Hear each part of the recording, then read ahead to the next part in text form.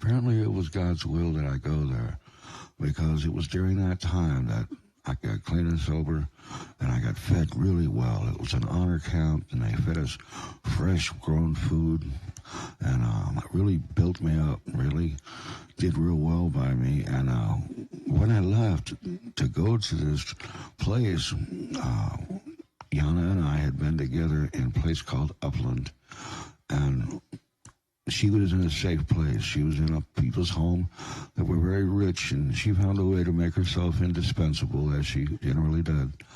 And so she was taken very good care of while she was there. She was separated from all of our so-called friends. And so she was also cleaning up herself, too. She stayed away from the drugs. And we expected to see each other again because these were minor charges. And so we kept close contact. And interestingly enough, when I got released, I had been in some trouble with the jail, and they were taking away all my good time. And I got a chance to make a phone call out, and I told Yana, I said, come to this town, get to the city park, and just drive around it in circles. You'll see me. I'll come out. And when they actually opened the door and let me out, I knew that they had not taken my good time. And so when I got out of there, and I took off to go to that park, and they came running out looking for me. But Yana drove by, and I just leaped through the back window and said, go, go, go. Well, we went back to Upland, and of course the first thing we wanted to do was make love. And it was such a beautiful experience because we were so well unioned, and we were so much in love, and it was so long expected. And the experience was just beyond anything that had ever happened before or after. And this is the part that really gets me, is when we got done, she just rolled over and she said, I'm pregnant. I said, what? No way. If you're pregnant, I don't know whose it is, because I've been locked up. She says, no, I just now got pregnant. I said, no way.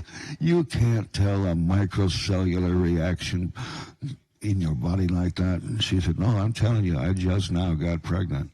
I said, yeah, okay, right, whatever.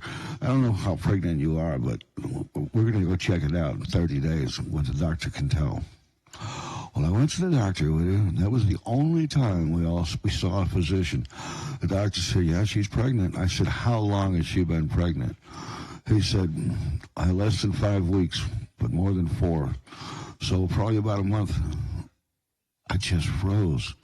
Man, and look, Yana gave me that look of I told you so, and man, I just melted right there. And I said, okay, baby, you know what? If you can tell something so microscopic in your body happening, I completely trust anything you have to say with the condition that you're in from here out. You call the shots, and I'll back you up. And so she didn't want to go get any prenatal care. She didn't want to go in for checkups or take the vitamins or any of that sort of thing. And she'd already had 3 kids, and she was that sensitive, you know. Okay, and I would every day. I was constantly speaking to the baby, and I was, I would touch her stomach, and I was able to shine a flashlight on and touch it to Yana's skin and move it, and the baby would follow the flashlight. It was so amazing. Sometimes she'd get on Yana's bladder or whatever, and I could get the baby to move, and the baby would follow my voice. And the only thing that we had ever done, I said I wanted to get an ultrasound. So we went to a small clinic to get an ultrasound, and we're listening and watching, and we heard something. I said, what was that noise? And they said, oh, the baby farted. I said, no way. It was a gurgling, bubbling sound. I said, the baby farted? Yeah. Oh, my God, that is so cool. Well, they couldn't tell. They thought the baby was a boy from that brief ultrasound that they'd taken. And so, okay, great, no problem. We just want the baby healthy. But I could duplicate that sound. Boop, boop. And I would duplicate that sound to get her attention and shine the light. And I just wanted to stimulate her mind. I just wanted her to think, to be able to realize there's something outside of herself, and I think it worked. She ended up. She had been about 2 weeks short of delivery, and I had a good job, but I had to leave real early one morning on a paint job, and so I gave her a kiss and I said goodbye, and I went to work that day, thinking it'd be like every other day, but I came back and everything in our apartment was gone. And I'm like, what? And Yana comes walking down the stairs with a dolly. I said, what's going on? And she had just taken the refrigerator up the stairs by herself. And she came in. The only thing that was left was a little chair that was in our old apartment. She had moved everything, all the furniture, the refrigerator, the stove, everything up the stairs to a corner unit, a unit defendable against a frontal assault, actually, as it would be said in military terms. And we needed that later. But as it turned out, she was bleeding. I said, what's going on? What's going on? She says, get me to the hospital. We're going to have a baby. I said, oh, my God. So, I got a ride to get her. And we rushed down there. Well, she was in labor for 11 hours straight. And for 11 hours, I couldn't smoke a cigarette. I couldn't leave the room. We had water brought into us. And she squeezed my hand so tight I thought she was going to squeeze my fingers off. But I didn't leave her side for 11 hours. And finally, when they called us in there, the doctor got in position, and he squatted down in front of her, and boom, the baby shot out of Yana like a football. And the doctor caught the baby in midair, and I went, yeah, good catch, Doc. And he pulled the placenta off, and he cut the cord, and then they took the baby and they rushed it across the room, and they laid her down on her stomach and started pounding her back. Oh, man, I got defensive right away. I ran over there. What are you doing? And I said, sir, stay back. The baby's had a Marconian aspiration. I said, oh, what? What is that? The baby had a bowel movement in the placenta, and she is drowned in amniotic fluid. But we know what to do. Just relax. Stay back. So I'm watching, and you make one mistake and you're going to have a tiger coming through there. And I am just, fiercely defensive of that child. And they got her all cleaned up. She was doing okay, and they put her in an incubator in a dark room. And they had to prick her foot and check for diabetes and whatnot. And she was so tiny, 2 weeks premature. And so I couldn't touch her. I couldn't get her attention. So I shined a flashlight up on the ceiling, and I started making that sound. Boo, boo. I said, it's okay, baby. It's okay. And I was still calling her John, because that's what I had called her. Gyon, a mixture with my name, Gym, and Yana, Yona. And she didn't have a real name yet. And so when they came in, just a little while later, they said, well, you have to have a name for the baby. You going to name the baby John? And I said, no, we got to have a female version. It can't be John, but it has to sound normal. Gina, Gynna. It has the N and the A and the Y from your name, and it has the Y and the N that looks like an M from my name with the G. It's perfect. I have the front end, you have the back end. And you take care of the front end of the baby in this, and I'll take care of the baby in the back end. And she said, okay. And I fed the baby all the food. Because Yana, when she got out, she had gone back to drugs, and she couldn't give her baby the mammary milk that she had. So I fed the baby, and I changed her diapers. And that was the deal we made. And Yana got to just love the baby. And, we loved that baby so much. And that's how she got her name, Gina. When she was getting ready to be born, I didn't know what they were going to do. I knew that Yana would come up dirty. And so, man, I was fierce. And the first thing I did was I called in some reinforcements to come down to the hospital. And I wanted them to be helpful. A big soldier got out front. His name was Pitbull. And I told him to be on the alert. I called my mother. I said, get an attorney and get down here with paperwork. You're the final line to take custody of this baby if everything goes wrong. I went to the security for the hospital, and the guy owed me a favor, and I told him, all I want you to do is delay your action for 2 minutes. If I can't get everything done in 2 minutes, then I've already failed. So you wait 2 minutes and then do whatever protocol tells you. That's all I ask, and you'll be paying me back. And on my way back to the ward, I ran into two Ghost Riders, and they were flying red and white support patches. And so I said, hey, you guys are Ghost Riders? I don't know any Ghost Riders, but I do know a lot of red and white. Let's get them on the phone. So we made a phone call, and I got authority. These guys were told to do whatever I asked. And I said, okay. I told one, I got him downstairs, and I said, look, you're gonna monitor the elevators. Once we go up, no one comes up, and anybody that gets off, they stay right here, period. Nothing changes from this elevator. You're in charge. The other one I brought upstairs, and I said, look, that's the baby right there. If everything goes wrong, if you hear violence and things being slashed and smashed, you grab that baby, you take her safe, and get this phone number, call it, and that baby will be picked up. So just wait here.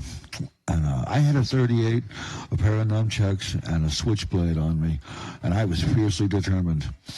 And I went up there, and the nurse said, what are you doing here? I said, I'm getting that baby out. She said, no, you don't. No baby gets released at under 5 pounds. I said, you know what? I'm taking that baby. You do what you got to do. She said, no, you come with me. We're going to talk to a doctor. Okay. So I went to talk to the doctor. I said, doctor, you're not going to stop me. I'm here to get that baby. I'm her father. And I'm clean and sober. You can test me right now. He said, well, we don't generally release them at under 5 pounds, but let's take a look and see what we've got. He went back there, and he said, well, she's got eyebrows, she's got fingernails. She looks like she's doing real well. She's reacting. He says, I think she's healthy. I can release her at under 5 pounds. Fantastic. So it's over? Yeah. You're kidding me. Just like that? Yeah. I couldn't believe it. It took me a lot more effort to get everybody to stand down than it took to put them on alert. I had to go and tell everybody. I went to security. I had to dismiss the Ghost Riders. I had to wait for my mother to get there. I had to go tell Pitbull everything was on the cool. You could go.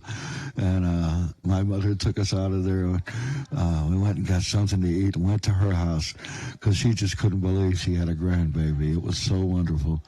And that was how Gina came out of the hospital. And it was a preparation for a fierce battle. It would have been something off the scale. But it's been amazing. Gina has been involved in that world, but she has been a peacemaker, just like the destiny of her birth brought about. She is my darling child, but she is a real pit bull, and everyone that's met her says that she's a force to be reckoned with. But how could she not be with her Choctaw mama and with me as her father? I love that baby so much. It's that Yana and I went on. We had to pick up for a friend of mine. They needed a couple of ounces of methamphetamine. So I said, okay, well, you know what? I can get the best deal from Red and White. I have a friend.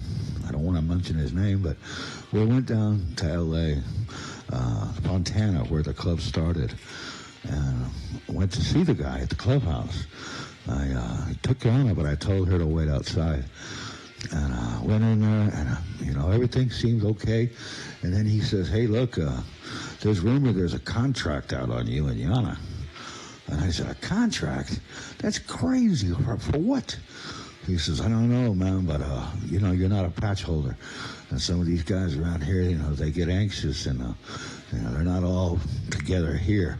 And they see you, and they see you're not a patch holder, and there's rumors of a contract. You know, they'll be trying to make a play, and they may jump the gun on you. You probably aren't too safe here. You might want to think about checking out. I said, well, who has this alleged contract? He said, Black and White. I said, Black and White? He said, yeah, the Hessians. The Hessians, okay, great, no problem, man. Can we pick up? He says, yeah. So we pick up, and we take our product out of there, and I go deliver it. Everything's good. We have a little money.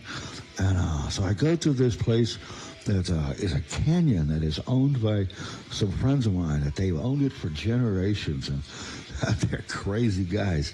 But they own this whole canyon. And you got to really know somebody to be able to make it back into the dark areas of the cabin. The ravine. So we get in there, and we get to the back house, and I know an Iron Horseman there. And I said, hey, look, I need to speak with some Hessians. He goes, well, I know some Hessians, and they're having church right now. If you want to go out there, but these guys are crazy, man. You know, I said, yeah, I know, but I think they want to see me. He said, that doesn't sound good. I said, you know what? I'm not afraid, because I have done nothing to the Hessians in any way. There should be no negative contact with them. And I'm hoping to straighten something out when I get out there. I said, okay. So we get out there, and he says, what do you want me to ask him? I said, you tell him that Jim Binkley's out here. I'm with Yana, and that I heard there's a contract, and I want to talk to somebody. He says, all right, right here. So he goes. He doesn't get past the front door. He comes back, and he says, well, there kind of is and there kind of isn't a contract. I said, what? No. That ain't going to fly, man. I said, I'm going up there. He said, don't do it. I said, hey, Yana, watch him. Make sure he doesn't follow me. Because I know if Yana's doing bulldog work, she'll stick to task, and she'll keep her from coming to the door. And I get up to the door, and I knock out. These two big guys come to the door. They say, get the fuck out of here. I say, hey, look here. I'm either right or I'm wrong for coming this far. If I'm wrong, let me step inside and look stupid, and you get twice the right to step on my neck. But if I'm right, you're already out of line for standing in my way this long. And I pushed my way through, and they followed. I went into their main hall where the speaker was speaking, and he stopped speaking. And I told him, I said, yeah, hey, I don't mean to interrupt your business. It's none of my business, and I'm not trying to hear things I don't need to know. But my name is Jim Binkley, and I understand you have a contract out on me, and I'm here to see to it that whatever needs to be done gets done today, right now. And they said, what makes you think that? I said, well, one of your members, HR, Hessian Ron, he's the one that started this mess. And they said, yeah, HR is not one of our members. He was an honored guest at a few of our events. But we think we know what's going on. I said, no, look, you know what? I want to get you and me and Ron in the same room at the same time. We deal with this old school way. You'll know who's telling you the truth. He says, where are you from exactly? I said, from Lake Elsinore, but I don't hide behind the grapefruits in the grocery store. I'm easy to find. And he said, okay, if we need you, we'll look you up. You need to get out of here now. I said, okay. Well, I walked out of there, got Yana, and we went home. It turns out a group of bikers pulled over Ron, and they held him up to a tree, and they told him he misused his voice. And the next time he does it, he's going to talk to God. And they carved a cross in his throat. And they said, every time you look in the mirror, I want you to see this and be reminded to shut up. And he was terrified. He even admitted that he literally pissed his pants while he was being held up on that tree. He thought they were going to pin him to it and crucify him right there. He really did. And of course, he was much more compliant with us after that. And Yana decided to take advantage of that. She said, well, hey, you know, because she had turned in some people that had betrayed the club, and while she was locked up, and she went to the club and she turned in these people and said, hey, look, these people here, this girl, she's ratting on you right now, and she's already dropped these names, blam, blam, blam. And you need to deal with her. I'm just telling you, you know. And So we didn't hear anything more about it, but Ron did. And Ron tried to take advantage of it. And he ended up picking up an ounce of meth as a payment for doing him a solid. And we didn't know that that's what he got that for, but he had it. And he called us up and he said, hey, let's get high. So we went over there, and of course, Yana wanted some, so he says, oh, well, you know, hey, go ahead, measure yourself out a 16th or whatever. So I said, okay. So I got it on the table, and I'm trying to get everything straightened out and zero out the triple beam. And Yana says, hey, you still snorting that stuff? He says, yeah.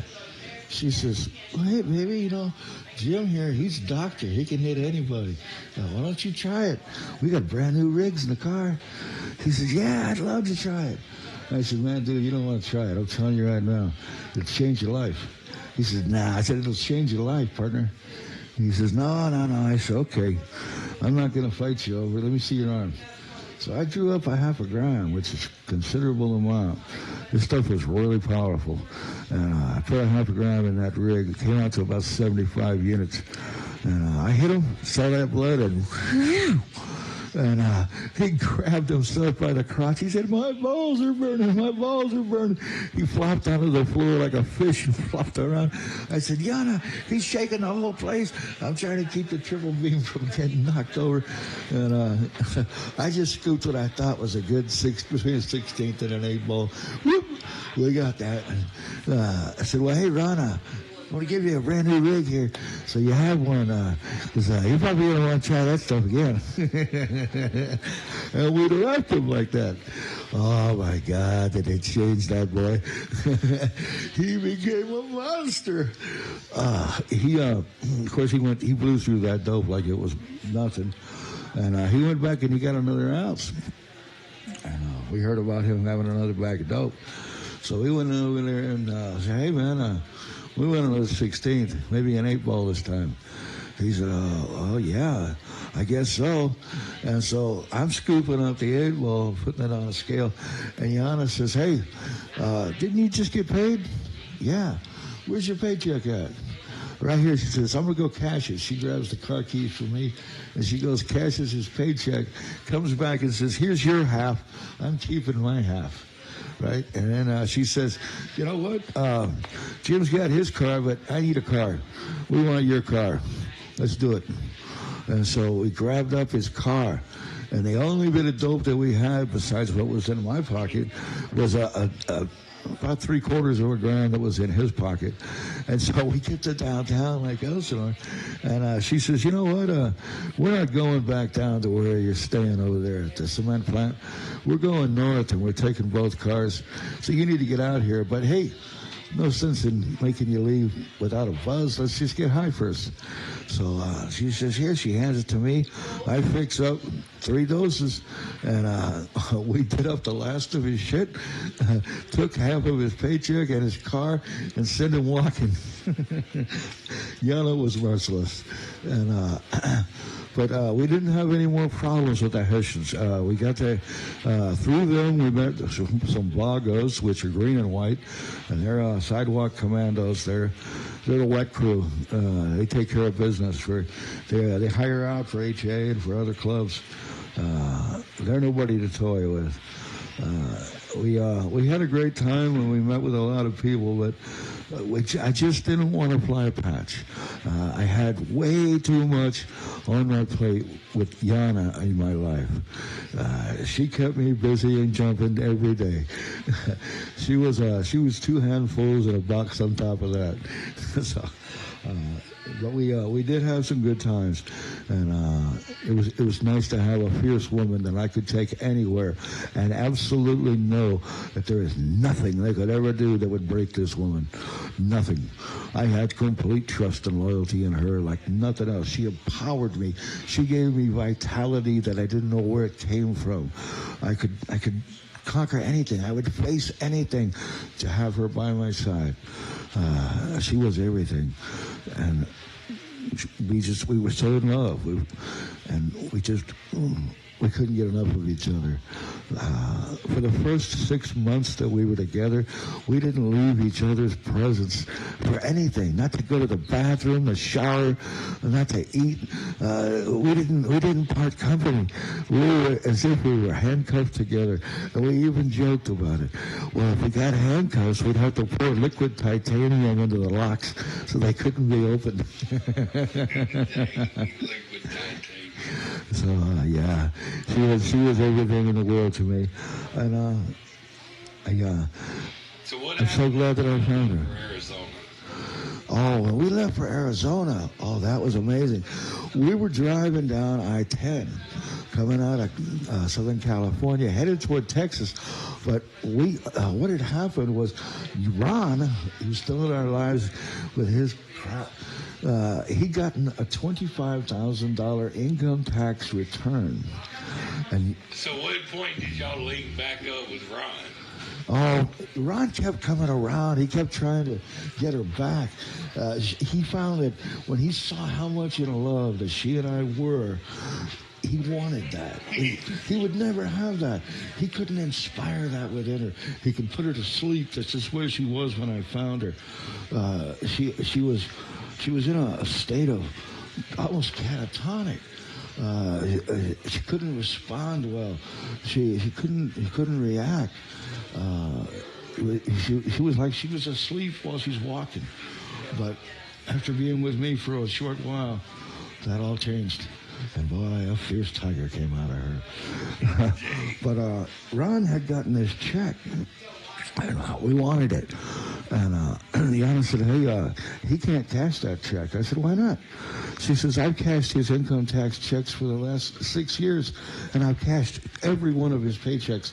They won't even accept his handwriting on his own check. So, okay, we called Ron. Well, Ron came, and he brought the check. But he called us. We were at a hotel, and he called us the hotel. He said, I want Yana to meet me by herself. And I said, what are you talking about, Ron? I'm coming along. He says, no, if I can't have Yana by herself, then she's not all she's supposed to be. I said, Yana, he wants you to come by yourself. She says, I'm not afraid of him. I said, hold on. I said, Yana, you know, I gotta go with you. I don't trust this guy. She said, no, I can handle him. I gave her my 5-in-1 putty knife because I'm a painter and I've been in combat with them several times. To me, it's a very formidable weapon. To him, he would know that it's from me, and my scent is on her. And he picked her up in a semi-truck in Baxter, California, in the snow, and he took her. And he went for a ride, and he said, where's the check? And she said, well, I got it. Don't worry about it. We got to go cash it. I want half of it. And he says, you got the check? You brought it with you? Yeah. Well, he had told her, apparently, for many years, put the check in your pocket. Don't carry it in your purse. And she always carried it in her purse. She never put it in her pocket, except this time. This was the one time she had it in her pocket. And so he grabbed the purse, opened the door, and pushed her out while driving down the road in the snow, and just left her to flop into the snow. And he didn't care what happened to her. It could have killed her. Well, I knew something was wrong. She and I were soulmates, and when we were in distress, when there was something that was hurtful, we could sense it, we could feel it, we just knew it. And I didn't know what to do. But I went to one of her good friends, a guy named Graham, and I said, Graham, there's something wrong with Yana.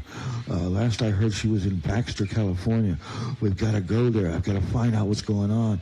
He says, well, how are you going to find her? I said, I don't know, but I'll find her. Let's just go. And so we drove to Baxter. It's a small little town. I said, I know Yana. Where's a place you can get beer? what? I just need to know where is place. There's only 3 places to get beer. I went to all 3 of them, and I said, I'm looking for a short little Indian woman. Oh, the loudmouth girl. Yeah, she was in here. I said, yeah, which way did she go? Right down that road. So we drove down the road, and we're looking and we're looking. We don't see anything. No footprints, no nothing. And Graham decides, you know what, I think we've gone too far. I'm turning around.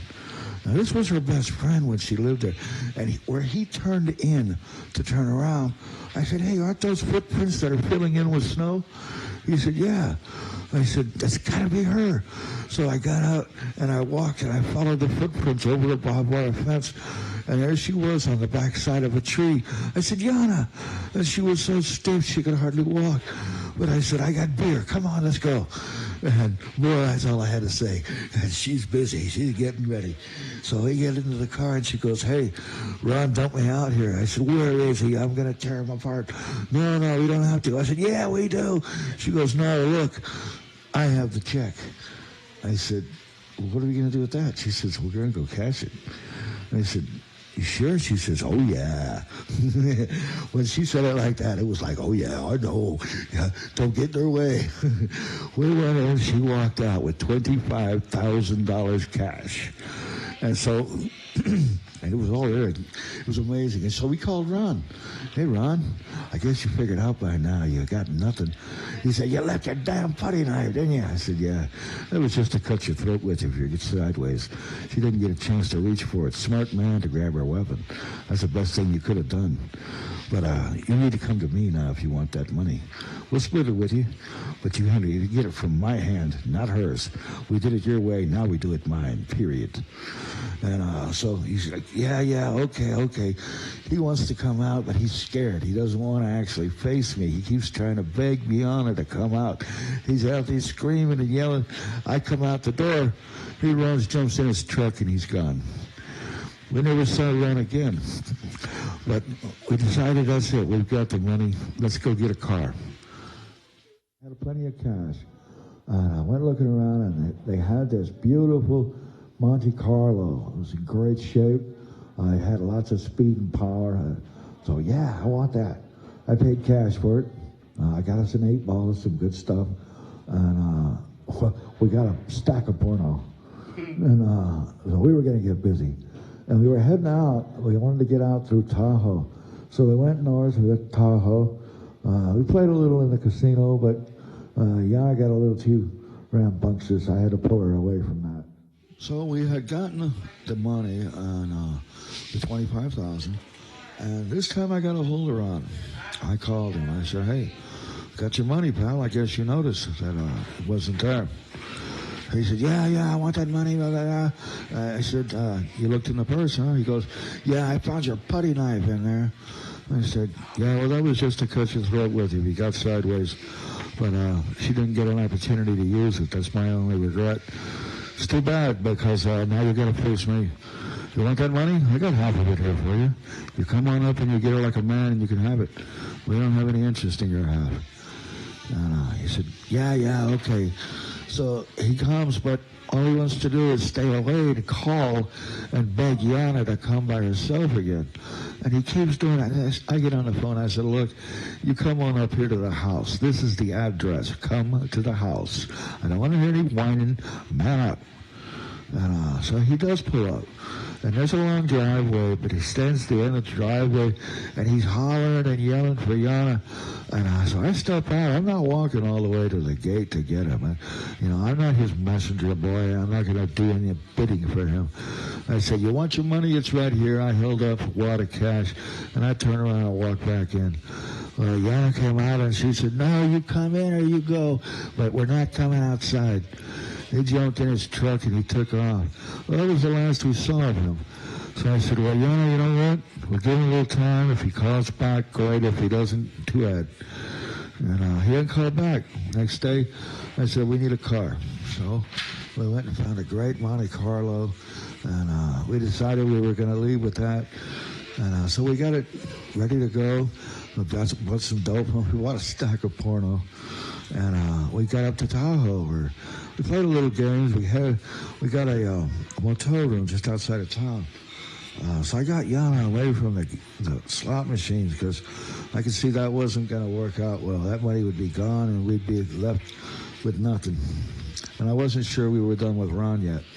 So we go to the motel, and all of a sudden the police arrive. We were trying to get this thing smogged, because you have to get it smogged in order to get it registered, and you have to have it registered to be able to change states, and it's a big hassle. And they told us that it was going to need a lot of work to get it smogged ready. And so we left them with it. Do what you got to do. And we get over to the house, and the police were all over the place. There were even police up on the roof. And so I said, Yana, there's something way wrong here. I said, we've got to get rid of that dope. So we started bang, bang, bang, bang, bang, slamming it like crazy. And, of course, the porno didn't hurt having that to occupy our time. So we had quite a time. Many hours went by, and you know what? I had to check on the car. We checked on the car over there, and they're saying, no, you see, they showed me this computer, and they said, this is an indicator that you're not firing on all your valves. And Yana said, you're full of it. I know about this computer. And she starts laying the law out for him, and the guy's just da-da-da-da-da. And I'm like, get it done. And I wasn't going to play. Well, the guy, he was able to scramble everything, get it all put together, and he said there was some error with the way they hooked it up to the tailpipe or whatever. Whatever. Keep your excuses, save face. Just give me the paperwork. And we went straight down and got that thing out of the state, and we were leaving. And we had the police following us. And so I'm driving, and I'm no lightweight when it comes to losing a cop. So I pulled a couple of fast ones, and we hit in some weeds. The cops, they missed us. They went right on by trying to do their search grid. And once they got out of our sight, we went the other direction. And then we got off the roads, and I went down what's called outlaw roads. They're actually fire breaks. They cut pathways through the woods in order to slow down a fire when you'll go through the area. And they don't have street signs, and they don't follow any grid pattern for any normal streets. So that's why they call them outlaw roads. People go out there to party when they don't want to get bothered. And so we followed the outlaw roads until we came back to the highway, and that was it. I said, from this point on, no one knows our name. No one sees anything but our face and what we tell them about who we are and where we're from. We're not from California. We're not going to tell them anything, but we're going to be fine. We're going to take any direct route. We're going to take a very, very indirect route, and we're going to stop anywhere that we're led to stop. And that's what we're going to do. And so we did, and we stopped places, and we did little odd jobs. We made money. I didn't want to touch any of that big money that we had. I'm holding on to that. So I'm acting as if there is no money, and we're working our way through. And that way, people didn't have an interest in trying to steal from us because we only had what they gave us, and it wasn't enough to be worth stealing from us. I had weapons if need be, but I didn't want to have to pull them. And I remember we got to Sedona, Arizona. Sedona was incredible. We got there to Sedona, and we found some cottages, and the guy said that I could chop firewood, and Yana could clean the motel rooms. And so we were doing that, and we got into Sedona, the town. As we went through, there was Red Rock canyons everywhere. They were beautiful. The place had springs and rivers. There was a place called Slide Rock Canyon where you get in and you slide in the river for an entire mile in the water. It wasn't very deep, but it was a pretty good angle. And so you slide pretty fast. And it was incredible. We had such a time. We went to rock stores, and I'm a bit of a rock hound, so we really enhanced our collection a lot while we were there. And we get back to the motel. We did all the work that they'd asked. And the guy says, hey, look, I'm going to pay you, and I'm going to give you a full tank of gas, and here's a big bag of food. I'll give you double the pay if you just go and you don't come back. Don't look back. Don't stop. Don't go anywhere. You have plenty of gas, plenty of money. If you get double the money, if you just promise me that you'll leave and not delay. I said, why? He said, I just feel like that's what you need to do. Well, hey, I'm always in for more money. So I said, yeah, sure. And I wasn't even sure I was going to actually do it. But, I kind of felt like we could, And so we leave there. I go, hey, wait, Yana, that rock store, they had a rock that was a geo that had emeralds in it. None of them were gemstone quality, but it was a complete geo filled with emeralds. It was only $35. We've got to go back. That's all I want is that one geo. She said, no, you promised the pastor we're going to go without leaving. I said, no, come on. She says, no, we're turning back to the highway. And we turned back to the highway, and the radio just seemed to guide us with all the right songs. And so we just carried on. We get into Arizona, and we just come out of Albuquerque, and we see a car on the side of the road, a bunch of people. So I pulled over to see if they needed aid. And they didn't speak much English, and I didn't speak a lot of Spanish, but I had learned some from my time in San Antonio.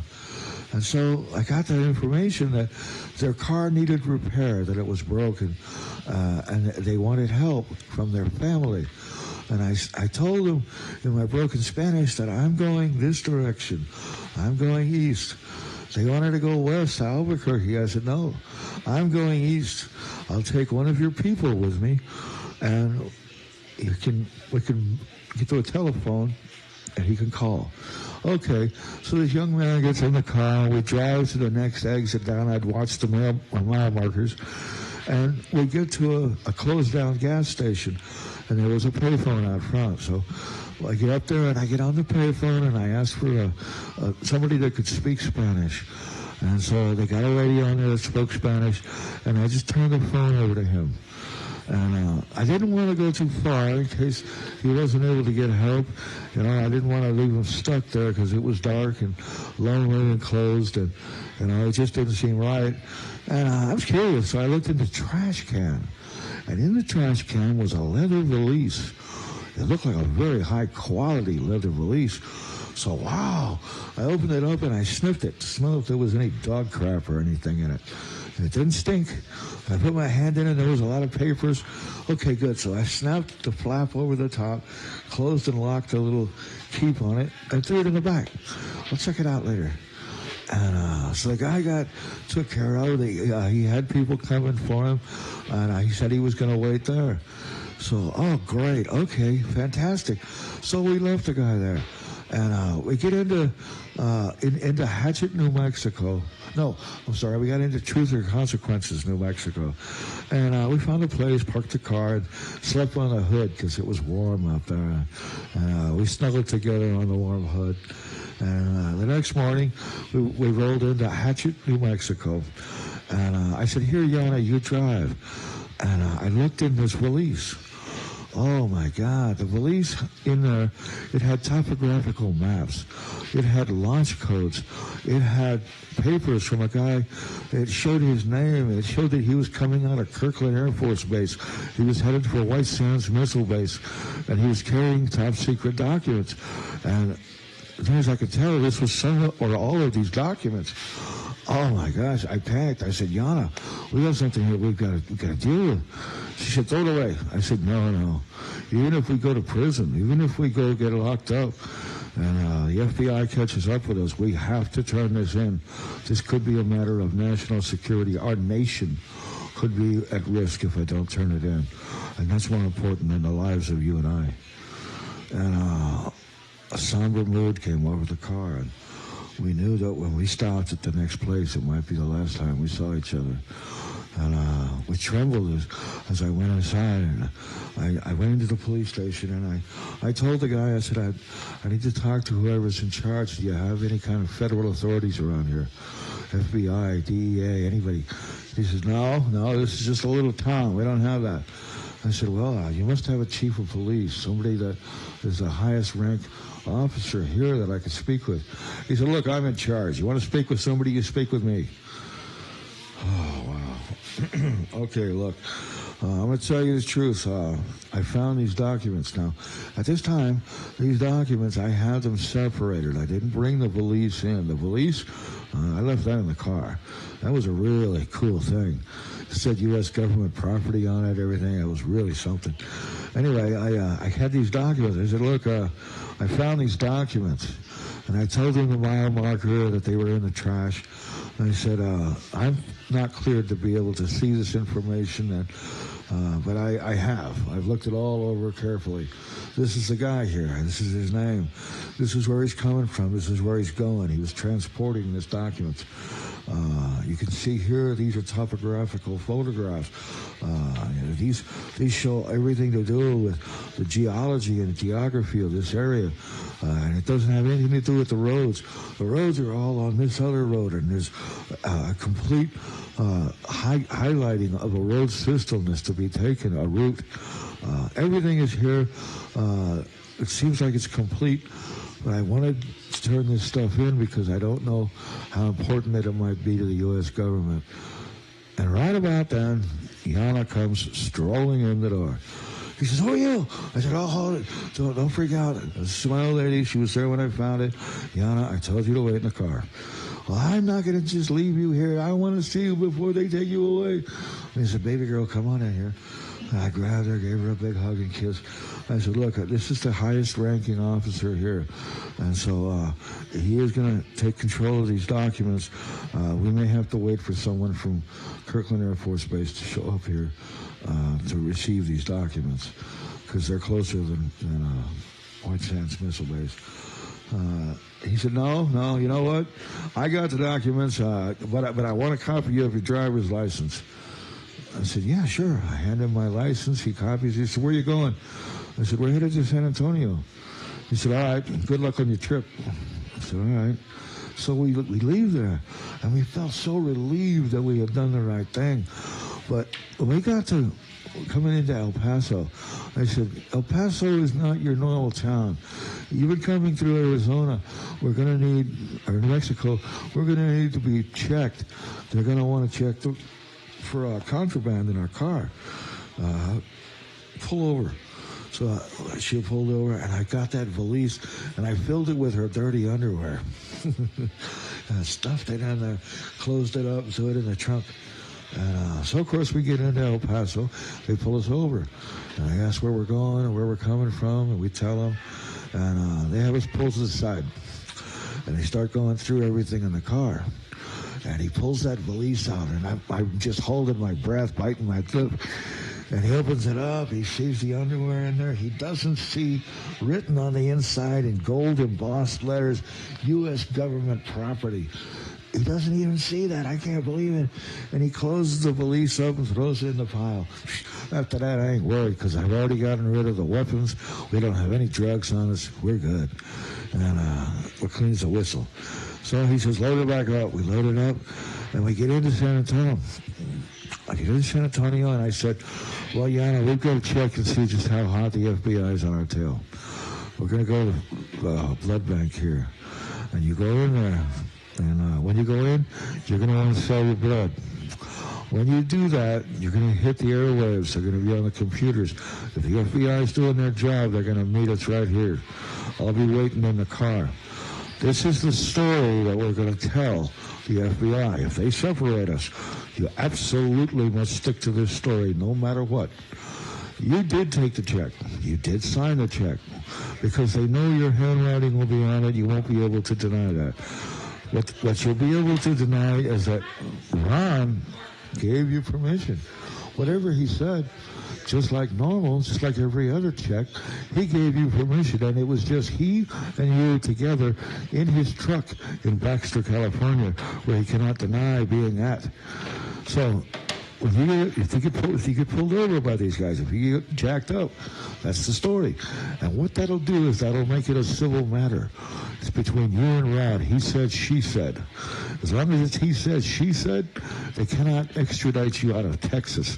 Texas is a place it's very difficult to extradite out of. And you tell them you are not going to waive extradition no matter what, that you want them to fight their 90 days because you're not going to give up. And you know what? They're probably going to just back down. If they don't, we'll fight from there. And I will help you fight from wherever they lock me up. Trust me. I know the state. I know the laws. And I will be there. And so she walked in boldly. And it wasn't long. We had 2 SUVs pull up. And I knew that was FBI.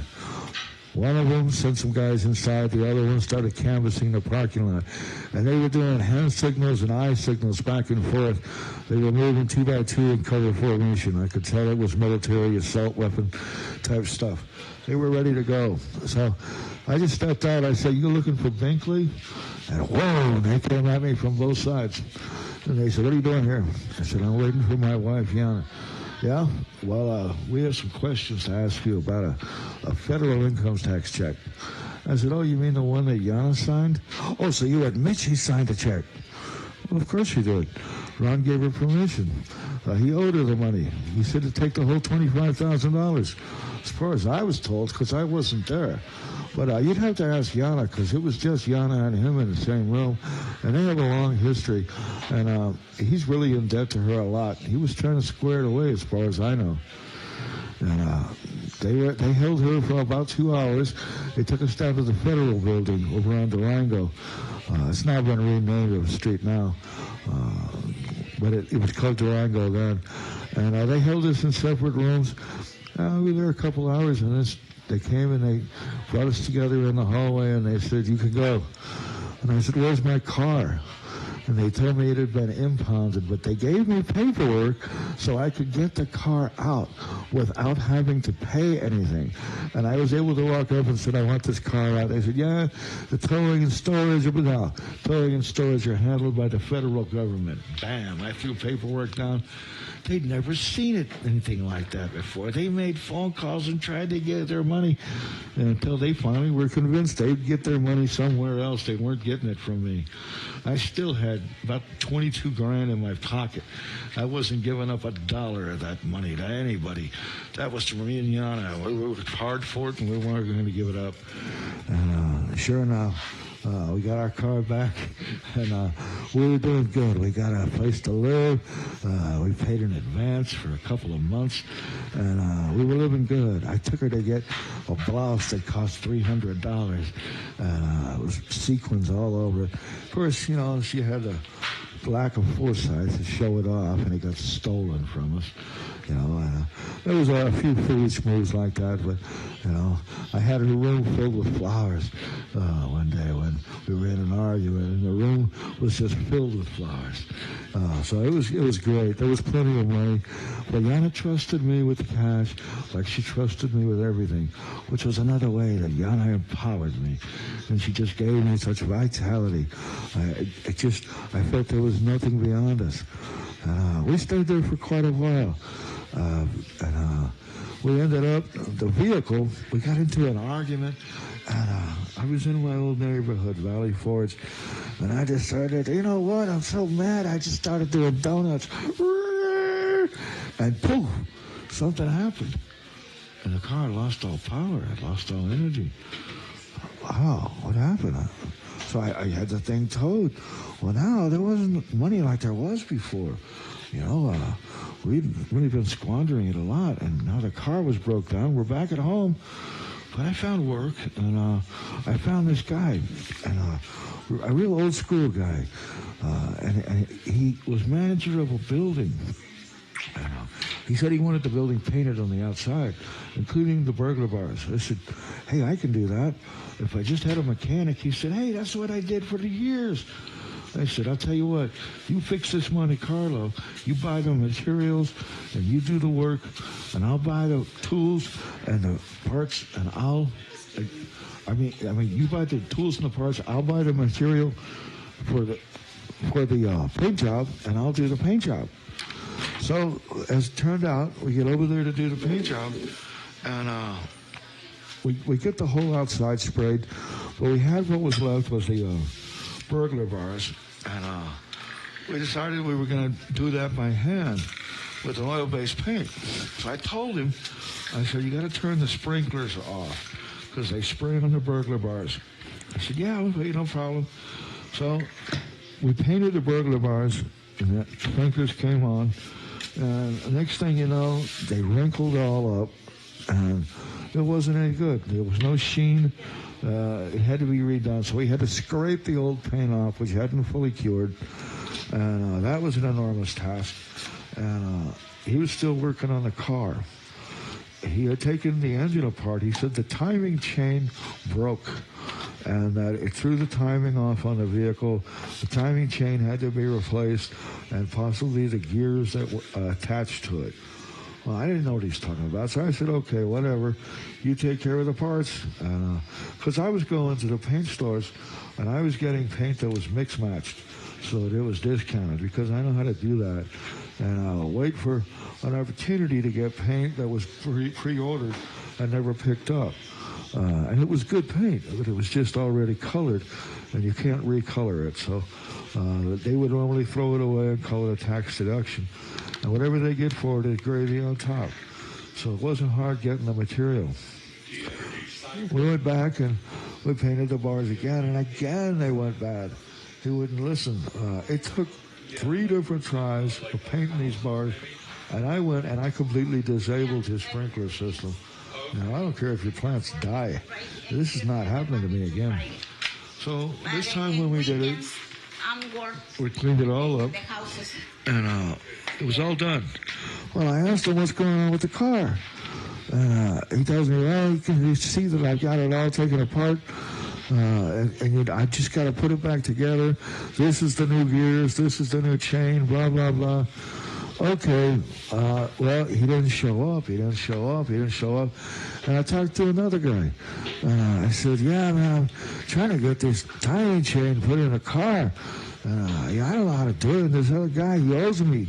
He's already been paid. He said, man, I could do that. I'll do that for beer. Beer? How much beer? He said, enough to keep me going while I'm doing the work. And I said, no problem. We start you off with a 12-pack. And so I ended up buying the guy 3 12-packs before it was over, so he had some to take home. But he had a different method of putting it together.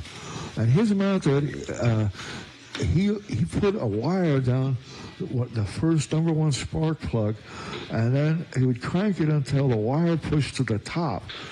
And then he loosened the distributor, and he aimed the distributor toward that number 1 piston. And apparently he had not tightened the distributor back down. And the first mechanic heard about somebody working on the car, and he showed up outraged. He says, too many cooks ruin the stew, blah, blah, blah, get him out of here. I'm like, yeah, hey, no problem. Hey, dude, you know what? This is the first mechanic. He's going to take care of business. Take this beer and go. So he split. And the first mechanic, he puts the thing together the way he knew how to do it. But it didn't involve turning the distributor or even looking at the distributor. And so he puts it together, and starts right up. I said, oh, fantastic. Well, the car was running, and Yana had gotten into a fight with me the night before, and she decided that she was going to leave. But she didn't want to leave and go too far. So Yana's got a way of enthralling anybody she wants to. She had a charm that could stop a bear. And she went to the neighbor next door, right 1 wall away from me, and she convinced him that she wanted to be his old lady, let her move in. And so he invited her in right away. And that night, I was going nuts because I heard her moaning through the walls, and I'm just bit to be tied. I'm ready to kill this guy by the next day. And so I ended up calling my first wife. My first wife wanted so badly to get back with me. She raced out there. Apparently, she had paid a lot of money. She was trying to track me down. My mother had told her I was dead, so she had made an annulment of our marriage. We weren't married anymore. And I didn't know that till she arrived. But, I said, no, that's Yana through the wall. I can't stand it. No, she broke up with me, and I hate that bitch. And she said, oh, what were you doing to make money before I got here? And I said, me and Yana were working. We worked together, and, it only works when we're together. And she said, well, you need to get Yana, and you need to go get some work done and get some money to pay for this place. I don't want to have Yana around me. She says, no, I'm telling you, you go get Yana. Right about then, there's a knock on the door, and it's this guy, Tom. And Tom's got Yana in tow, and he says, you Jim? I said, yeah. He goes, she tells me she can't make any money without you. So she needs to make some money or she's on her ass. And she's just looking at the ground, just tapping her foot. I said, is that right? And my first wife, Shelley, steps up and says, great, because he needs to make some money too. Get out there and go work with her. I said, I told you, Shelley. And Yana says, it's okay. I can tolerate him for a little bit. And I looked at her and I looked at Shelley. I looked at Tom. All right, fine. So me and Yana walk around the corner. I took one look at Yana, and there was that squirty look in her eye. And I knew what that meant. And she leaped up and she wrapped her legs around me and gave me this big, huge kiss. And man, it was on. Now Yana and I were having an affair. She was my love. She was my life. She had been the one I wanted all along. She was everything. But we had officially separated, and now we were doing it on the sly, and no one knew but us, and it was so cool. It was. She was my lover and my wife at the same time, and so we had the trust and the loyalty, but we had the excitement and the thrill at the same time. And so we went out, we made money. A couple of weeks we did this, and it was just fabulous.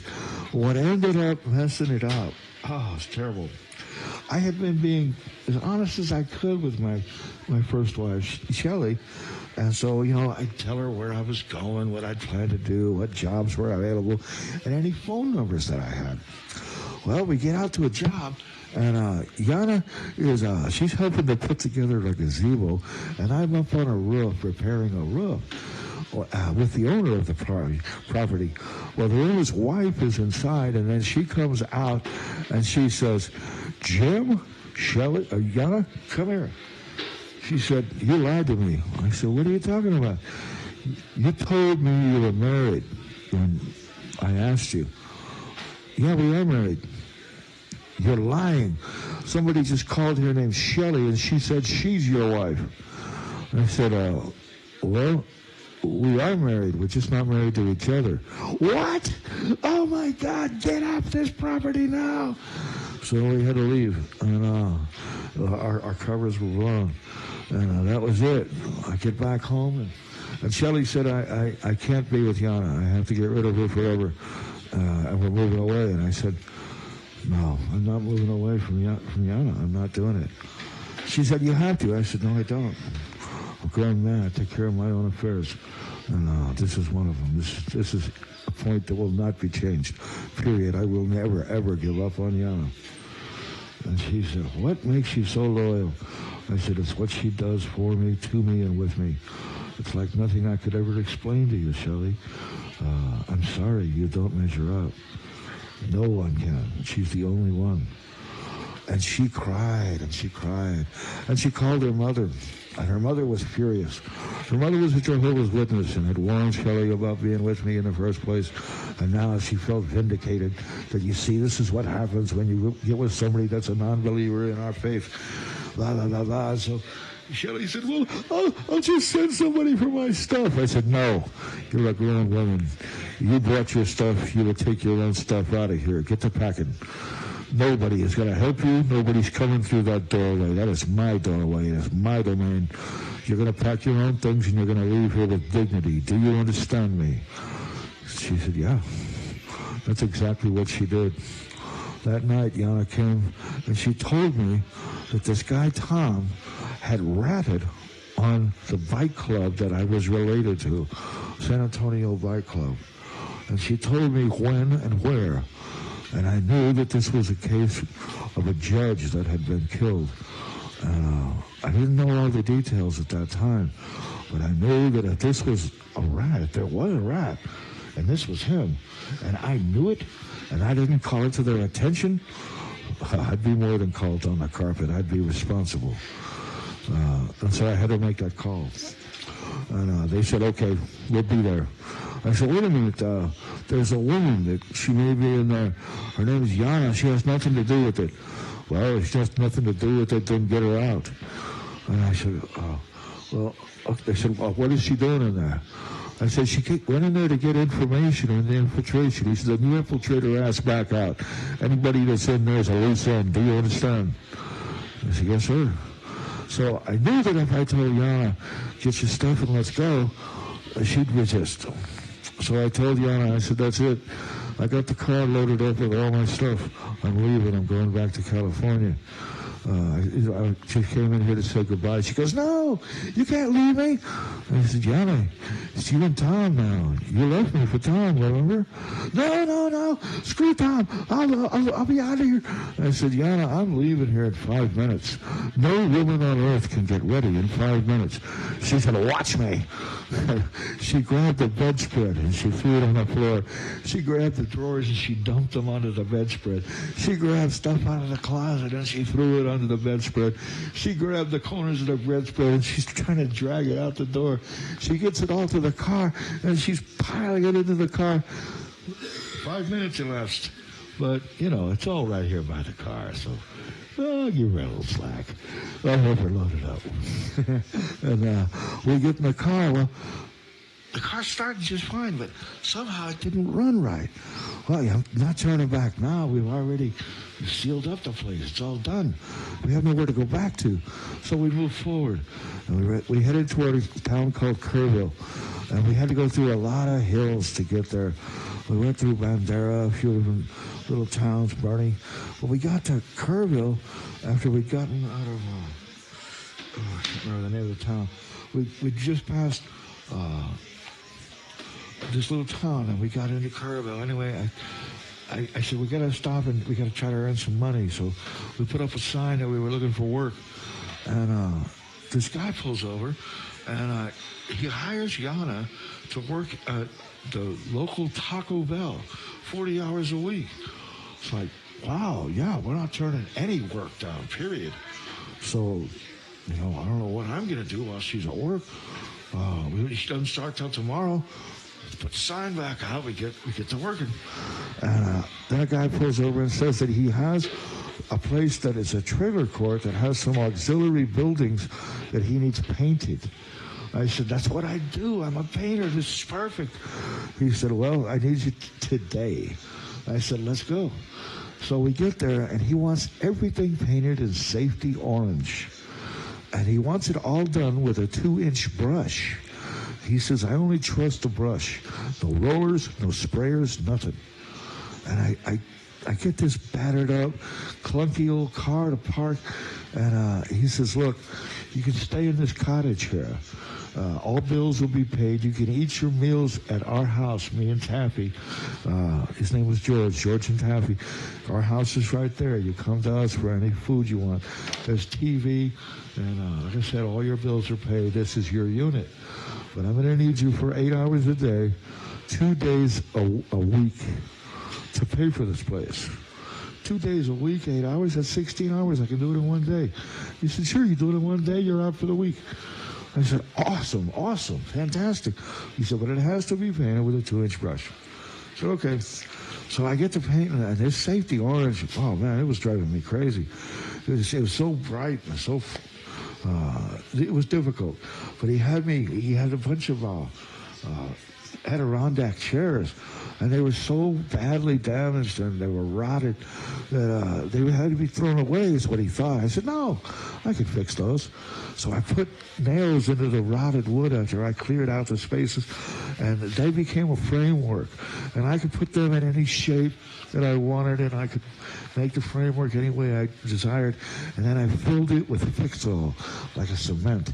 It's a hot mud that dries in 10 minutes. And it's solid as a rock, and it's primed already. It's ready to paint. And so I filled it in, I glazed it over, and I got these chairs looking brand new. And then I painted them with that orange paint. He loved it. They were a little heavier than they were before. But, man, he couldn't believe it. He had me paint the rec room, the laundry room, the pool hall, all the little places that he had along the way. And then somebody had complained about our car. And he came to me and said, Jim, the car's got to go. I said, the car's got to go? What's the problem? He said, people are complaining. We can't have a car that's not running here. Well, it does run. I can start it. I can move it. He said, no, it's got to run, okay? They're already on their way, and they're going to charge you $100 to tow the thing away. Then there'll be storage if you want to keep it. But you do have to pay the towing charge for them to come out. $100? Wow. Because all my money had already been allotted for what our needs were. I said, well, I guess I can't stop them. And before they got there, he said, you mind if I take a look at it? I said, no, go ahead. So he takes a quick look at it. He says, tell you what I'll do. I'll pay you $50 for the car, and I'll pay the tow guy. And so you'll, instead of losing 100, you'll gain 50. I said, wow. I paid a lot more than that for it. But all right, okay, here, man. I don't know what it's worth for junk. I don't know where to take it. I have to go all the way to San Antonio. So go ahead, give me the $50. He says, you have a half-inch wrench. I said, yeah, there's one there in the back seat. I don't have any use for it without a cart or wrench on it with. He grabs the half-inch wrench. He tightens down 2 bolts on the distributor. And then all of a sudden starts the car, roll, and takes off. And he's burning rubber. And I'm like, oh, my God. The distributor had never been tightened down. That's why the thing was running so bad. It was bouncing up and down in there. And he bought the car for $50. I couldn't believe it. It was a done deal. So we didn't have a car anymore. And, of course, you know the way Yana and I were. Many, many people had said that we were never to be together. They said that one lady said that she had read our Akashic records and that we had been together in 5 previous lifetimes, and that one of us killed the other in each of the 5 lifetimes, that we were destined to kill one another in this lifetime. We needed to get away from each other. Yeah, whatever. Get out of here. You're just an idiot. Another one read the runestones, and she said, no, the only chance you have is to leap off into the abyss of the unknown empty-handed, because if you try to take anything with you and you try to stay together, you will be destroyed by each other. And I said, you don't know what you're talking about. Your runestones are a joke. Get out of here. Another one went to the horoscope. They said, well, she's a Cancer, and you're a Leo. She's a water, and you're a fire. Water and fire do not mix. Fire will either turn the water to steam or the water will put the fire out. But on the very, very rare occasions, when there's a perfect balance, the water and the fire come together and they sizzle.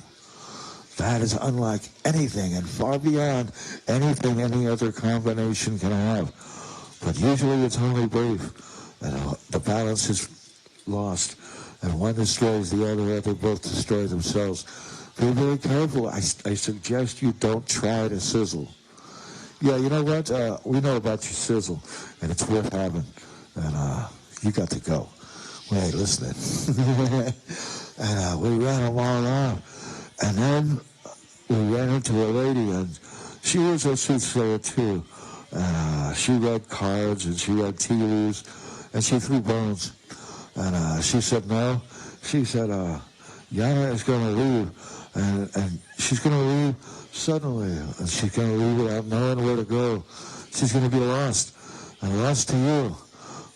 But she's only lost forever if your heart gives up. If you allow your heart to break. If you don't let your heart break, you will have her again. And that was it.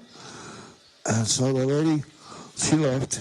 And the next day, Yana and I got in a fight, and she walked out. And I didn't know what to do except wait there, continue working for George and Taffy, do whatever they needed. You know, I took care of their pool for them. You know, I took care of doing some remodeling and some carpentry work at their pool hall. I collected rent for them. I helped to make sure that they were safe. I was security.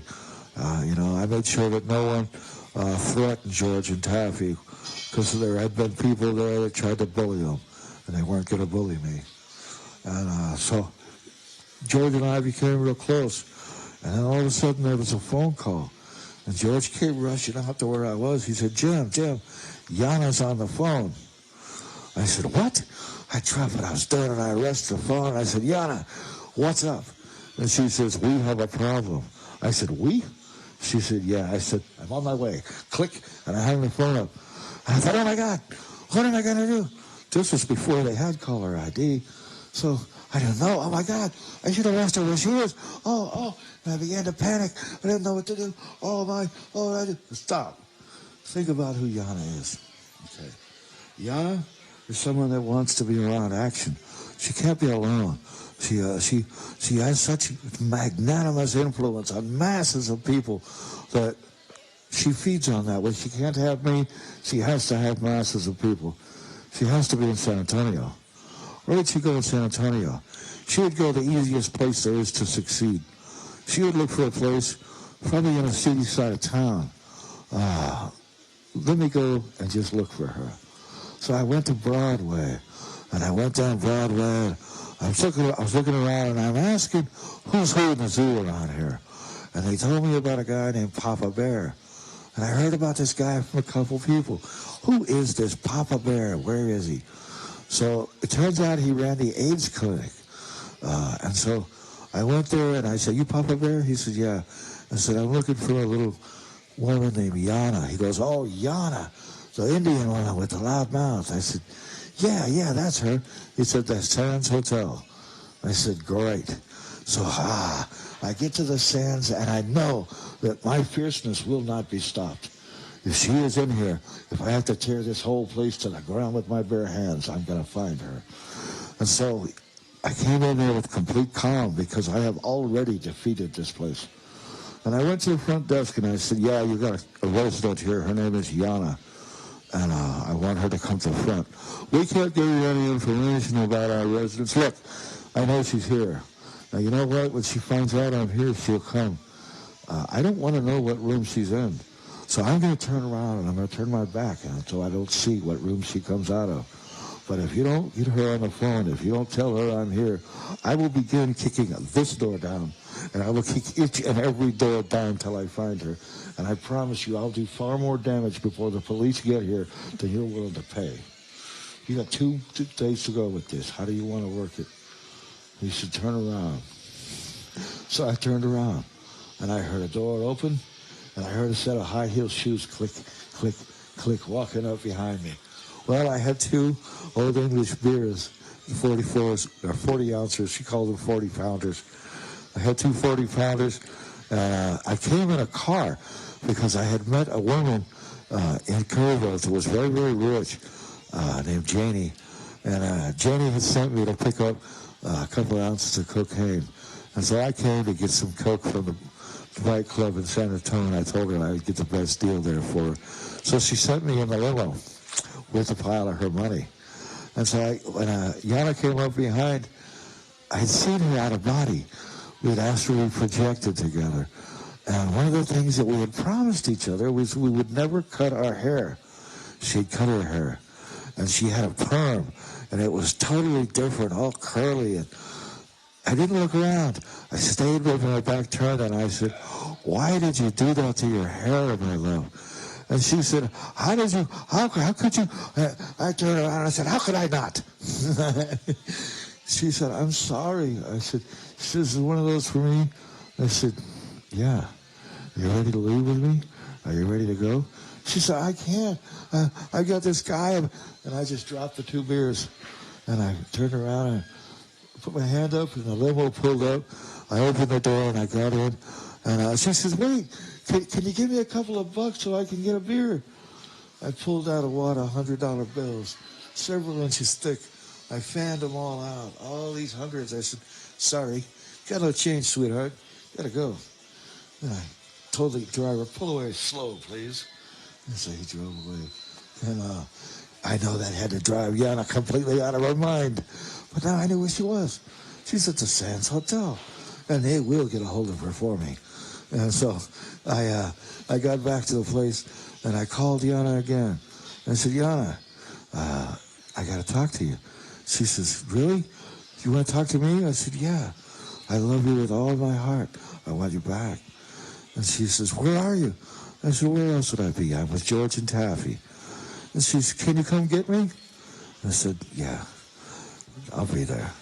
And so I went back to Janie and I said, Janie, you remember that girl? Oh, yeah, we've been talking about her. We decided we're going to call her Yana Nana. And I said, Yana Nana? Why is that? Because when you start about Yana, you just go Anna and Anna and Anna. And you just don't shut up about Yana. She says, Anna's not her name? no, Yana is her name. That is her name. But they called her Yana Nana because I talked about her so much. And I said, sure. They said, we got to meet this person. We've never heard of anyone as quite like Yana. So we went and we picked up Yana. And she did. She left everything behind. She didn't take even her purse with her. And so she fulfilled what the soothsayer had said. The only way to be together is to lose everything. And Yana lost everything. But we went to stay with Janie, the rich lady. And I was security. And Yana was her office. She helped make sure that Janie, all her money was taken care of, that no one cheated her, no one robbed her. And I was sent to get some more coke. And I went and got it, and I come back, and Jane was asleep. So I set it on the table. And she had these old friends, people that they were all rich too. And I didn't know that they had gotten rich by siphoning off massive amounts of Janie's money. And that Janie felt that was okay, because now they were satisfied and they wouldn't steal any more from her. And she didn't need any new friends because they just had new appetites. And it's not like that. Life doesn't have to be that way. Anyway, I put their stuff on the table and they went to go. I said, what do you think you're doing? Nobody touches that. And they said, well, she would want us to have. I don't care what you think she would want until she tells me different. That is going to sit there and it's going to be not touched. I haven't touched it. You're not touching it unless you go through me. No. Well, you just wait till she gets up. She is going to chew you out. No. Everybody was all sour. We waited. Nobody made a noise in that house. Jenny slept until she had plenty of sleep. When she woke up, she said, is there anything left? I said, it's never been touched, Jenny. It's right there. She said, well, what's wrong with it? Nothing's wrong with it. I told these fools they don't touch it because it was your money, it was my responsibility, and it's yours to take now. You can do whatever you want with it now, but only you can. They don't touch it until you say so. She said, you're kidding me. I said, I take my responsibilities very serious, Jenny. I put my life on the line if need be. And she said, oh, man. Yeah, you're security. No doubt about it. I got to have you. And everybody got to partying. And then she told me about this guy had stolen $9 million. Another one had stolen $16 million. And one stole $37 million from her. He wasn't there. Floyd. I wish I could have met that craphead. But it turned out, all these people, they were in subjection to Janie. And Jenny played games. She had so very little to entertain her. And she told me it's because she's done everything. She's been everywhere. Got the shirt to prove it, turned it into a grease rag and used it up. There's no new thrills. So she would make up scenarios. And she would say, okay, now we're going to pretend that this bag of flour is dope. And we're gonna leave Sonny hanging with the bag, and we're gonna make it seem like the police are here, and we're gonna see how Sonny reacts when he thinks the cops are crashing through the door, and he's got the bag of dope in his hands. And we'll stop it anywhere we need to, but everybody play along. So, we did these kind of things with Janie. She was a very entertaining woman when you're standing next to her. But in the privacy of her own bedroom, she was terribly sad. She was broken. She had nothing to live for. And it was a tragic scene.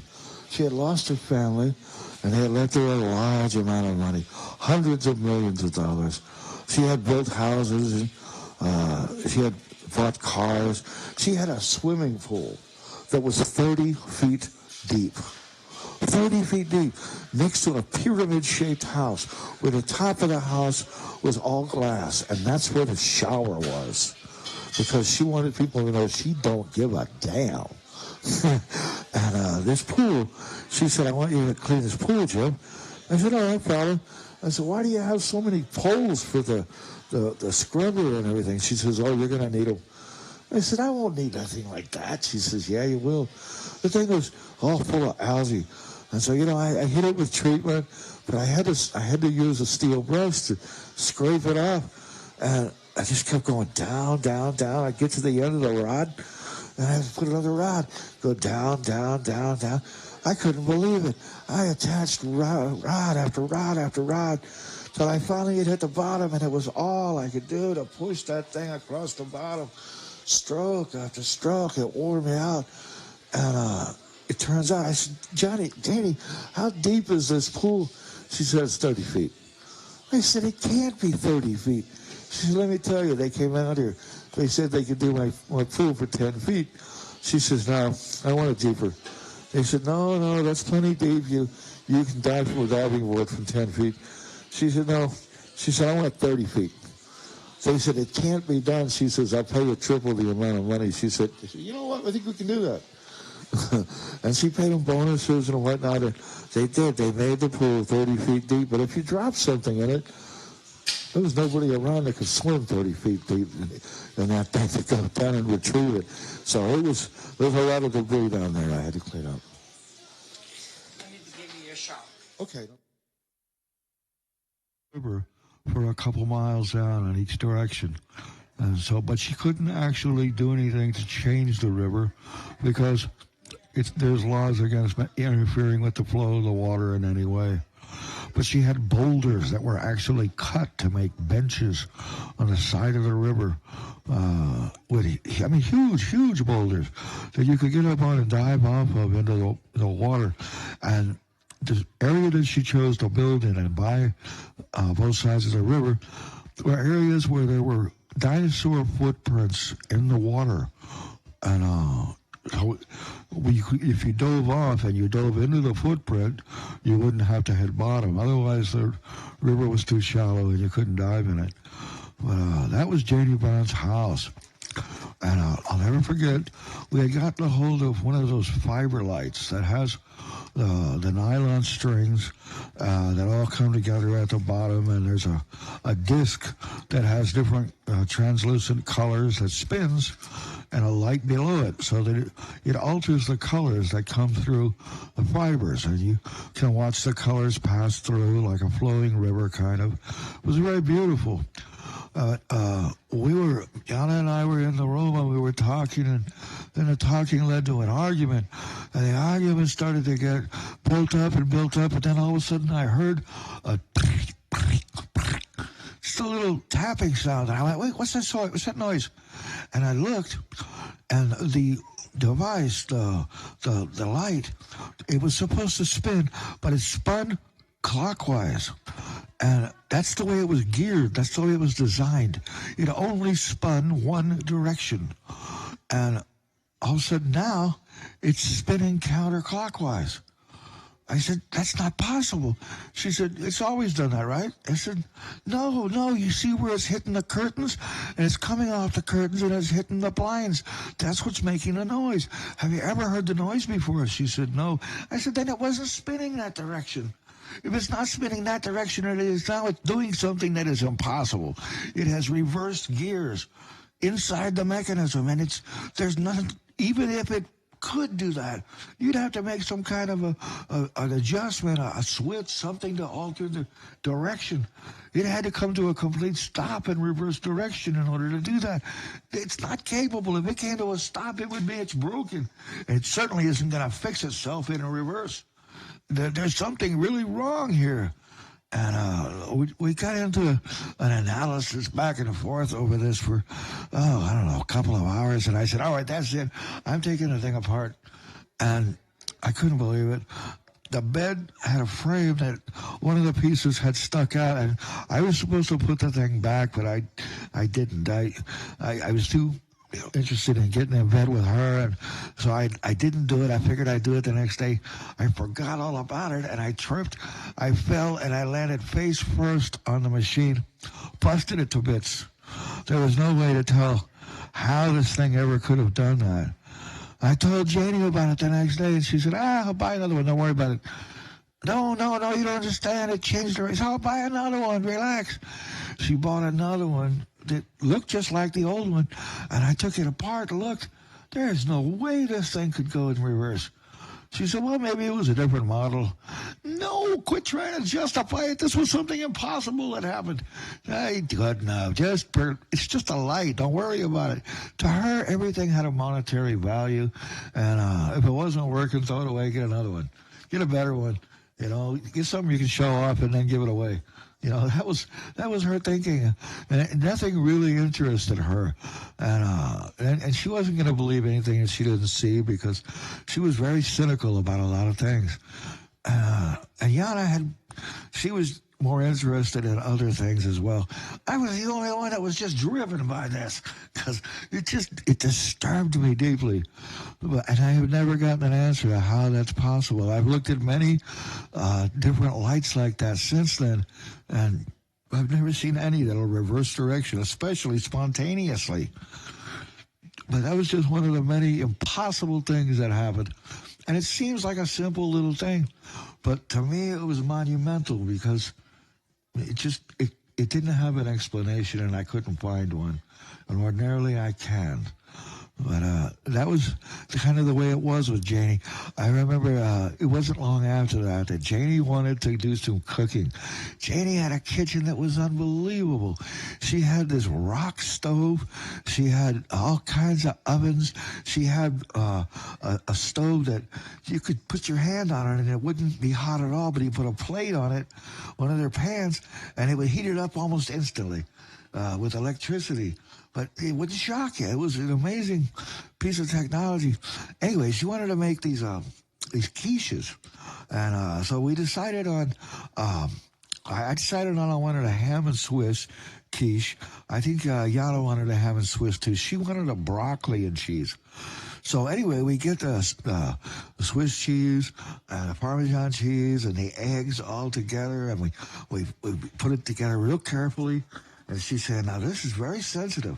The slightest noise or any disturbance, and it can fall. If it falls, it'll sink, and it won't be any good. So we have to be very, very careful once we start the baking process. Okay, great. And so we get everything down. We put the baking process. We get everything in there, and it doesn't look like it's doing well. And I go to peek. They said, no, you shouldn't even peek. I said, but yours two, they seem to be bubbling, and mine is just sitting there. I don't understand it. And then mine began to swell up. And they said, she just says, oh, no, you've opened it too many times. It's going to fall. It's going to fall. I said, if it's going to fall, it's going to fall. I'll still eat it anyway. I don't care. And I opened it up. I pulled the thing out, and I cut an X with a knife across the top to let what appeared to me to be steam inside that was causing it to bubble up. I wanted to release the pressure, so I cut an X in it, and I put it back in there. And I didn't touch the oven with Yana and Janie's quiches in them at all. Well, when the time was up, when we opened them, both Janie and Yana's quiches had completely fallen. Mine didn't fall at all. It was untouched. It was beautiful, perfect. And Janie was so frustrated she couldn't believe it. She was there to teach us about cooking, and she had never seen anybody cut a quiche and have it not fall like that before. Well, I was going to eat it anyway. I didn't care. I said, I'll even eat y'all. And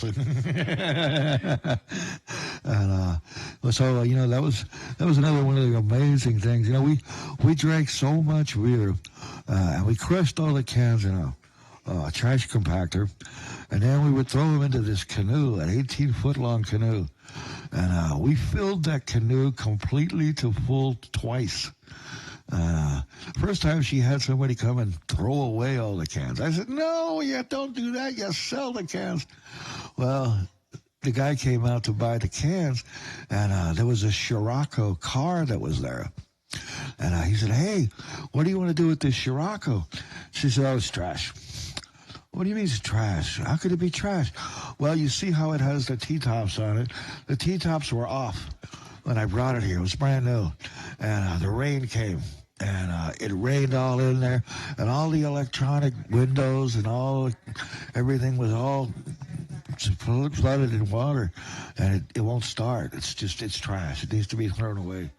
He said, well, I'll buy the thing. She ended up selling him the Scirocco for $100 worth of beer if he'd go get it and bring it. And, I mean, that was just Janie. You know, she'll pay $10,000 for something and then give it away for a nickel. You know, and she would always have her little sayings. She would say, it never costs too much to go first class. It's only a nickel more. You know, yeah. She was really something else. So Janie, you know, she did everything to the absolute max. And when we had to leave to go to California, we were doing great. Everything was fine. And then all of a sudden we get a call from Jana's oldest daughter, Linda Marie. Linda was 13 years old, and she was too much of a handful for her stepfather, Michael Brown. And Michael decided that was it. You're out of here. And he was going to kick her out at 13 years of age. I don't know how he thought he could get away with that. He'd go to jail for something like that. He had her two siblings, and they were his children. But Linda Marie was not. Linda Marie came from another man. And so he had a proclivity against her. And so, you know, that came out in his demand for her to leave. So Linda said, what am I going to do? I said, we're coming. Don't worry. And I hadn't even spoke to Jana or anything. I just said on the well, we're coming. That's it. Because I was dead determined. I'm not going to leave this baby out on the street. And I told Jana, she says, yeah, let's go. Janie said, well, I want to go with you. I want to go to California and see the sunny beaches. I said, no, Janie, you can't do that. She said, why not? I said, you don't want to go to California. Here you're respected. Here you're loved. Here everybody looks up to you. They admire you. You go to California, it's a place of predators, and they will eat you alive. And I won't be able to protect you completely. I have enough trying to protect Jana. Trust me, you want to stay here. You want to keep getting this kind of treatment. I said, but we'll stay in touch, you know, but I have got to get to California. Can you help me? She said, yeah, call the airport, make the reservations. And she called her brother, and he started making reservations, got the limo ready. Everything was good. And then she gave us some money, and she told us go ahead and go.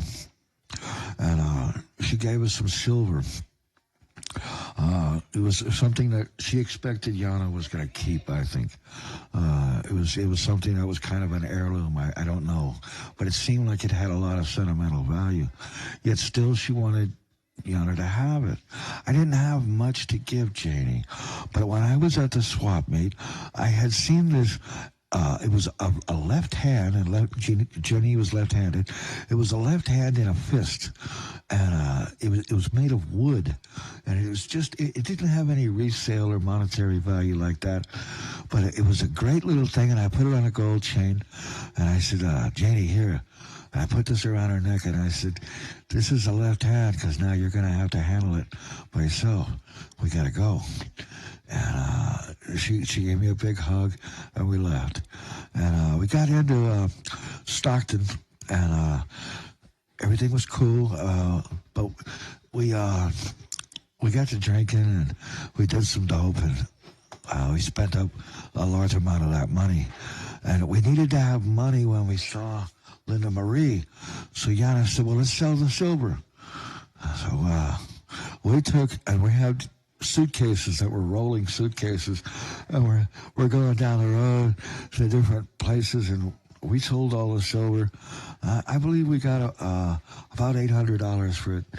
I saved a couple pieces that I ended up giving to my mother. We still have at the house. They've been passed down to my daughter. Some remnant of Janie still remains. But we got up there, and we got Linda Marie, and I couldn't believe it. I got up in Michael's face and I said, how can you do this? This little girl's 13 years old. He says, you take her. You find out for yourself. You won't be able to handle her either. Good luck.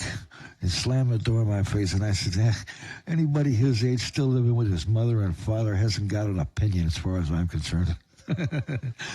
And he was really angry with us. But, he was right. Linda Marie was a wild card like nobody I've ever seen. And I've seen some pretty wild chicks. Hanging from the top of Linda Marie. Yeah. We got her down south. We went to Riverside, California. And right outside of Riverside is a town called Bloomington. We went to Bloomington. We got us a place there. And Linda was just absolutely outrageous. And she came in and one night she just cussed out her mother. And I said, hey, whoa, what do you think this is? You don't treat your mother like that. You get out here right now and you apologize to her. She said, okay. And she slammed the door in my face. I said, open this door. She said, no. I said, open this bedroom door. She said, no, and she had the lock on. So I said, okay, no problem. Yeah, I ran me a screwdriver. I used a screwdriver. I took the door handle off. I got inside the room. Then I dismantled the hinges on the door, and I said, you just lost your door until further notice. Now come out here and apologize to your mother. She went in the bathroom and she slammed and locked the door. I said, this bathroom door will come off of here. It doesn't have to have a curtain, but it's coming off. You have one chance to come out of there, or I'm coming in. So she came out. I took the bathroom door anyway. I gave her a curtain for her room and for the bathroom. And she said, well, you can't do this to me. And I said, I can take that window, and it's going to be real cold tonight. I can take your blankets as well. She said, well, I can just wait till you get me in the car, and I can jump out the window and be gone. And I said, yeah, you want to try that?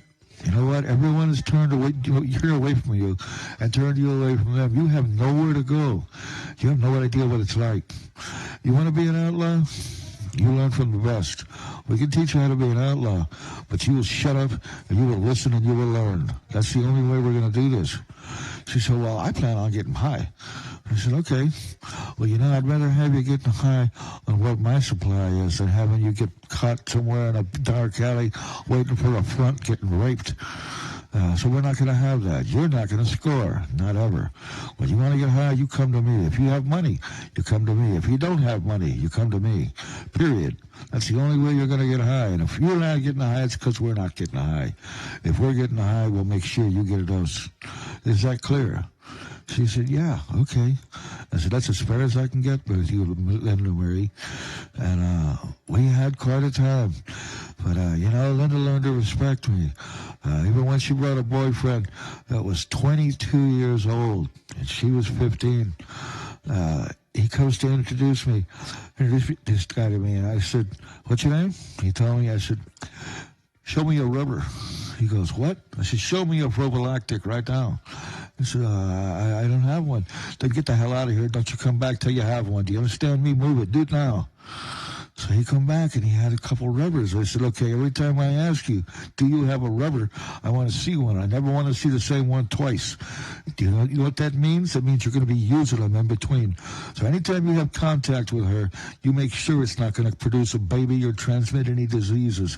And under those terms, I will allow you in her life. Otherwise, you will fight me and all I've got, and I will come at you with everything. You don't want to play with me. And he said, okay. Yeah, Riverside, California. And it turned out he had a good job. He worked for a chicken place. And he brought chicken home every night. And everything they would throw away, he was bringing it. So he was doing his end, man. I like that. And he had respect. He did. Him and his brother both. Linda ended up, she had enough of him after a while, and she ran him off. Nobody could handle Linda for long. She was quite a handful. But, she decided when she turned 16, she said, well, we're in California. And at 16, I can become emancipated. I said, what are you talking about? She goes, I want to live on my own. I want to have a job. I want to have my own apartment. And I said, you can't do that. She says, I can get a driver's license. I can get anything I need once I'm emancipated. And all I have to do is go down and apply for it. There's nothing you can do to stop me. I said, if I can't stop you, then I have to support you. All right, let's go take care of that. And so we did, and I showed her how to get an apartment. I said, all I want is make sure you have a phone, and you gave me your phone number. That's it. Your mother needs to talk to you from time to time, period. If not, we're coming over here from time to time. We will track you down. You've seen me hunt down people. She knew that my job, many of the many jobs that I held in Riverside, was, this is my wound care. He's snitch hunter. Linda ended up getting her own place, and we were able to come see her many times. She got into this one house where she was in a group home, and we went out to see her there. So we went to this group home, and she was showing us around, introducing us to people, whatnot, and I saw out back there was this huge pickup truck. It had a full front seat and a full back seat, and it looked like it was in good shape, but it was in the weeds. I said, what's up with that truck? And they said, oh, you don't want to go near that truck. I said, why? They said, that's where Mambo Bonsai is. Who? Mambo Bonsai. You don't want to meet him? Oh, what are you talking about? I got to go see this guy. And I go walking up, and there's these huge feet sticking out of the window. I mean, these things are just enormous. I've never seen feet so big. Black guy.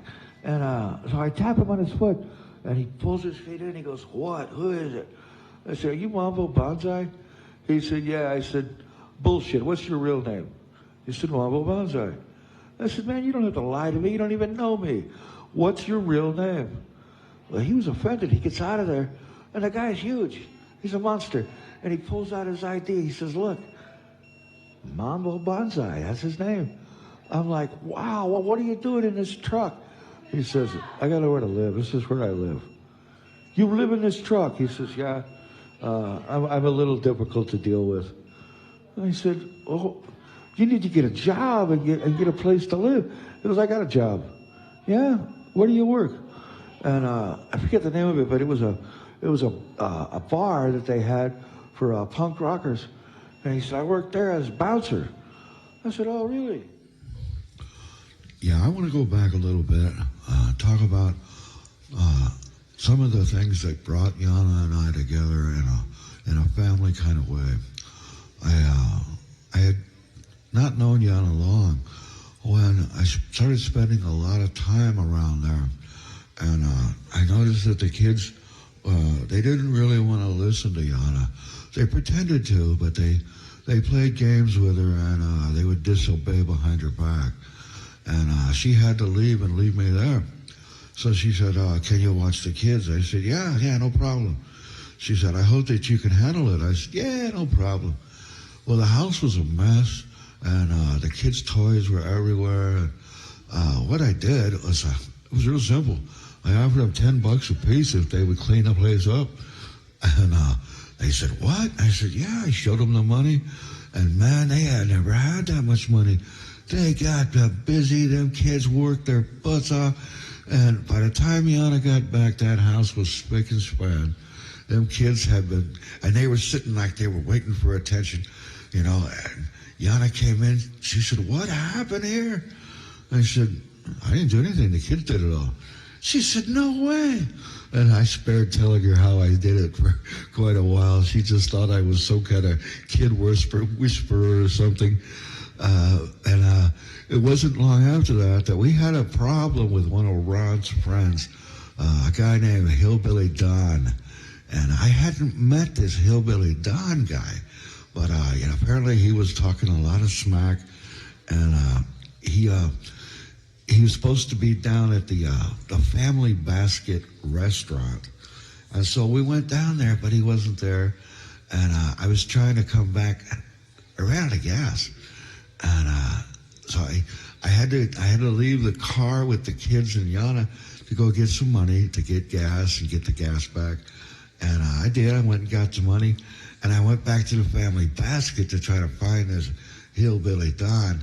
And he wasn't there. But I did get a bunch of food. And I came back, and we sat on the hood of my car, and we ate the food, and we started calling that place the Family Casket, and the name kind of stuck. I heard other people say it around town. The next day, I was in the town, and I ran into this guy, Hillbilly Don, and he wasn't all that. Me and Yana were together, but it was an amazing thing. He started backing up on himself, and Yana was calling him out. She was and you know what? If she wants to be a tiger, I'll let that go, and I'll just stand here and back her up. So I stepped back, and she started poking him in the chest, and she's hollering and she's screaming, and all of a sudden he had a ring on his hand, and it split down the middle and shot two different directions. The ring broke. And we all three just stood there and looked. And Yana picked the two pieces up and handed them back to him and said, "You can keep this now. Now you've earned it." And I didn't know what was going on. Apparently this ring had been stolen, and he had recovered it and was supposed to bring it back and said he lost it. And there was a bunch of lies involved in getting this ring from Yana. And now justice had been brought to him and to that ring. And man, it was just so cool. You know, some of the amazing things that happened with Yana and I that just couldn't be explained in any way. But what ended up happening is she was under the mountains off Grand Avenue, and she had her house there. And that house was really weird because you tend to want to fall asleep there all the time. You couldn't hardly be there very long before you'd start getting drowsy and want to fall asleep. We never knew why until after we were gone, that this place was having gases from underground released there from the mountains, and that was what was causing it, and it was happening to a lot of people. But in any case, what caused her to leave and to move with me, because we both left and found another place where someone needed our help. But she said, "Well, there's this guy, and he lives down the road here, blah blah blah, and he's Ron's best friend." I said, "Really? I think I need to do a little level 1 surveillance." And so I went and I stayed back at a distance and just level 1, which is watching. Level 2 is questioning the people that are in his immediate area. And level 3 is immediate contact in a subversive manner with his environment. So, you know, it's a little more personal as it gets more up in the levels. And I was at level 1. I was just observing from a distance. And I saw him bringing guns, several guns into the house. And then he was there drawing some kind of diagram in the dirt, talking to these guys. And I saw that, and I said, no, if he's the best friend of Ron, and Ron's objective is to destroy me or to take over this place, this has to be related. And so I went back, and all we had was a .22 single-shot rifle. And so I said, Yana, get the kids, get inside the bathroom, which was the center of the house. I said, if any gunfire begins, you get into that tub and you stay there. That's the safest place in the house. Here. And I brought water jugs in there. I said, you can go to the bathroom in here, and you can use water, whatever you need. Do not leave until I come for you. I said, now everybody, close all windows and drapes everywhere in the house. Lock everything up. I locked everything up, and the roof had several pitches. And so I got between 2 pitches and the air conditioner. So I had cover on 3 sides. I got up there, and I had 100 rounds of ammunition. And I was doing level 1 surveillance from the top of the house. And sure enough, I seen people creeping. And they were creeping in the woods. And I'm like, no, is that just me, or is that really happening? Oh, my God. And then they began firing, and they were firing at the house. Apparently it was 9mm, I found out later. But there was a couple shots that had rang out, and I saw where the gunfire had come from. So I let them know that I'm armed up here, and I fired around, bam. And then I had to cast off the casing with the bolt action and put another round in, so it was real slow. But man, I sparingly shot each round that I fired. And that went on for about 2.5 hours in a residential neighborhood. And the police never came. I just don't understand. I don't know if they were afraid or uninformed or what, but no one came. And it just was blowing me away. And right around sunrise, I saw them gathering together.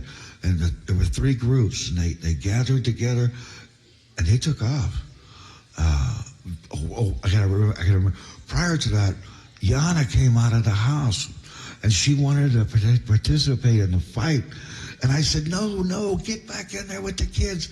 And she said, no, I'm with you, baby. And she crawled underneath my Pontiac, and she had a knife. And I said, what are you going to do? Stab them in the foot when they walk by? Get the hell out of there with the kids. I said, them babies need you. I got this outside covered. Yana had the heart of a lion, but she didn't have a lot of combat sense. So as it turned out, though, these guys, they all split. And the next thing you know, I got pizza delivery people showing up with pizzas. And then I get a taxi shows up.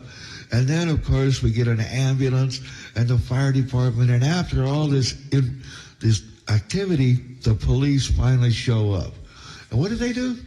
They grab me and want to lock me up. Well, I've already been inside the house. And I had chloroform, just because I like having interesting things around. Chloroform is a very interesting solvent. It's one of the only solvents that will break down gun residue. And so what I did with the gun is I pulled the bolt out, and I poured chloroform down the barrel and over the bolt.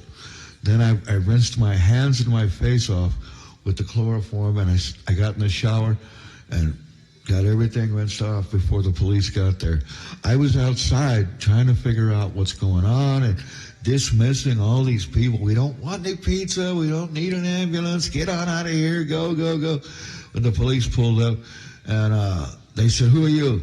And I said, well, I'm her boyfriend. I've been here all night.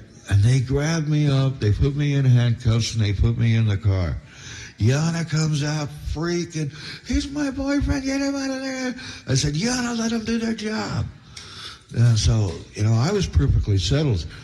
You can do anything you want, but you're going to find a gun that is not capable of being fired because the gun was in one place and the bolt was hidden under the house. The gun is incapable of being fired and there's no residue to be able to check it. And I was outside, so they're not going to know where to look for any residue on the outside of the house. No problem. And they had me there, I don't know, half an hour, 45 minutes before they finally let me go. And they said, well, you guys are going to need to get out of here. We got to check this house out. And Yana's like, you don't run me out. I said, Yana, let them have the place. I want to take the kids out of here and go to the park. So we went to the park. We had a good time. And we came back, and I said, now I've got to go see this best friend of Ron's. So I went halfway over there, and Yana comes running behind me. She don't want to let me go over there alone. She's afraid of this guy. I said, no. Well, he shows up with Hillbilly Don, and they come walking up, and Hillbilly Don's got this sawed-off little shotgun, double-barrel shotgun. And it's got a nickname in town called Little Caesar because it's been used for nefarious activities already. And he starts running his mouth, and Yana says, who do you think you are? You don't talk to me like that. And she pokes him in the chest. He drops the gun. Yana picks it up, opens it, reaches it, pulls both rounds out of it, and says, you better hang on to this toy until you learn how to use it, and throws it back to him. And the two of these guys were just stunned. They didn't know what to say. I said, it's time for you to go back to your big daddy, Ron, and let Hessian Ron wake you up, because you either need some sleep or you need to wake up. But you're not going to do either one of them here. And How did y'all meet Hessian Ron? Hessian Ron was her ex-husband. She was married to Ron. Yeah, and so that marriage got annulled. We got it annulled. And so she ended up not being married to Ron anymore. But at one point we were married. No, he was a trusted guest at some of their events, and he took on the name Hessian Ron himself. That he's the one that they held up to the tree, and they carved a cross in his throat, and told him, "You misuse this thing called a voice. The next time you do it, you're going to talk to God." Yeah.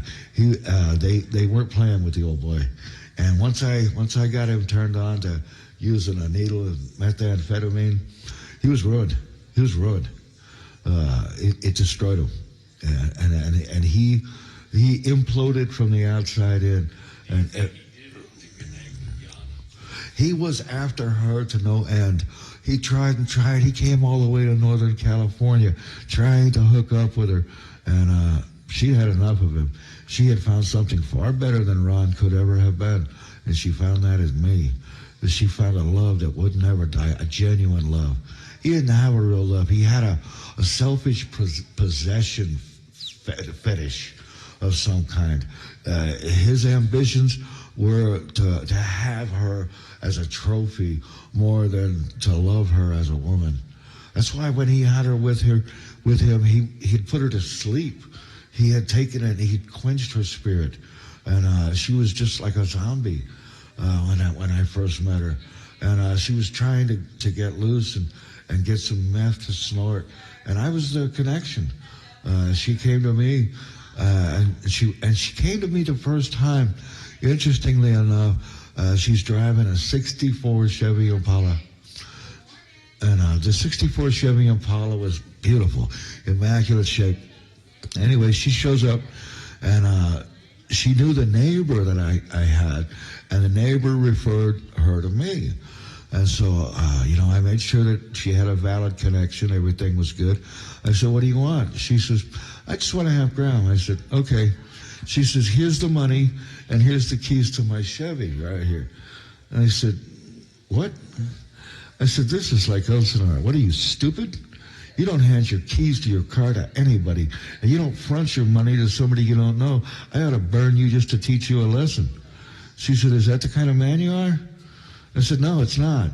But you are foolish. You don't do that kind of thing in like Elsinore. These people around here are not genuine." I said, "But you know what? I'll be back." And so I went and I picked up and I came back. And she said, "Well, gee, it looks a little small." "It looks small? Well, give it back. I'll go get your money back right now." She said, No, it's okay." I said, "Well, you know what? Keep the kick down. I don't want nothing. That's all for you." And she said, No, I'm splitting it with you." "Really?" "Okay." And I couldn't believe it. She spends all this money and she splits it with me. Well, she had more money. And the next thing you know, it's a 16th and another 16th. And everything she buys, she splits with me. And it was on the second 16th, I was stepping away to go to the restroom. Well, you know what? She had a generosity that came from innocence. It came from a naivety, and it was so adorable to be in a group of outlaws and, to fight for life and death on a daily basis at times. And yet this young girl, so beautiful, and so pure. What a treasure, what a jewel, and no one noticed it but me. And man, it was something I couldn't get my mind off of. She overwhelmed me with her very presence. Oh, it was magnificent.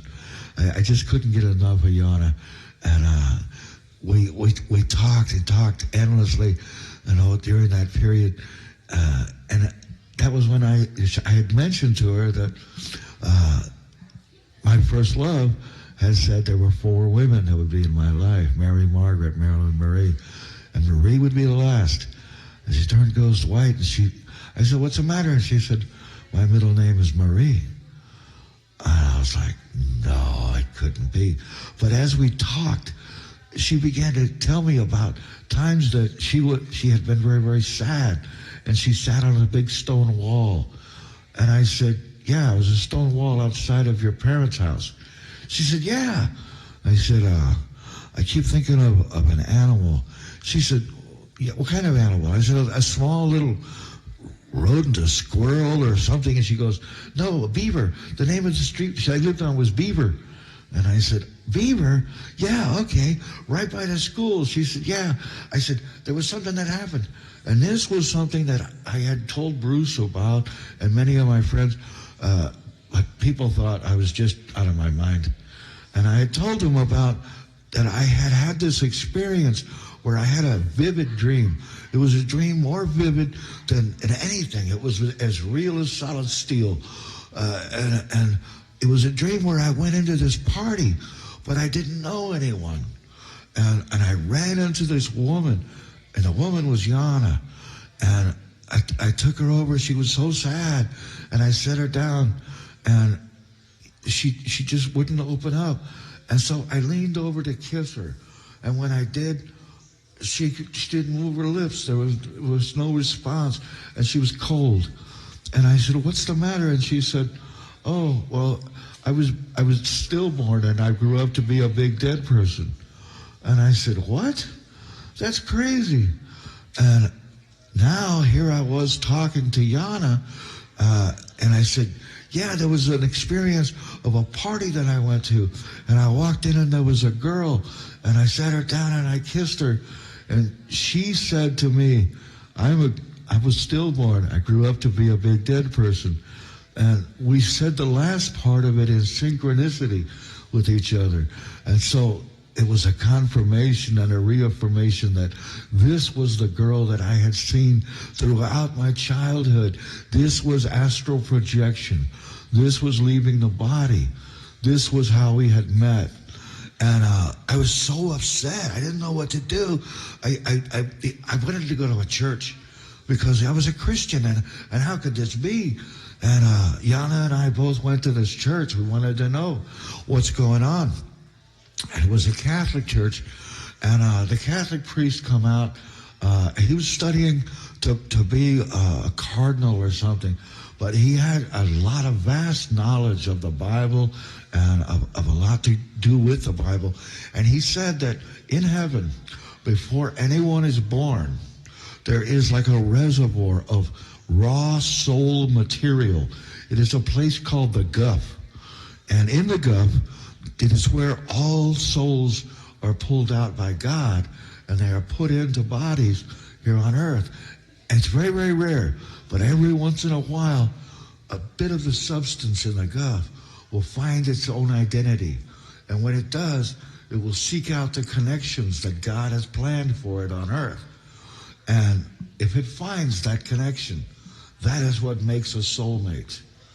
When you have already met in the Guff and you have found each other here in this world, this is your destiny. That's what he told us. He was the only one that ever said something encouraging about Yana and I being together. And it related to the Bible. Everyone else that said we had nothing to do with each other, we shouldn't be together, whether it was rune stones or horoscope or whatever, none of them were of God. And they were all against our union. And only some man of God wanted us together and said it was appropriate, that it was God's will. And so, you know what? We weren't going to listen to anybody that had negative to say, because they're all in union with the enemy. And in the end, that's what it became. Yana and I were as solid as a rock, and we could not be divided. And it was just incredible. People would meet us, and the one thing they saw was, man, those two, they belong together. And no one ever, no matter how bad we're fighting, we're screaming and yelling, no one ever got between us, ever. And I just think that's amazing. No, I just think that they thought it wasn't appropriate. No one felt that they had a right to. I believe that was more the case. I wasn't that intimidating, but I was definitely convinced, and so was she. And we were so absorbed with each other that if they had, we would have both immediately turned on that person. And they would have faced both of us with full fury. And maybe that was it. That, you know, even in spite of the fact that we were fighting, we were still in union with each other. How old was Yana when you met her? Yana, when I met her, well, she was 6 years older than I was. So I met her when I was 23. She was 29. Yeah. So, and my first wife was 6 years younger than I was. So it was kind of a strange balance, yeah.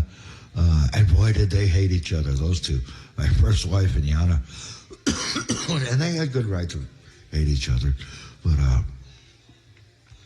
Shelley never had a chance. She never did. And I broke her heart really bad at the Motel 3 here off Broadway when I had to send her. No. Shelley had left me. Here's what happened with that. Shelley and I were together, and I had already said to God, if it's your will, open the door. If it's not, close that door. Well, it turned out that she had sold the wedding rings back, and there was only $14 left here in San Antonio.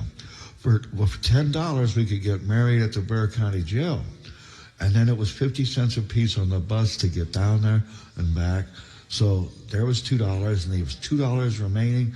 I made dollar bill rings out of dollar bills, and those were our wedding rings. And I felt that was God's way of saying, you know what? You want to do this? You can have her. You can be with her, but you're not going to be in abundance. I'll make the way if that's what you want to do. And I had made a commitment to Shelley, and I loved her.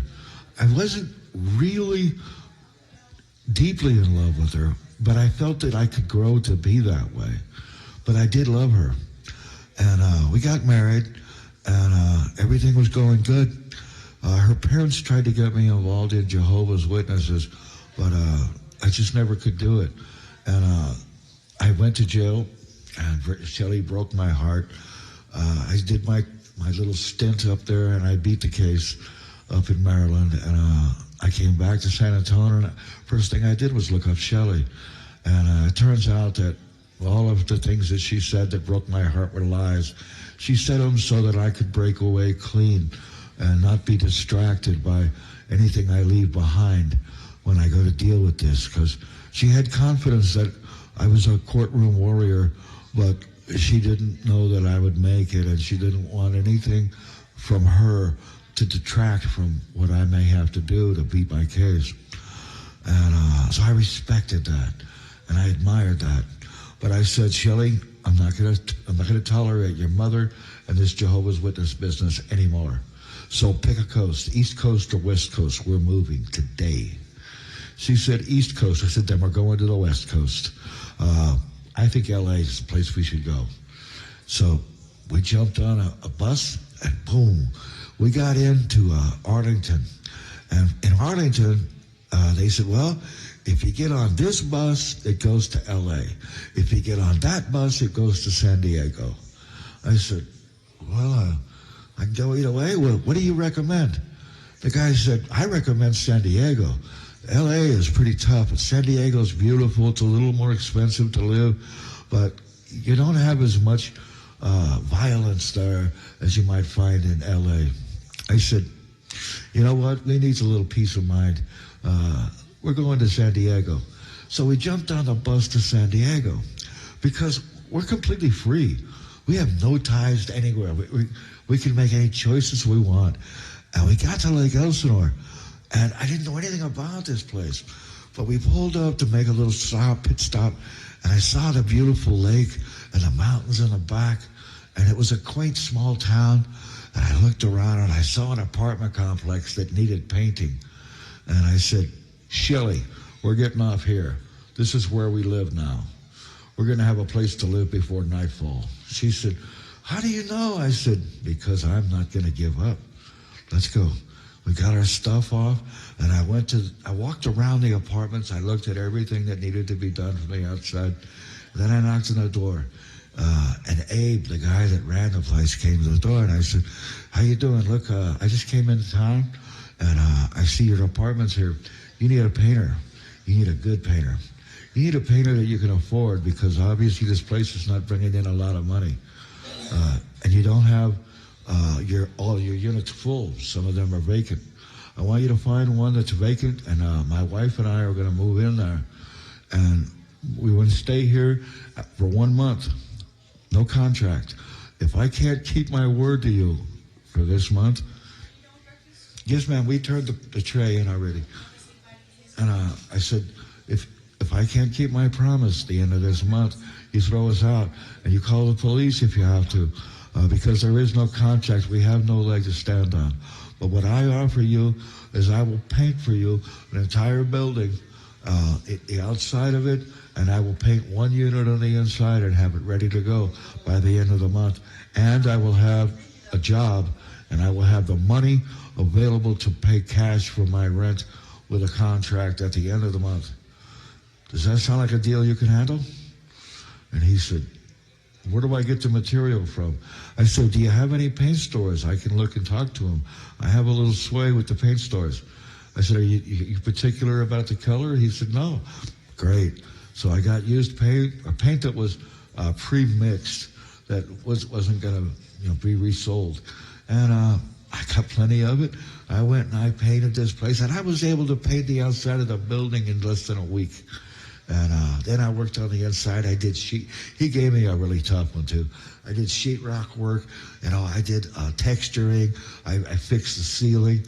I had to wait on some of the cabinets because they had to fix the plumbing. That's what ruined the cabinets. But what I got a hold of was a very unusual material. It's called pigmented lacquer. And this pigmented lacquer, I was able to get 20 gallons of it because once you start with pigmented lacquer, it's so sensitive that just a change in the weather from day to day will change the way the paint comes out and the color that it leaves. And it's so sensitive that any least bit of contaminant in there will ruin the product. Everything has to be sanded, and then it has to be hit with a tack rag. It's very, very unusual material, but I had skill in how to use this. And so I got the pigmented lacquer, and I waited until I knew I was going to have enough weather, and I did all of the cabinets, and they were high gloss, beautiful, a translucent beige, and they made it look so luxurious. The guy was thrilled. He loved it beyond anything he'd ever seen. He had to have me. And so he told me, he says, you know what? You just pay 1 unit a month, and your rent is paid. And he put that in the contract.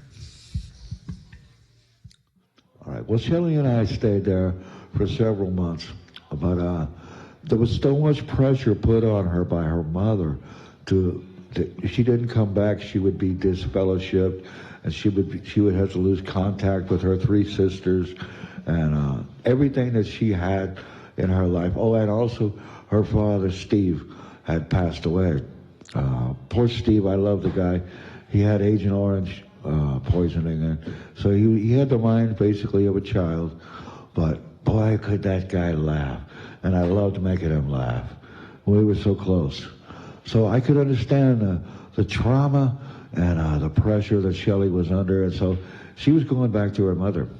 She was leaving California, and we got into this argument, and Shelley, she didn't like the fact that I was leaning on a pillow, and I said, I'm just leaning on a pillow. What's the matter with you? And she said, you get off that pillow right now, or I'm gonna do what I have to do. I said, go ahead, do what you got to do. So she started tearing things up, and she got a hold of marriage license. And I said, you're not going to tear up that marriage license. That's not just a piece of paper. That has great significance. And rip, she tore it in half. I couldn't believe it. And then she reached in the drawer, and there was a picture of my sister. The only picture I had, probably the only one I would ever get. And my sister was beautiful. And I had never known I had her until I was 22 years old. And this was the only picture I had. And I said, oh, no, you don't. And she put the picture behind her back, and I know she had both hands back there, so she probably was ready to tear it in half. When I got up and I reached around, grabbed her hands, and I pulled her hands off that picture, and that was it. She felt that I felt that picture was more important than her. So she said she wanted to use the phone, and I said, nope. She said, I'm using the phone. Nope. Yank the wall. I yanked the wires out of the wall. I said, the phone doesn't work. Now what? She said, well, am I a prisoner? I said, no. So she goes down to the store, and she gets on the payphone over there, and she calls. She comes back. Everything seems okay. We're just being silent, and there's a knock on the door. And this guy comes to the door with these really nice clothes on and gold all over his fingers. And I've never seen this guy before. And I go, what's going on here? And he won't speak. I said, who are you? He wouldn't answer me. He would not answer me. I confronted him to his face, and Shelley knew I was about to hit him. And I said, you're going to tell me who you are in my house. And she said, his name is Dallas. Don't hurt him. He's kicking me out of here. Dallas? Well, what are you doing here, Dallas? Where do you come from? How do you know Shelley? And he wouldn't speak, and she had gotten the last of what she was going to get, and she puts it into his Lincoln Continental, a new one. And I'm like, what? Huh, you think you can just drive away? And I jumped into my car, a Pontiac. Oh, and I go to start it. Run, run, run, run, run, run, run, run. Run, run, run, run. What's the matter? This thing is supposed to start right away. Run, run. They're pulling out. Run, run, run, run, run, run. They're driving away. I opened the hood up, and all my spark plug cables have been cut. This was done sometime before Dallas arrived, because this was premeditated. So Shelley had this planned out. Man, it just blew me away that she was that prepared. She must be paying attention to looking ahead and getting prepared from being around me.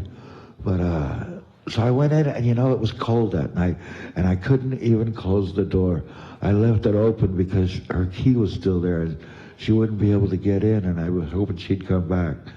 She never did. And I decided, well, you know what, everything's fine, I'll wait here. But I started getting hit with bills from Finger Hut and from all these different places where she had been using my credit to purchase appliances and stuff and sending it all over the country. I'm like, what is going on? I got them on the phone, and they said, yeah, your wife, she's allowed to be able to use your cards because you're married, and she bought all these things. I'm like, what? So I call, I get a hold of her. What are you doing with this Finger Hut? Well, I bought some stuff for Jennifer and Missy. And what? No, you don't do that. She hung up on me. They changed their number. Well, that was it. You know what? Finger Hut ain't getting a nickel out of me. I have disappeared. I know how to go underground. So I went to the drug world. No one knew my real name, and no one knew where I was from or anything about me. They just had to know what kind of character that I had. And if things weren't going well, I'd go off. And I'd tell them, you know what? We don't behave that way in Texas. And as long as you use Texas as an excuse, man, you can pretty much do anything in California. They don't understand Texans, and they don't want to play with it. But, that's how I got involved in the drug sales business, being a secondary man for a drug dealer. And I could pick up, and I was trusted. And that's how I met Yana.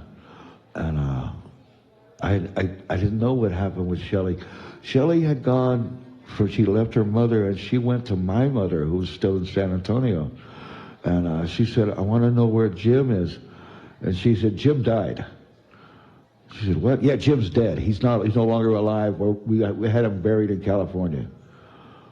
And she was brokenhearted. She was destroyed and devastated.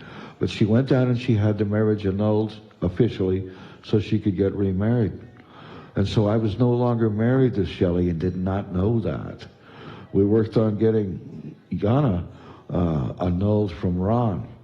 And we were able to do that, but we still thought that I was married until Shelley came back around here in San Antonio at the Motel 3 when Yana was living next door with Tom.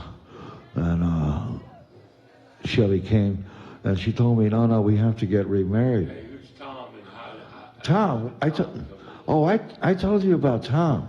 Tom was the guy that lived next door. When Yana and I got in a fight, and she walked out on me, she only went as far as next door because she had a charm, and she could charm the birds out of the trees. And she just knocked on the door, and she said, hey, hi, my name is Yana. I want to meet you. And bam, boom, next thing you know, she's moved in over there. And the very first night she left, I heard her moaning through the walls. And I mean, I'm drove crazy. I'm just ready to rip through the wall with my bare hands. And Shelley had hired a private detective. I paid him thousands of dollars to find me. And he found me at the Motel 3. She come banging on the door. And so I'm like, yeah, come on in. So I let Shelley in. And Shelley stopped me from going over there many times. But I had been working with Yana. We had been actually working with called a food sign. We'll work for food. And we did every bit of labor that was ever asked of us. If we had double bookings, we handed it off to people that were looking for work. We made sure no one was turned away that wanted to work. And we made a lot of money just handed to us in cash. In fact, we used to call a $20 bill a duck because it was such a big amount at one time that you had to show respect by leaving the site until they had gone on to their business. And let them think that their $20 had made such a difference. You know, because we had to cater to the empathy we had for the people that were giving us the help and love. But we were using most of the money for drugs. Anyway, Shelley, and she came to me and she said, well, how are you making money?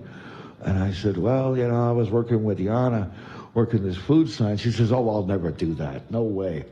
Yeah, I know. You know, it's dangerous doing it by yourself here in San Antonio because, you know, we have people at two different exits. And if somebody pulls over for her, she says, well, I have to check in with my partner, and they come by, and either I ride with them or I at least write down the license plate number and get a description of the guy she left with in case something happens. This guy's not getting away with anything. And it's the same on the other chance. And we try to get each other together so we can do the work together. So, you know, it's much safer to have two people. And she said, well, I'm not doing it. She says, you go get Yana and you do it with her. I said, no, I don't want to be around Yana. No way. I can't stand it after what she's put me through this wall. She says, I don't care what she's put you through. You go talk to Yana. Well, I was able to shuffle it off for the day, but the next day there's a knock on the door, and it's Tom, and he's got Yana in tow, and she's looking at the ground, she's hanging her head, and he says, are you Jim? I said, yeah. He says, I'm Tom. He gives me his full name. He says he lives next door. I said, oh, you're the scumbag she run off with, huh? I said, what do you want? He said, well, she says she can't make any money without your help. I said, so? So she can't be there any longer and live for free. She's got to put her contribution in. So she needs to be with you. Can you go work with her? You know what? I'm not working with her ever again. And Shelley butts in and says, oh, yeah, he is. That's exactly what he's going to do. You get out there and you go with Yana and you do this work. I said, Shelley, no, please don't make me do that. She goes, you go take care of it. Don't worry. I'll be here when you get back. And however sour it is all day, you just tolerate it, okay? And you do it for me. All right, sweetheart. And I give her a kiss. And as soon as I get around the corner, I looked at Yana in the eye, and she had that squirrely look. I knew that look. I knew that Yana was ready. And I just opened my arms up. And she ran and she jumped and wrapped her legs around me and gave me the biggest hug and kiss. And it was on. Now I had my love, and she was my affair at the same time. And it was never anything as exciting. Well, after Linda became emancipated, she went on and she got with another guy. They went back to California, and he was a painter, and he was painting the Golden Gate Bridge. And apparently, this is a lifetime job. He would paint it, and by the time he got all the way to the end, done painting it, he was ready to start over at the other end and paint it again. And that's all he did, and he made $35 an hour doing that. But it was quite dangerous, and you had to really know what you were doing, and I guess experience, having had done it many times, played into it a lot. And we lost contact with Linda for some time. And then when we did reestablish contact, we found that she was in trouble with the law, and her husband had already been in trouble with the law. He'd gotten into drugs, and he didn't have the savvy that Linda Marie had. And so in his foolishness and his recklessness, he ended up getting busted and sentenced to 10 years in prison. Linda Marie contacted me because she knew of my experience with fighting felony cases in Texas, and I had done so with some cases in California. I had beat a manufactured charge twice, and I had beat some assault and some weapons charges.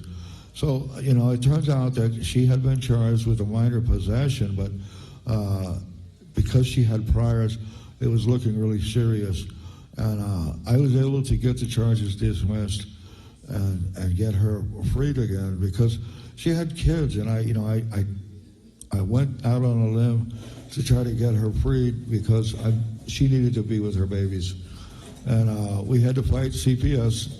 It was harder to fight CPS than it was to fight the courts because they have a total different way of being able to organize themselves, and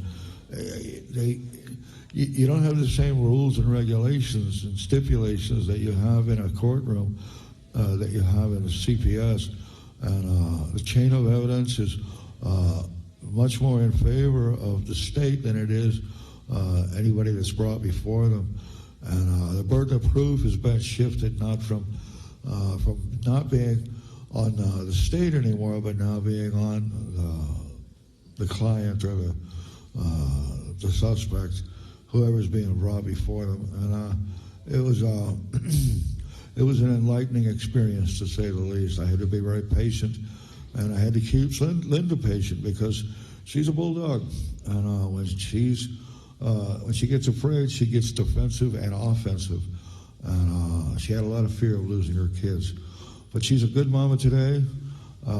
She did negatively influence my daughter Gina for a time when Gina got up there. They kind of sowed some wild oats, and Gina came back with a little residue from that. But all's well with my baby girl Gina, and Linda finally grew out of her troubles, and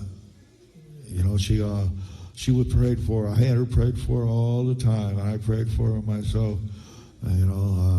Sometimes it just takes a lot of patience and a lot of forbearance, but God is faithful, and He saw to it that He touched her heart.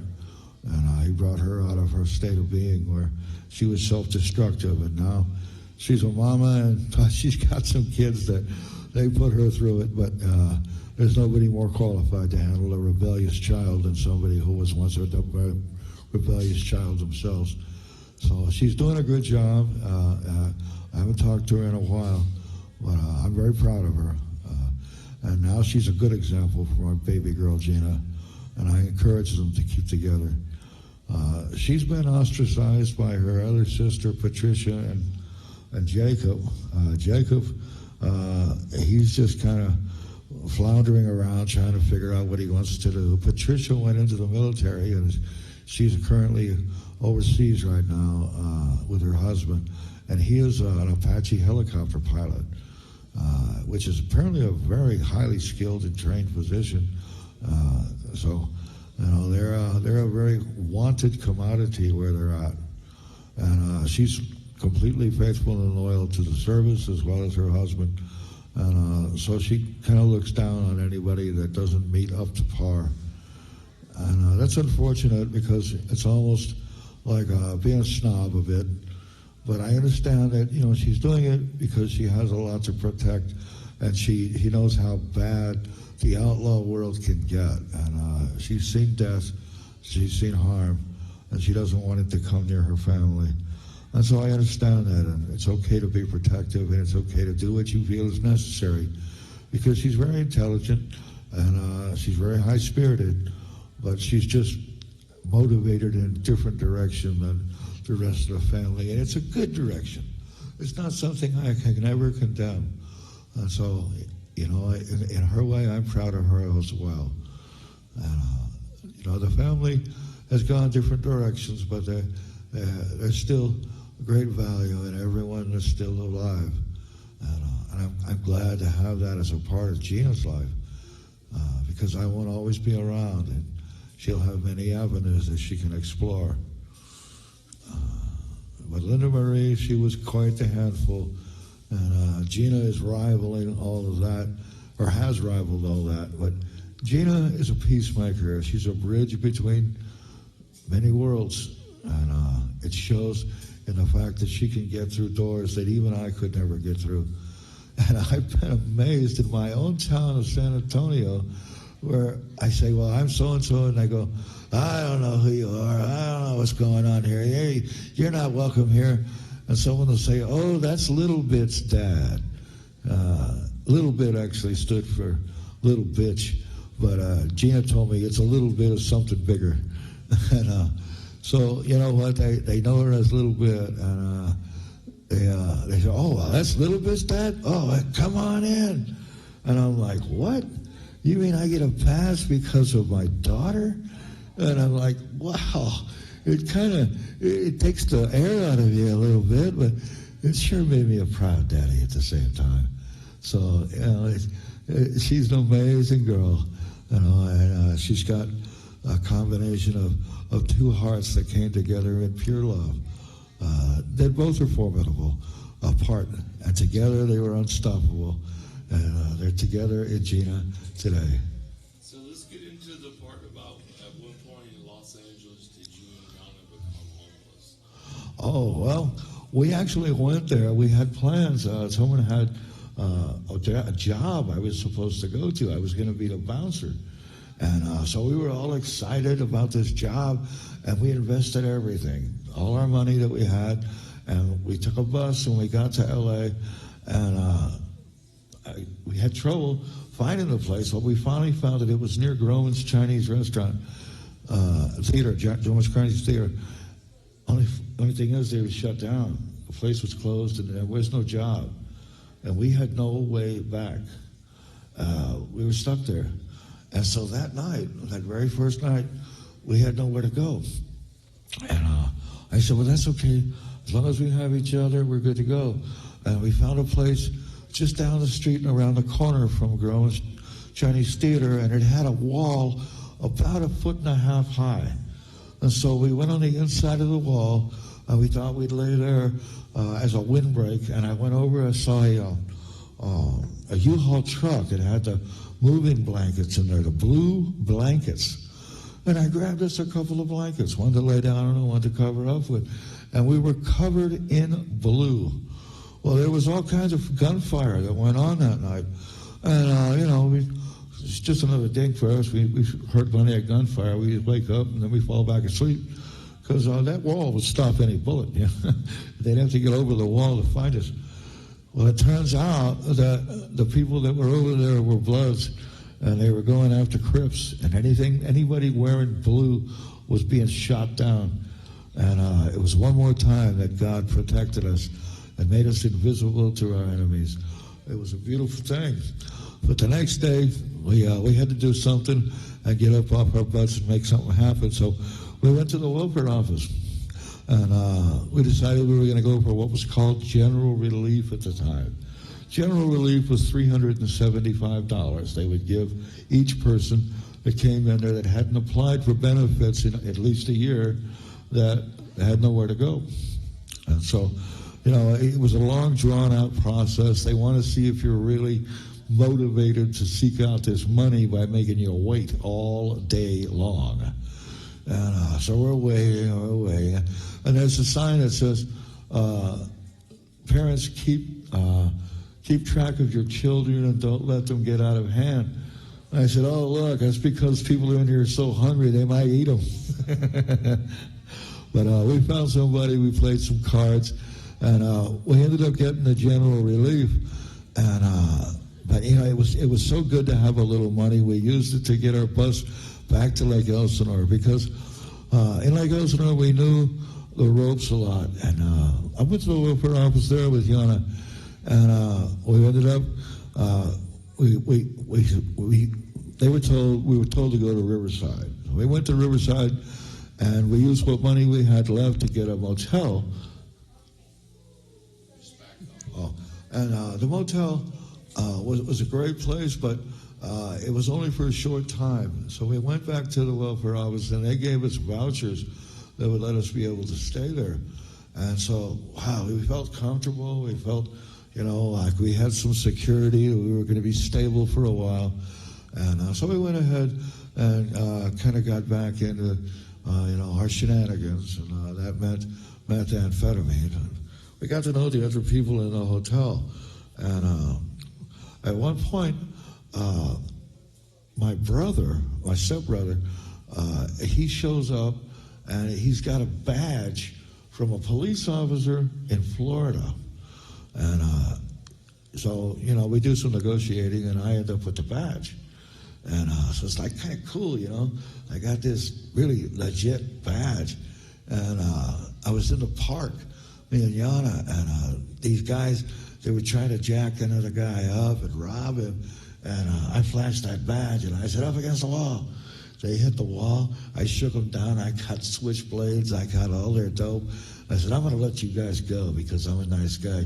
But get out of this park and don't come back. And I ran them off. We had a laugh. We had such a good time over it. Well, the next day, I get a knock on the door. And I look out the window. It's cops. I said, everybody, we had a house full of people, and there was plenty of drugs.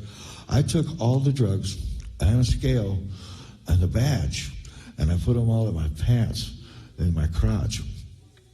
And I stepped outside, and I closed the door behind me. I said, what's going on? And they said, well, we want to know what's going on with you.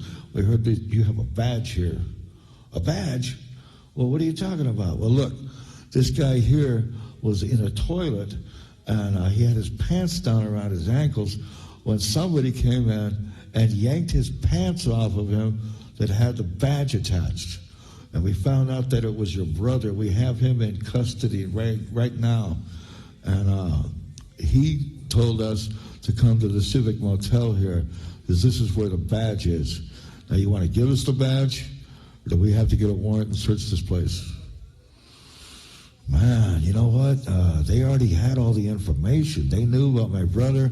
I said, I'll tell you what, I might be able to help you out, but I need my brother out of jail.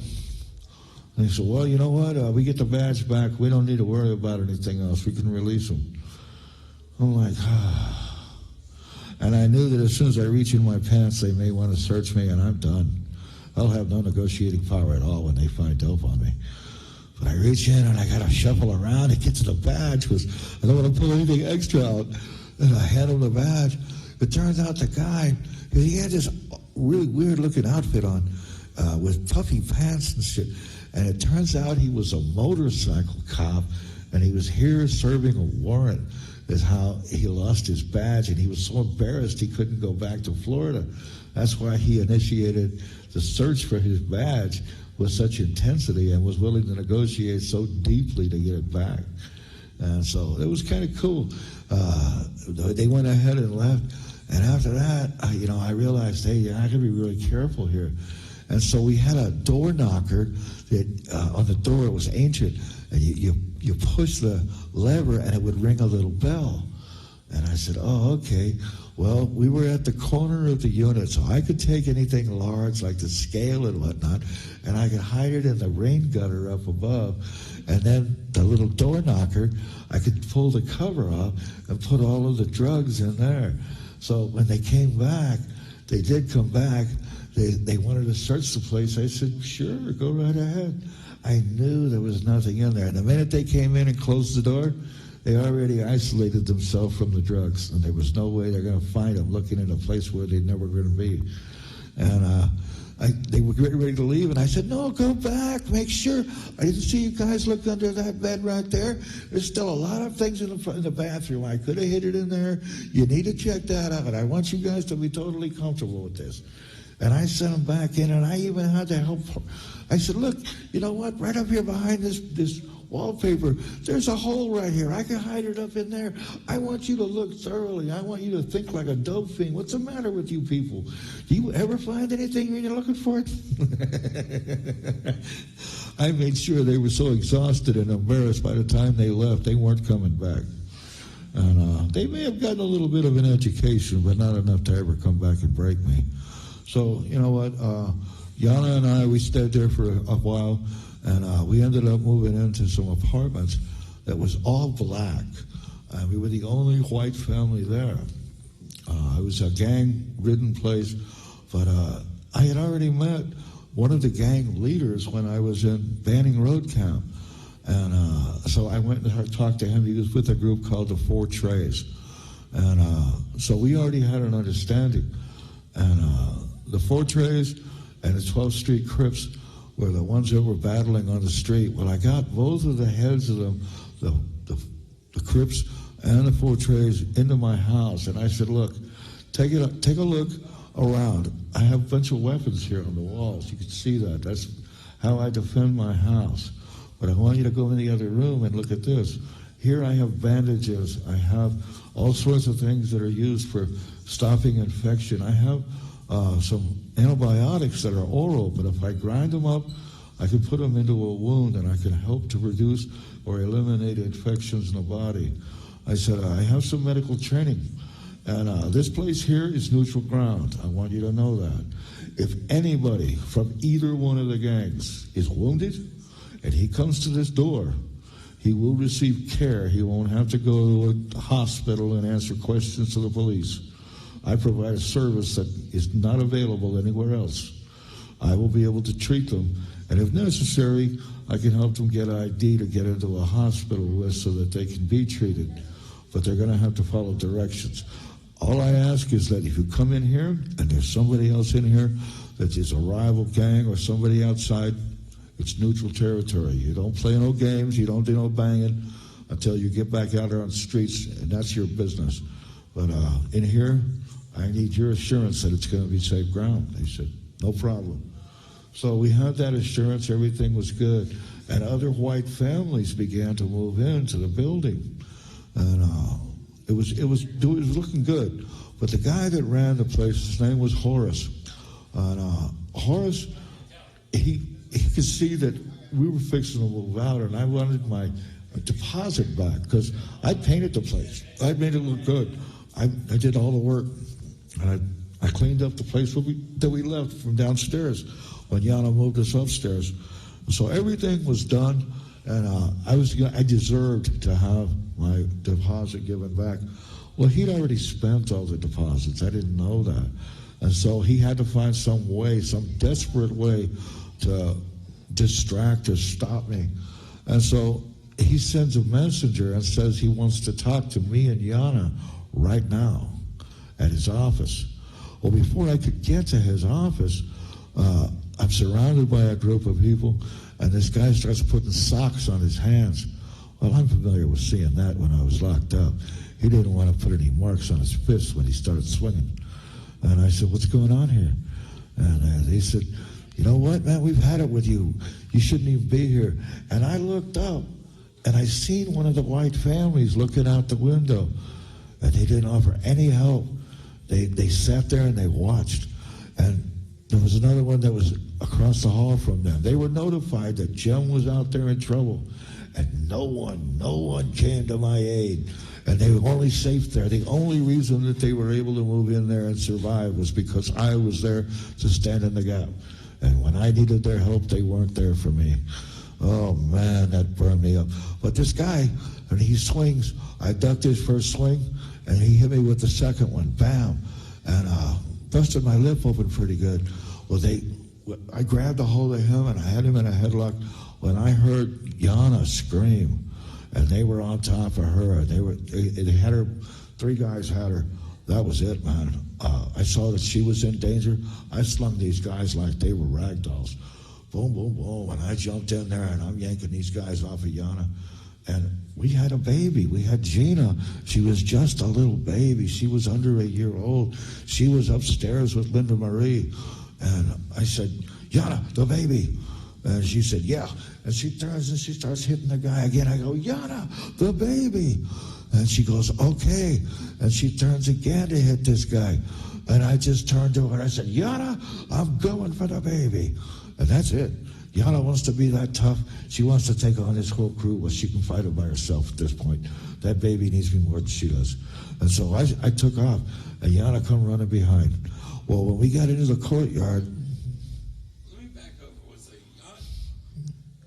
How did Yana feel about Gina? Yana, okay, here's the thing about Gina and Yana.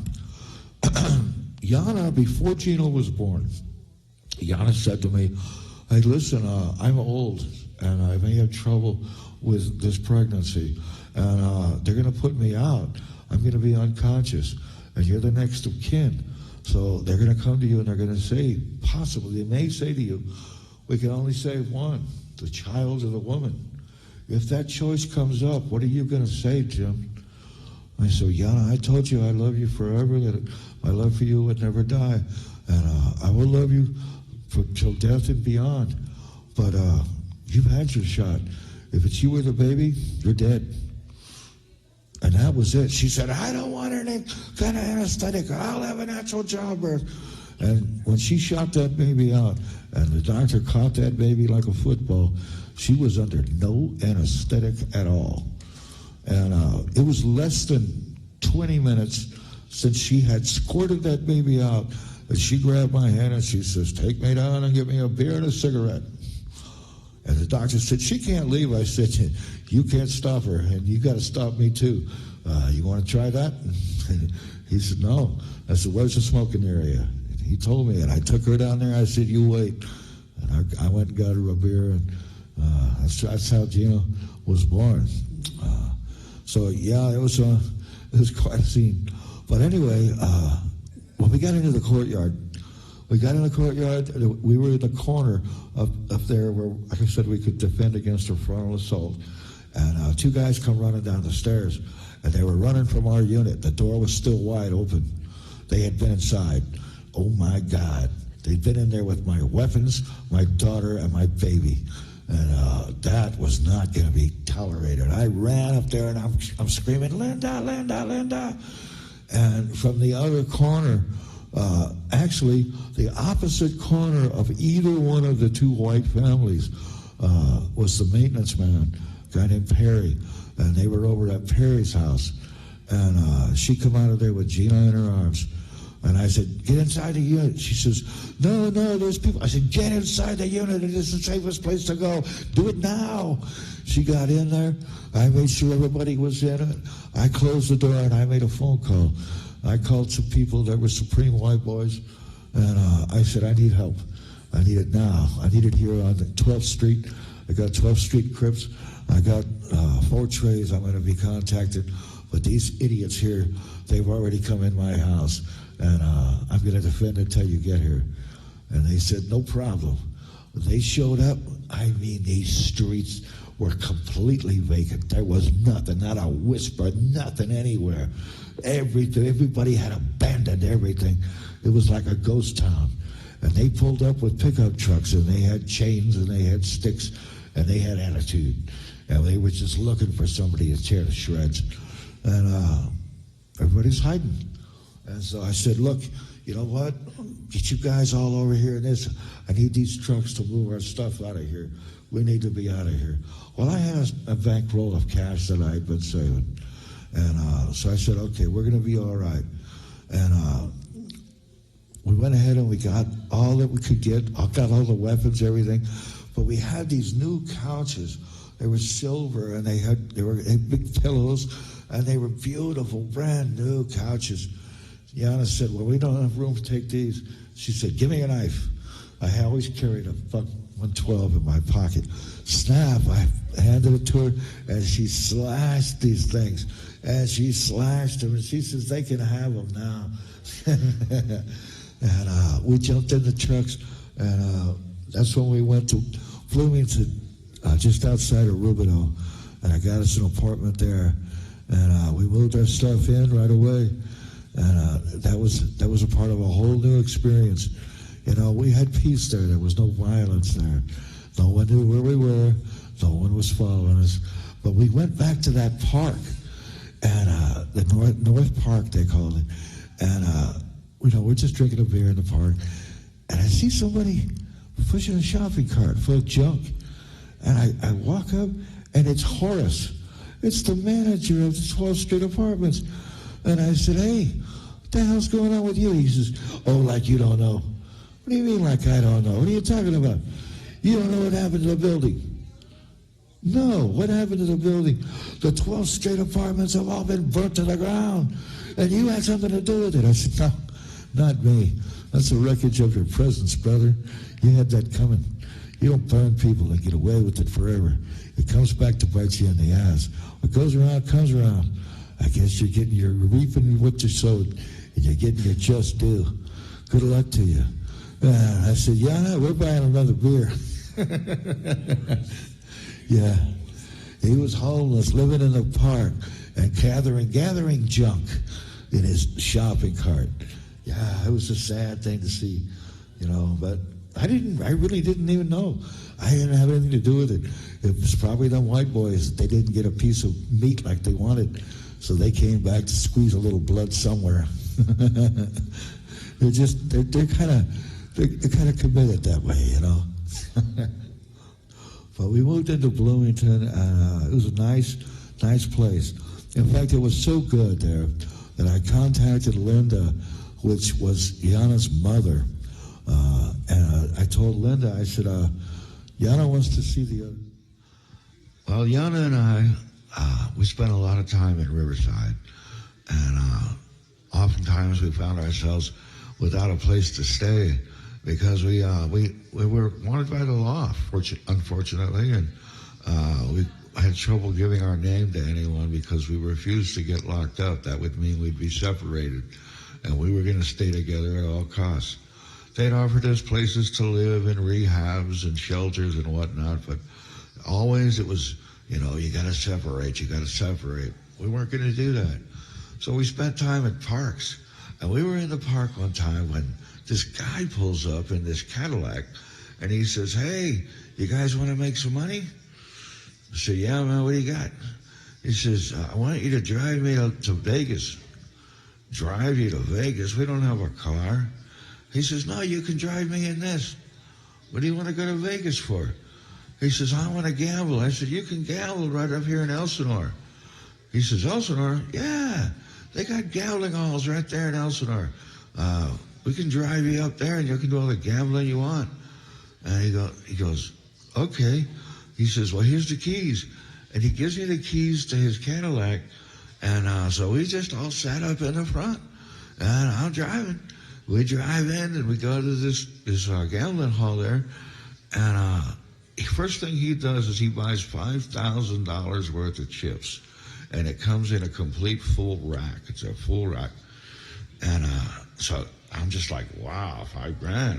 And he throws us $300. He says, here, I don't want anybody leaning over my shoulder when I'm gambling. So go do what you got to do, man. If you spend all that, come back, I have more.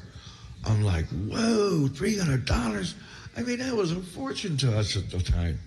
And and he also bought a room. So we had a room to go to. I said, well, Yana, let's get something to eat. So we go to the cafeteria. It was cool. We get in there, and I look down on the floor, and there's a wad of money there. I just walk right up, boom, snatch it up. It's $45. I'm like, hell yeah. And so that paid for our lunch plus more. Oh, man. And we had $300 in our pocket. We got satisfied. We were feeling good, And I looked around, and I really didn't want to gamble, I just don't like gambling. And they didn't have slot machines. Yana liked the slot machines. So I went back, and I saw Sonny, and I said, yeah, man, what do you want us to do, man? He said, man, you know what? If you don't know how to gamble, you go over to the Keno boards, and you look for the Oriental guys, and you just back their play up. And then throw them a few chips every now and then. Them guys know what they're doing. And I couldn't quite get the grasp of Keno, but there's a lot of numbers, and you make a pick selection, and if your number comes up, it pays off. And so we did that a little bit, but we didn't really make much. Pretty much everything we made, we just gave it up because we were satisfied with the $300 we had, and I wasn't dipping into it. That was the deal. Yana wanted to keep gambling and raise the bet and all that. I said, no, the $300 stays here. We'll gamble with the small change, and that's period. That's it, because we are not going to be without any money. And so we did that for a while, and I said, well, let's go back to the room. Well, once we got back to the room, we hadn't had a room in a long time. Man, we got so busy up there. Nobody coming, nobody banging on the door, nobody knowing we were there. Man, we had a great time. We had cable TV, we had clean sheets. Man, it was sweet. And it's about midnight or so. Sonny come in, and he's drunk as a skunk. And he lays down on the bed, and when he does, he had this fistful of $100 bills, and whoa, it just spread out like a deck of cards across the bedspread. And I looked over, I went, oh my God. And I looked at Yana, and I mean, there was thousands and thousands of dollars here. I said, Yana, cover that up. I don't even want to see it. And so we just threw the bedspread over him and the money. I didn't even want to see it. And the next day, he wakes up and he goes, what's all this money here? I said, I have no idea, man. You earned that last night. He said, well, hell, let's go back home. And so he was living with his mother in Upland, California. And apparently they were well-to-do people. They had a lot of money. They had a split little home there with a pool in the backyard. And as we were driving up there, I talked to him, and he said, yeah, the pool in the back is messed up. It's no, I don't know what we're going to do. You're going to have to call somebody. I said, man, I know how to fix pools. For the most part, I can pretty much do anything. I said, let me take a look at it. So we get up there, and this is a beautiful house. And I get back there, and there's no water flowing through there. The pipes seem to be all plugged up. So I start checking around, and it turns out that he had a whole bunch of bugs that had gotten into the filter system, and I had to blow them out. So I put the hose around the pipes, and I put a rag there, stuffed it in, turned the water pressure on full blast, and then just put some sticks to hold it in place and let the pressure just sit on it for about 3 hours. And boom, you could hear it when it popped, and it blew that all out. So then it was just a matter of cleaning the pool and shocking it and brushing it down and getting it ready. So we had the pool going, but he starts wanting to go drinking. And so, my old lady, Yana, she's good for that. They want to drink, they're drinking and drinking, we're all drinking. And all of a sudden, he plumps up like a big plum. It's like, man, how could he inflate like that? He's just huge. His whole belly got huge. And I didn't understand it. It was like, wow. And then his mother comes home, Judy. Judy Wise shows up, and she is freaking out. She said, who got this booze for Sonny? Sonny's got liver problems. He's going to die now. What have you done to my son? And And it's like, man, we had no idea. Sonny didn't tell us he had liver problems. We had no idea we were endangering his life. He's a grown man. He knew he shouldn't be drinking. And Judy didn't want to hear it. You ain't staying here. You scumbags from some park somewhere. You're getting out of here now. Move it. Get out. And so she kicked us out. And we're walking down the road, and kind of, wow, we got to find our way back to Elsinore. I don't even know what we're going to do. We're a long way from home. And we have no car. We have nothing. We're walking down the main drag. I looked over at her hand. I go, what is that on your hand? She goes, oh, it's a ring. Sonny gave it to me. A ring? What do you mean a ring? Let me see that ring. And it was gold in Black Hills gold. A beautiful ring, but it was all gold. And I said, no.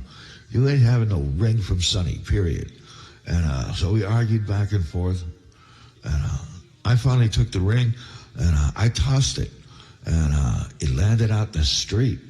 And we're both standing there on the curb watching cars go by. Whoa, and they're missing the ring. Whoa, till finally one of them, blam, hits the ring and completely flattens it. Boom. Oh, my God, she freaks out, and I know I'm in trouble. Uh-oh, I just destroyed something of great value. That's not a good thing. And so I picked the ring up. It was totally flat. I said, baby girl, I can fix it. I can fix it. And she didn't want to hear it. No, she don't want to. I said, well, we're going to have to go to a bar. The only way I can fix it is in a bar. She said, oh, okay. So we get to the bar, and I take the ring, and I spread it apart with what I can get, and I get it somewhat opened up, and I put it onto a pool cue at the small end, and I start tapping it with a cue ball, and then I move it down as it gets larger and larger down the cue stick. I can get it more and more round, and I worked that thing while we were drinking, and I worked it and worked it till I got that ring perfect. And I said, there you go, baby. It's all fixed. I just don't want you to wear it. Yeah, and she said, okay. So she put it in her pocket,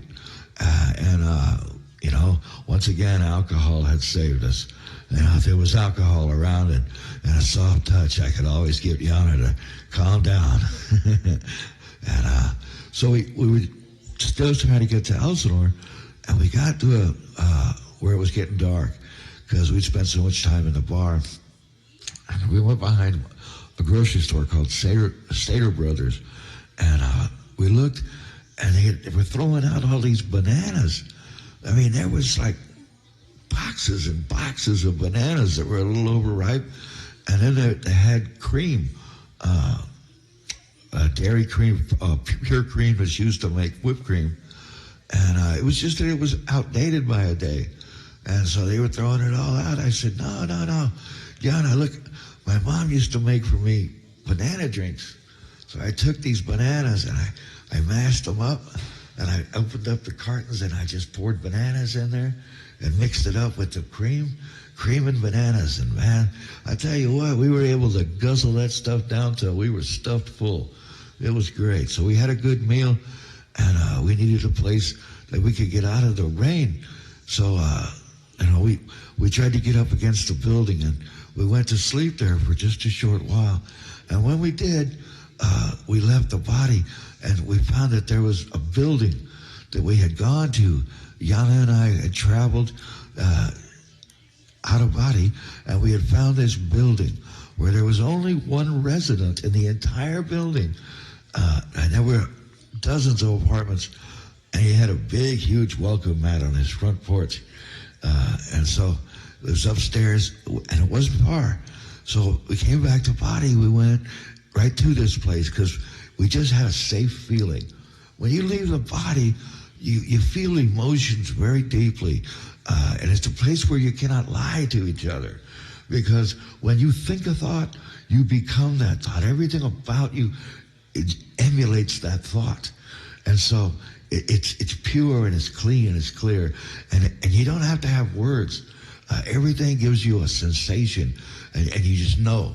When you want to communicate, you just transfer thoughts.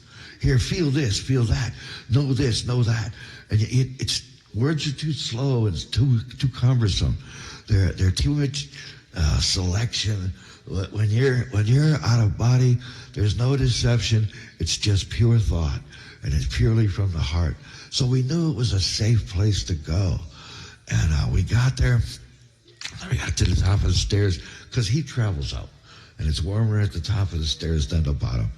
And we get up to the guy's porch, and we wrapped ourselves up with the welcome blanket that was on his front porch, and we stayed warm through the night there, and it was great. We had a good time, just being together. If we were together, no matter what was going on, no matter what the circumstances, we were delighted with life. We couldn't see anything bad. It didn't exist. We weren't going to let it in our minds or in our hearts because it was so full of love. It was so full of beauty and purity. And I knew I had my woman, and she gave me so much life. And she knew she could count on me. I gave her security. And we were unstoppable together. Well, we finally got on a bus, and we made it back to Elsinore. Well, somebody had told us that we could get a really good deal on some meth up in Arlington, and they had it all set up with HA, the red and white. So, okay, cool. So we get up there and we get this deal going, and everything was looking good. But we got out of there, and sure enough, we got noticed that there was warrants for our arrest that they were trying to find us. They were hunting us down in Lake Elsinore. So we didn't know where we were going to go, and we were homeless.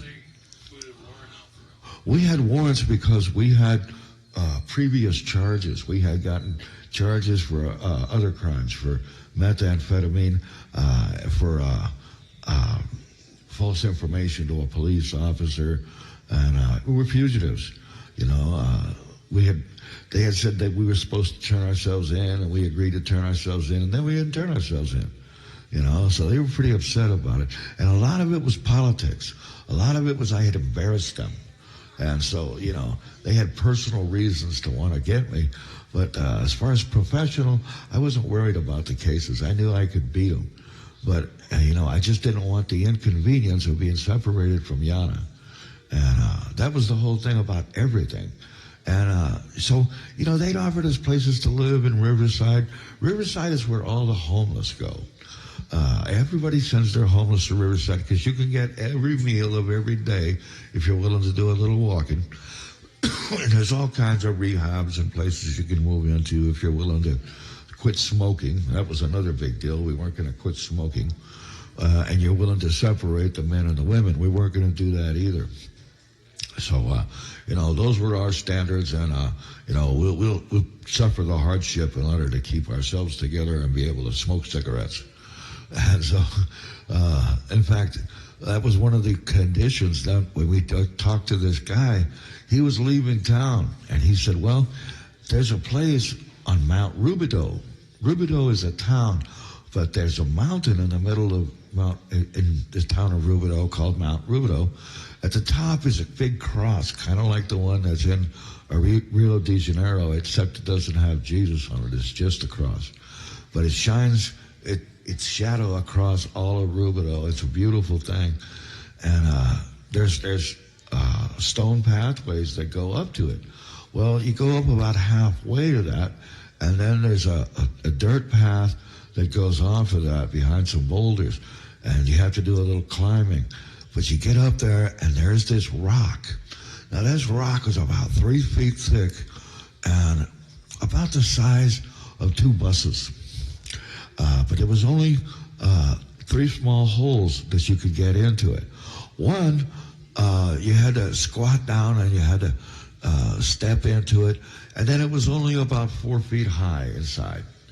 But, man, it was great because the other hole was like an emergency exit, and the little hole was where smoke could go out, so we could start a fire down there, and the smoke wouldn't be trapped in there with us, and being halfway up the mountain, nobody would ever see it. You know, it was behind all the boulders, so it was a great place to be. And so Yana, she adopted it right away. She was such a trooper, and we went looking, and in the trash, people were throwing away these curtains that were lined with rubber on one side and fabric on the other. So she went ahead and she grabbed these and put those down, Riverside down, and that gave us a barrier from the dirt and the earth down below. And then we got a hold of some old sleeping bags and washed them out in the river, and then let them dry in the sun. And those became our bedding. And we brought jugs of water up there. Just around the corner from the mountain was this little farmland, and they had some houses nearby there, but the guy had a lot of trees. And so, because, you know, when you're with a woman and you want to have sex, you guys stay clean. And you don't want to be stinking, you know. And so what we would do, we would go to the houses when it was trash day, and we would get the trash out of the cans, turn the bag upside down, dump the trash into the can, and keep the bag. Now, the bag was clean inside, and it had filth and junk on the outside. We could rinse it off with the hose. Then we'd fill the bag with water, and we'd hang it in a tree, preferably black bags. And the black bags would sit in the sun all day, and they would get warm. And then at night, you couldn't see them. we could go back to the bag that's hanging there, poke a hole in one of the corners, and it was our shower. And you could get 2 showers out of every bag.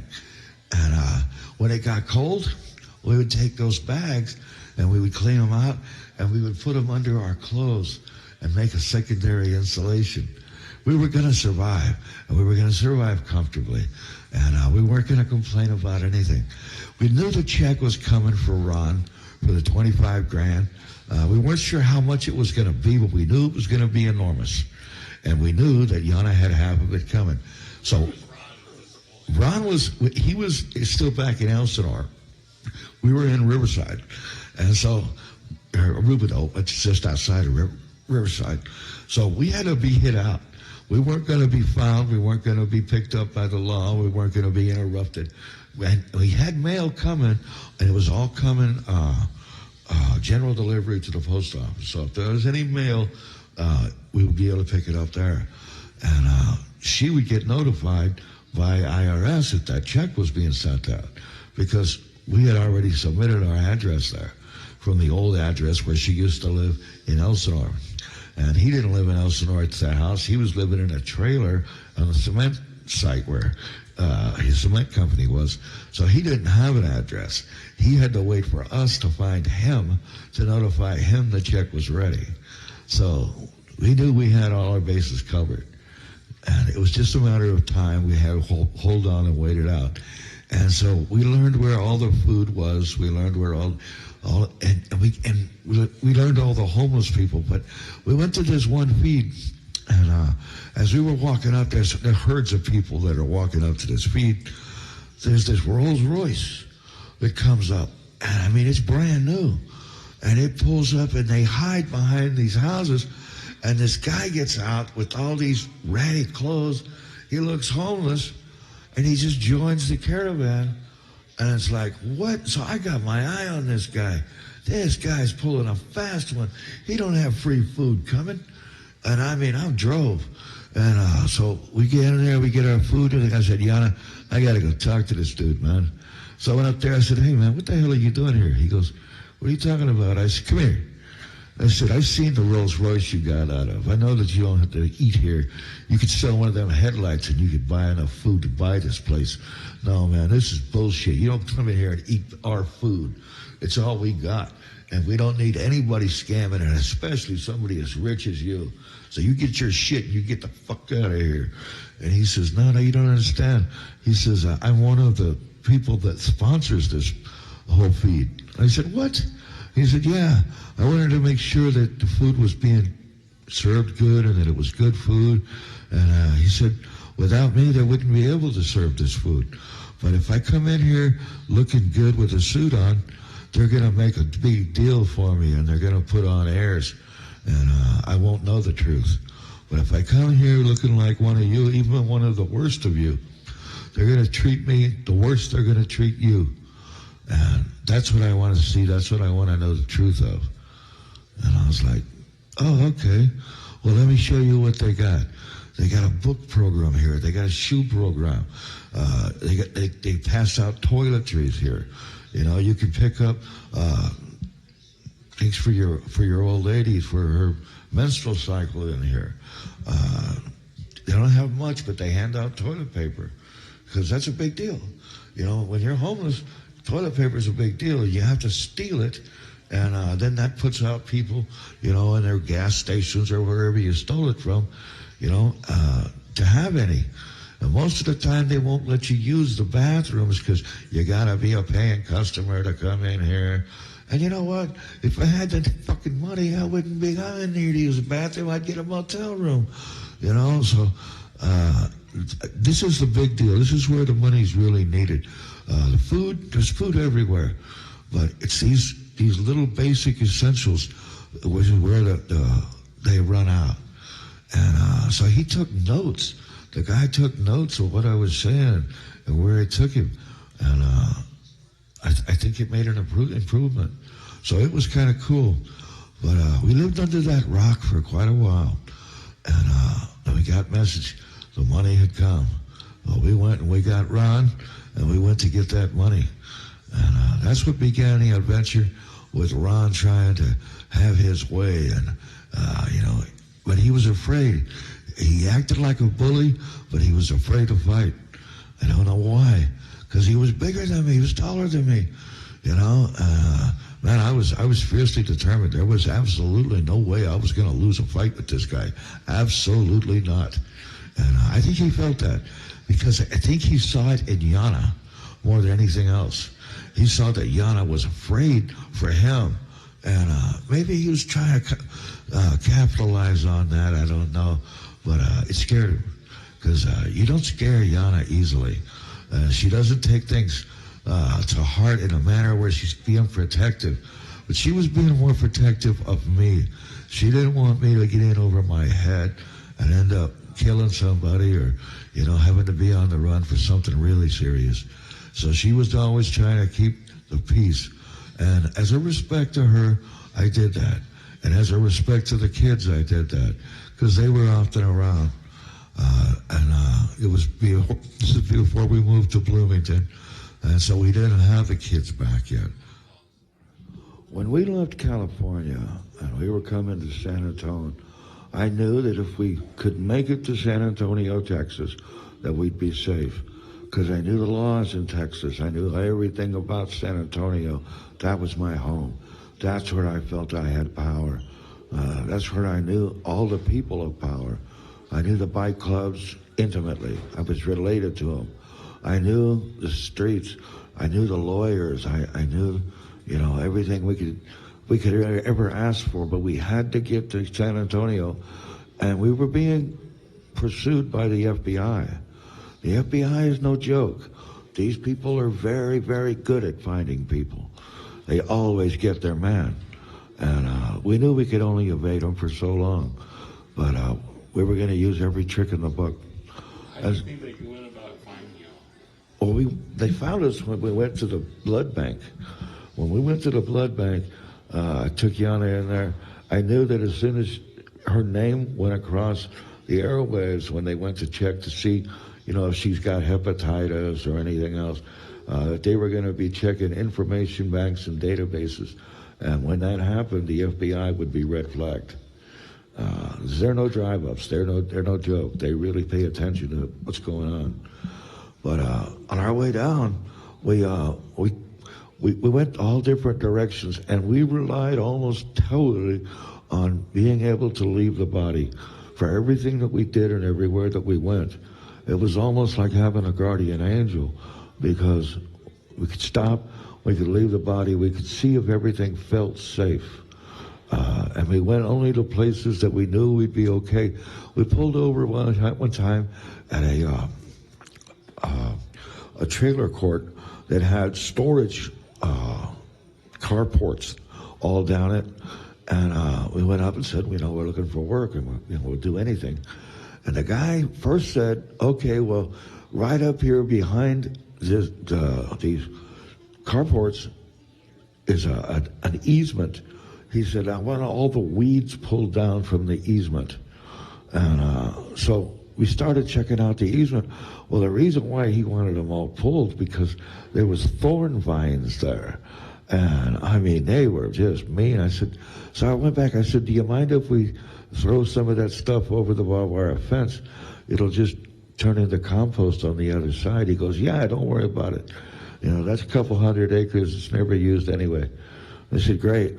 So what I was doing is taking the parts that were non-thorny veins, pulling that up first, and then wrapping that around the thorny veins so I could get a good grip and a safe one, and yank these puppies out. And I was taking the big parts out. Yana came behind me, taking the little parts and cleaning it up, making it nice. And we just moved along like a machine underneath there. And we got that completely pulled up. The guy was amazed. He couldn't believe it. So he had us doing all kinds of things around there.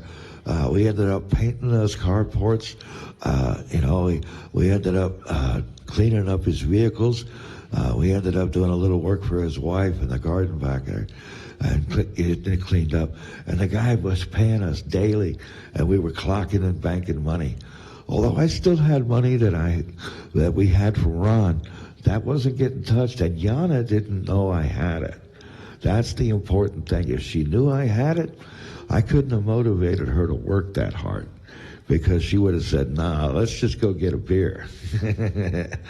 So, some of the things I had to keep from Yana, for her own good, for our own good. What's the first thing you kept from Yana? Well, cash was about the only thing, but it was only a temporary keep away. I would always bring out every penny of it eventually. Did you ever hold out on some dope? There was a couple of times that when she was pregnant, that I knew that, you know what, this is too much dope for her to be shooting up if we split it in half with that baby. And so I always fixed up the doses.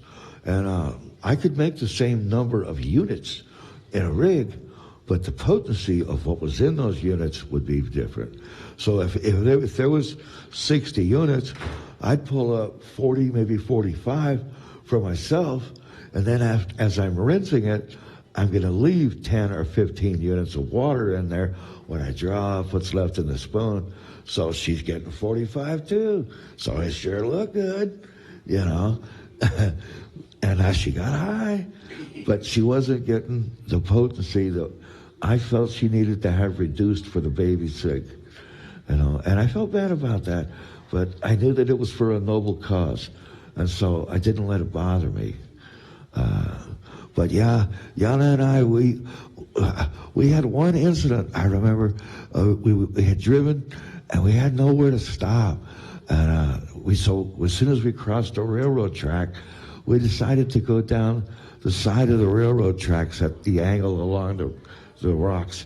It wasn't a road, per se, and as long as we got far enough away from the actual rail itself, a moving train wouldn't hit our car. So we went up a little ways, and then we pulled it away from the track, and this is where we were going to sit. And we started to fall asleep, and all of a sudden, I wake up, and I'm just startled. And Yana wakes up, and she says, oh, my God, we can't stay here. I said, I don't like it here either. She says, I'm afraid somebody's going to get us. Somebody's going to come. I said, yeah, a bald-headed guy coming from this direction with like an axe or something. She said, yeah, that's the guy. I said, I pulled it out of there. I don't know if there was a bald-headed guy with an axe or not, but we both had a very, very strong feeling of it. And we hadn't quite left the body yet, but she and I had becoming so entwined with each other that we could think for each other. We could feel each other's thoughts, and we were so connected. And you know what? If both of us felt the same thing, especially when I had envisioned the same thing that she had envisioned, nothing on this planet could tell me that's not going to happen. We are going to follow our instincts and get the hell out of here. I didn't have a gun. I'd gotten rid of my gun at that point. I had some fake guns. It was actually a barrel that was cut off from a gun that I could put out the window and make it look like it was a gun. And I had some knives and some nunchucks. I could put up a hand-to-hand combat, but as far as armed combat, all I could do was bluff.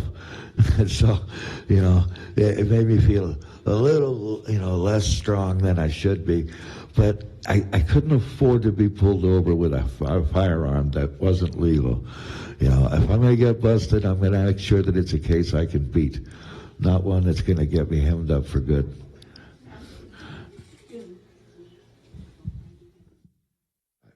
Okay, well, Ron was somebody that Yana could easily manipulate, and he seemed to be intimidated by me because a lot of the times Ron would think that he had a means of being able to extrapolate power from out on the streets.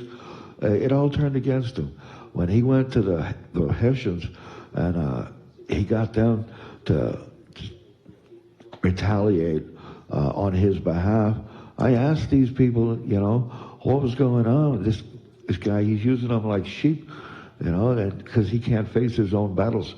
And I'm just here to take away his wife, and that's it.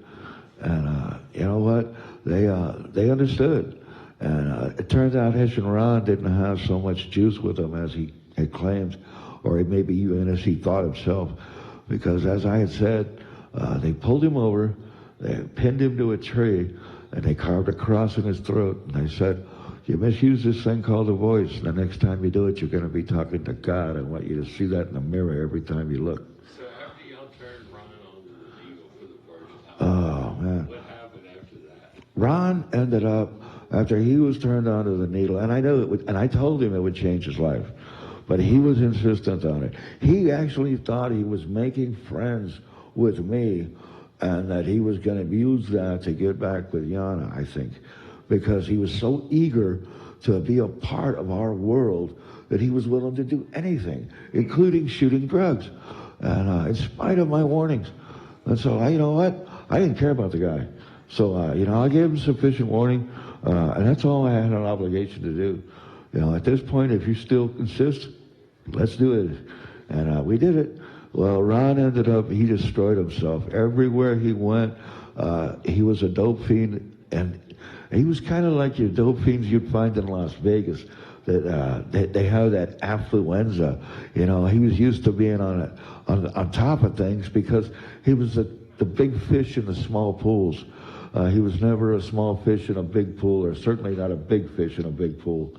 So Ron, he put himself in situations that he could not handle, that he thought he could, and he had to learn hard, rough lessons because he tried to follow my steps, and he wasn't about to do that. I had a lifetime of learning, and I had people that I had known for my life, and I had been educated in the ways of the bike clubs and whatnot, in ways that he was too old to learn, and nobody would take the time to teach him at his age.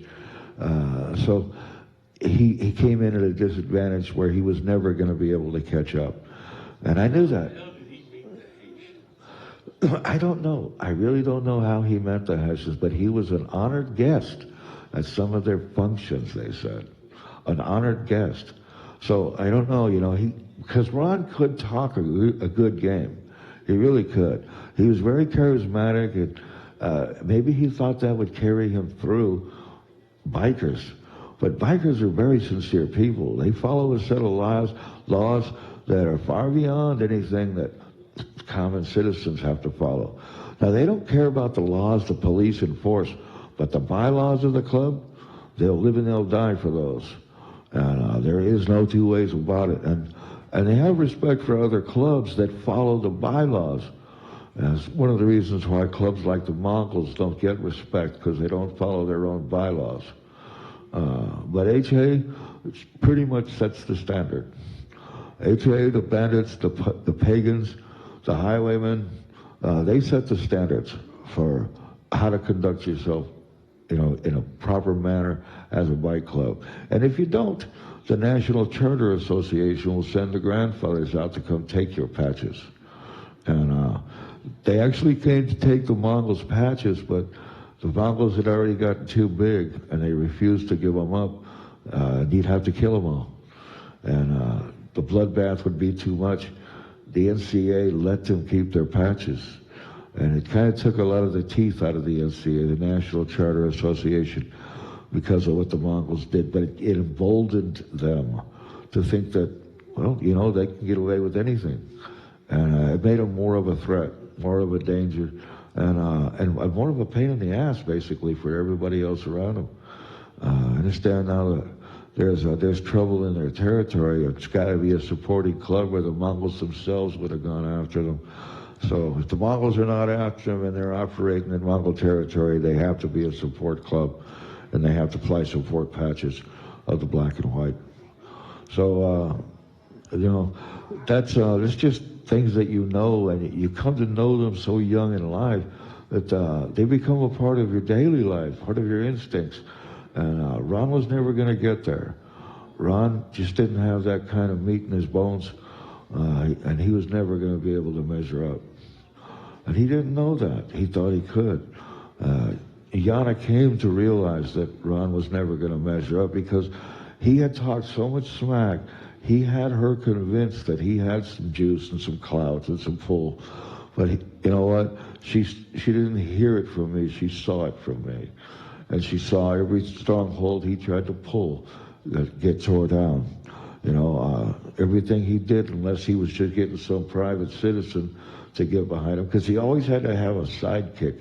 It was like somebody always had to, be with him to give him security, to feed his ego. I don't know, I guess, he just couldn't face anything alone.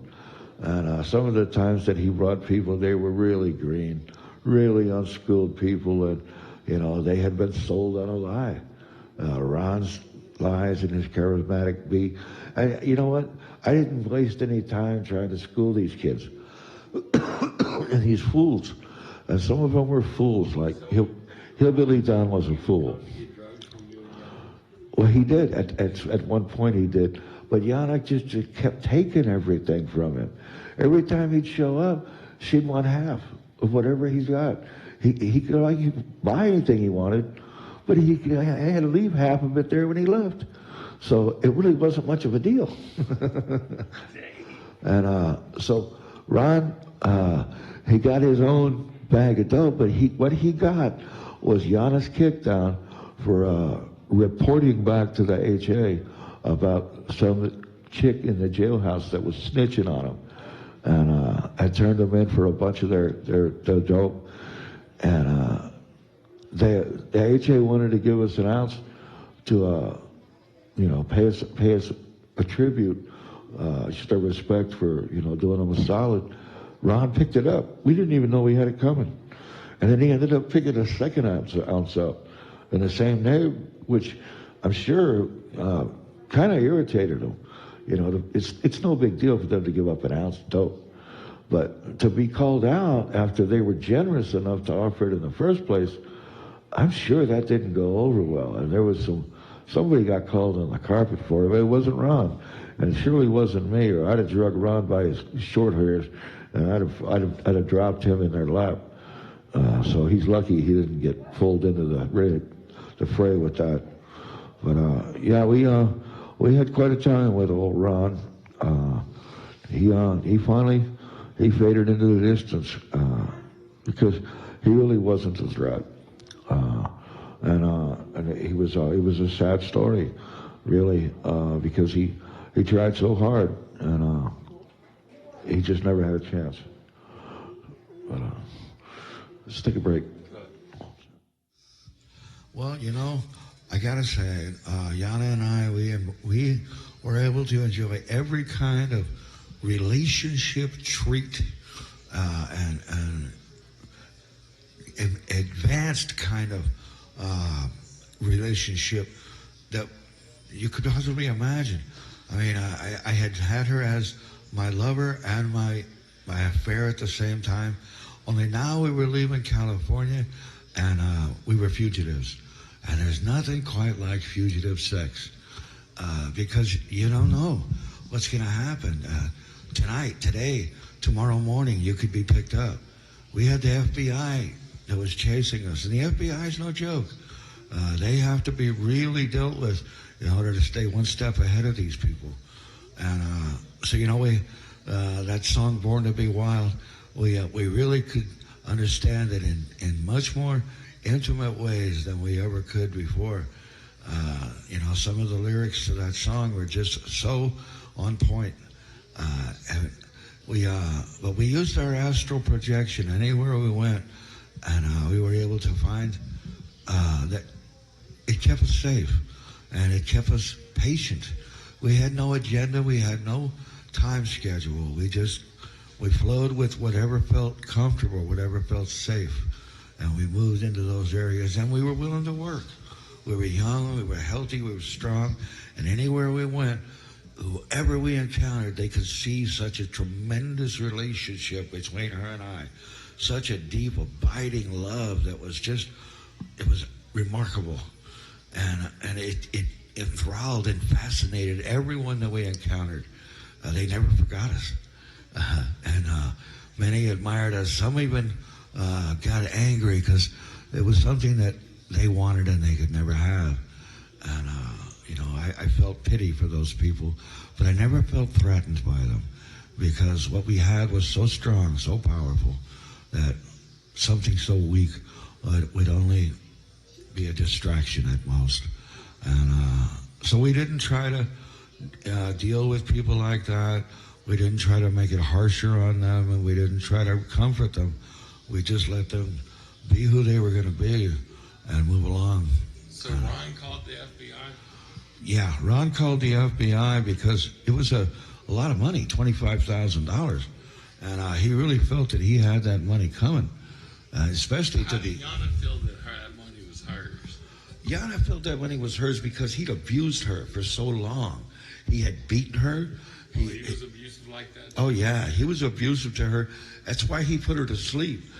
He put her into this state of submissiveness where she agreed with everything. She had no opinion. She didn't try to express herself. She didn't do anything to rock the boat because Ron was so harsh on her, so possessive, you know. And once he had her, that's what he wanted to do. But when he didn't have her and he couldn't touch her, man, he was willing to do anything except face me. So, you know, Ron, he tried to enlist help from everybody. He tried to enlist help from his little henchmen that he would bring along. He tried to enlist help from the bikers, you know, and of course he tried to enlist help from the FBI. And the FBI had assured him that, oh, yeah, this is a serious matter. You know, this is taking IRS money and blah, blah, blah, blah. Well, he didn't know that I know the law a little bit better than he did. And I knew that once we got to San Antonio, we could make it a civil matter and that they wouldn't be able to touch us. As long as she and I could hold our mud, the FBI would depend on being able to separate us and get one of us to crack on the other. And that's the way they do business. They got a 97% rate because 97% of the time they get somebody to piss down their leg. I knew for absolutely certain that Yana could not ever be broken. I had absolute assurance of that. I had seen her and tested her in every kind of environment, in many environments that were much more dangerous. You know, one time we were outside of Lake Elsinore, and there was an opportunity that we had to be able to take care of some of our business and pick up. And we had to deal with some people that seemed to intimidate everyone. Originally, when I met this guy, he seemed like he was a real weasel. And when we met him, he had a vehicle that had bullet holes in the back of the car. And so first thing I'm thinking is, this guy's a lame, you know. If somebody's shooting at him, they're probably still after him. They haven't got him yet, you know. And this guy was Jimmy. He was just somebody that was considered a badass. And everybody was a little nervous about the guy. And I'd heard of the name many times, Jimmy Cannon. And, you know, but I had never met him. And so this guy, and all I knew about him at that time was that guy's name was Jimmy, and we went to go make a deal, and it didn't fly right, you know, and I had to tell the guy, you know what, you're pissing the people off here. I'm telling you right, if you want to get back to your car, you want me to take you there, you get in now, we're leaving. I'm not playing with these people. I don't know who they are. I don't know who you are, but you know what, I'm about ready to beat your ass myself. And so the guy jumps in, we take him back to his car, and he says, hey, before you go, why don't you come by my house? Your house. You got a house? Yeah. I said, all right. So we get up there to the house. And all of a sudden when we get there, everything changes. The people, and they just cow down to this guy like, you know, he's God or something. And we get in there, and I'm just kind of confused. I'm like, what's going on? And we sit down.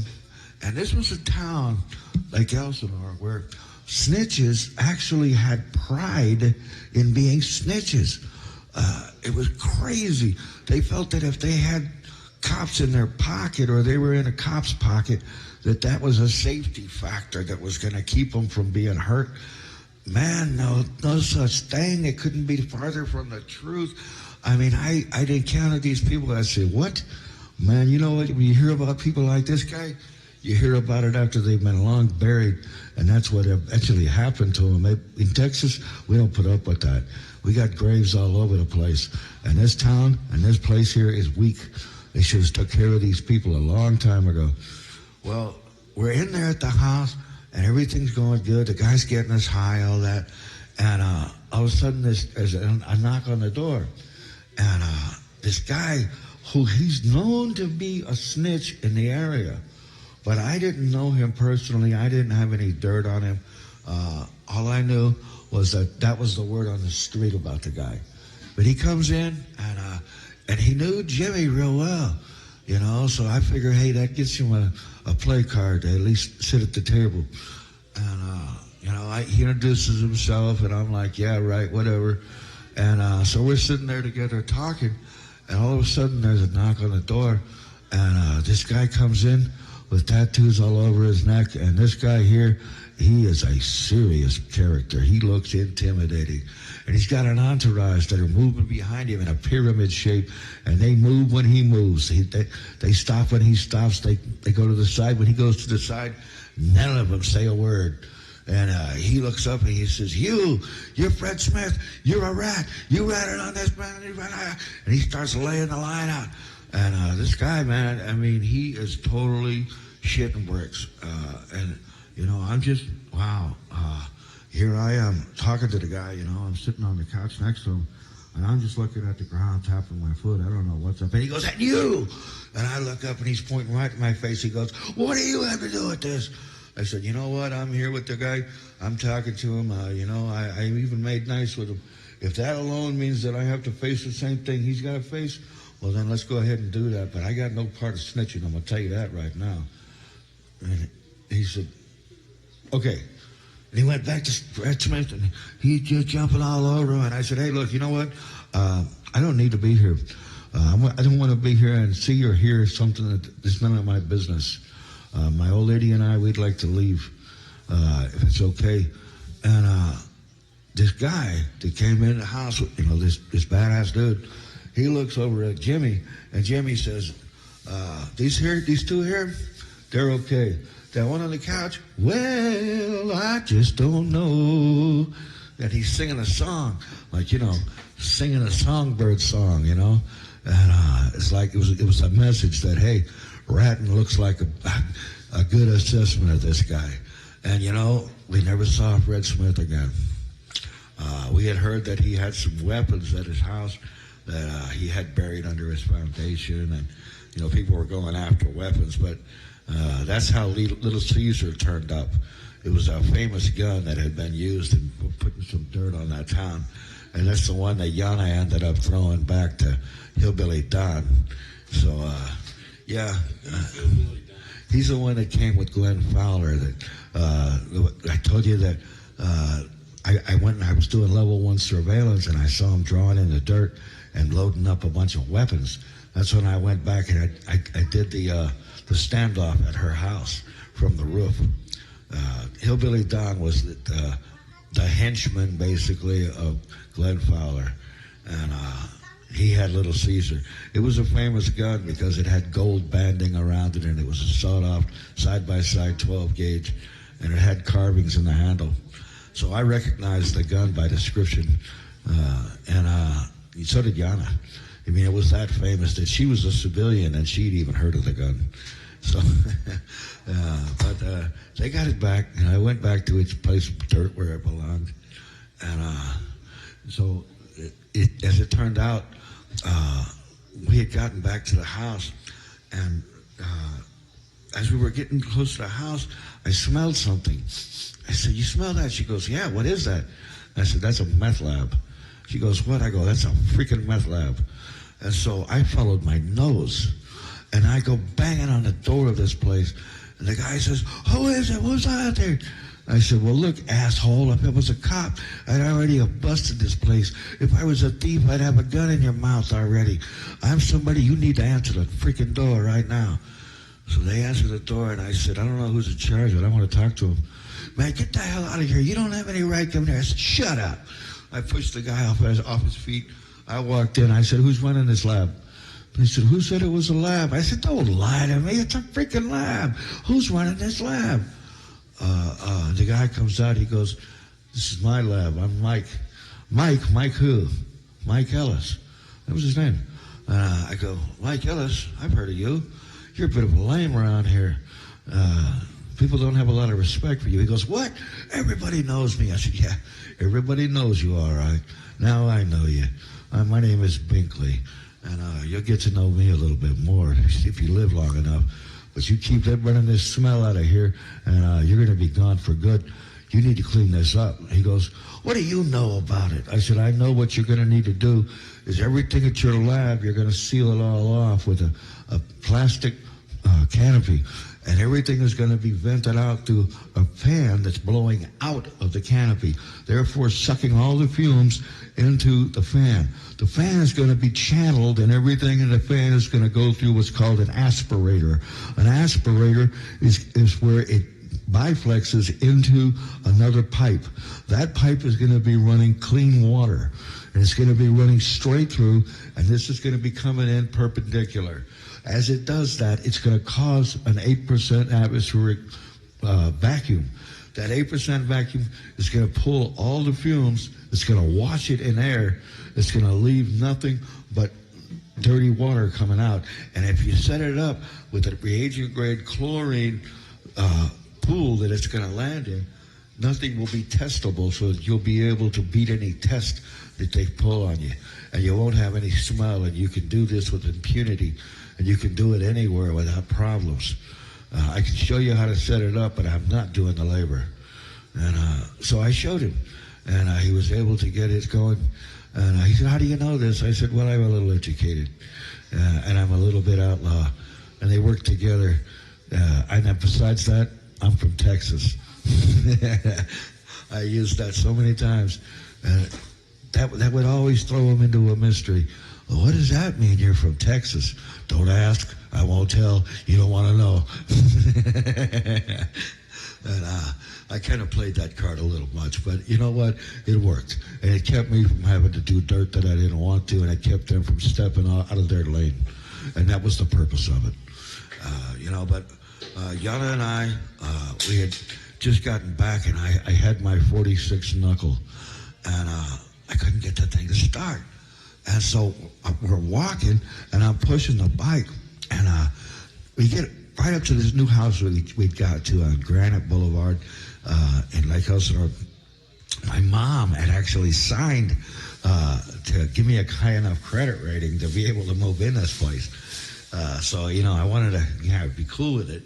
But as we're walking up, this guy jumps out of the weeds, and he's got a gun, and he's hopping around like a rabbit.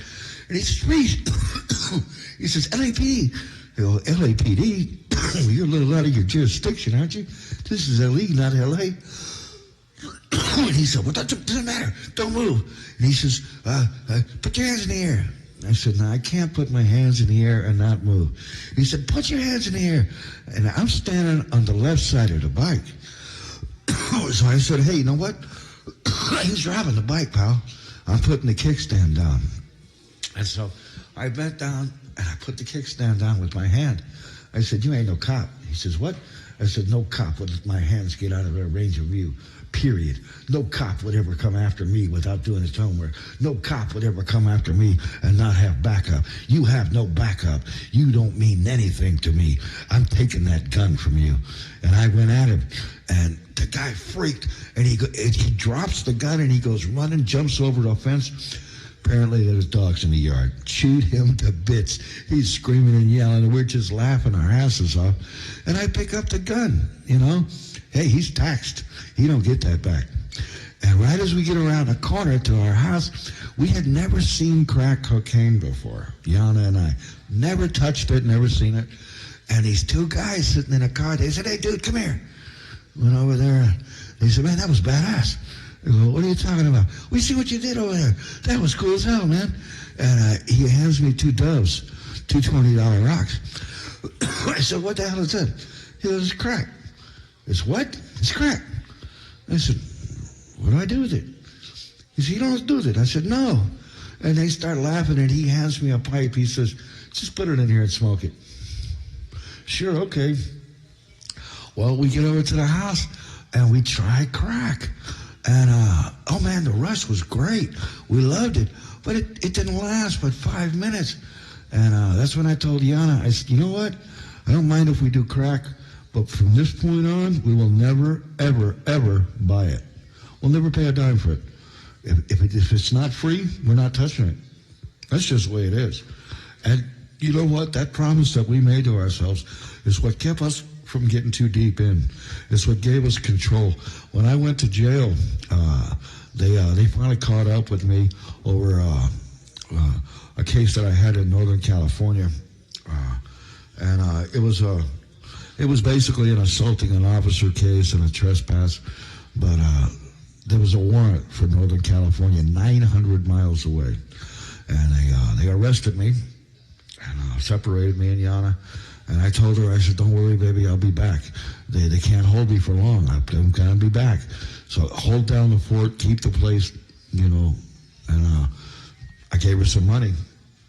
And they took me, and it was a mess. I mean, we stopped at Vacaville, which is a mental health hospital, and it looks like something from the Dark Ages castles. The place got huge stone walls, and we spent the night there at Vacaville. We moved on from there, and they were feeding us good. I mean, they were feeding us at restaurants and stuff. We stopped by Folsom, Quentin. We had to pick up people all over the place, and we finally got up there to the jailhouse, and we got up there, and they locked me up in there. Everything was going along. I had to be in there for about 60 days until I finally saw a judge and everything was done. They wiped everything out, but the judge said you have to go over to the probation department for a post-trial investigation. And I never heard of such a thing, a post-trial investigation. What are they investigating if the case is dropped? This can't be anything serious. So I go over there, and they make me wait all the way till lunchtime. Nobody sees me. So I come back, and they make me wait all the way till 5 o'clock. Nobody sees me. So now I got to sleep outside. I got nowhere to go, and I'm 900 miles away from my baby girl. So I call her, tell her I've got to stay another night, but I'll be on the road. I'll hitchhike down and get to her. I'll make it. It'll be fine. And the next day I get in there, and I wait all the way till noon. I don't see anybody. I come back after noon. I said, look, I ain't playing no bullshit. You guys are going to have to see me today, period. You know what? I ain't leaving here, and I ain't leaving this building until a cop drags me out in handcuffs or until I'm seen, period. That's just the way it is. And so then they start telling me, well, you need to come back, and you need to see us once a week, and da-da-da. I said, what? I don't live here. You don't seem to understand. I live in Lake Elsinore, and that's where I'm going back to. Well, we suggest you don't do that. We can't force it, but we suggest that. You can suggest all you want, pal. I'm a grown man. I make my own decisions. And I told Yana, I got my phone. I said, Yana, I'm on my way. Screw these people. And you know what? They couldn't come after me, but they had a warrant for me in Northern California. Well, it turns out that Northern and Southern California, they're almost like two different states. I had a suspended license in Southern California. They didn't even know about it in Northern California. They gave me a license, and it was a California license. I had a warrant in Northern California, and Southern California didn't have any idea about it. They wouldn't even touch me on it. And so I was surprised they didn't start switching it over like they do North and South Carolina. It's crazy. California's not that big, but they can't get along with themselves. There's just too much chaos and confusion in that state. But I got back to Yana, and man, she had actually saved every bit of dope that came through that house. She had turned our house into a place where they could use, but it had rules. And the first rule was, you can come in here, we have pipes, we have lighters, we have rigs, we have spoons. But before you touch your own dope, you throw a house kick. The house kick is what you put on this table for the privilege of being able to get high here and be able to enjoy your buzz in a safe place. But when it's done and you're gone, you don't come back here for anything you've left behind.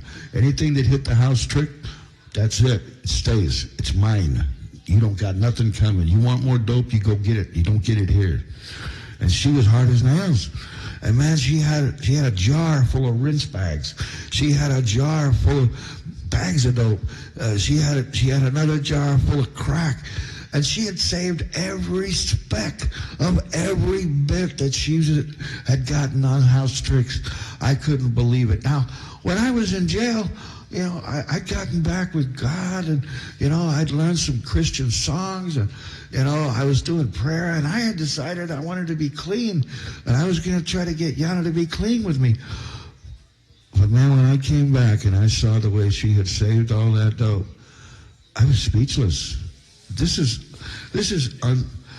unheard of by any dope fiend ever anywhere. I have never seen a dope fiend so loyal to a relationship that they would starve themselves of what they love to be honorable to the relationship. And to her, she was sharing with me treasure. To her, she was sharing to me something that was of great value.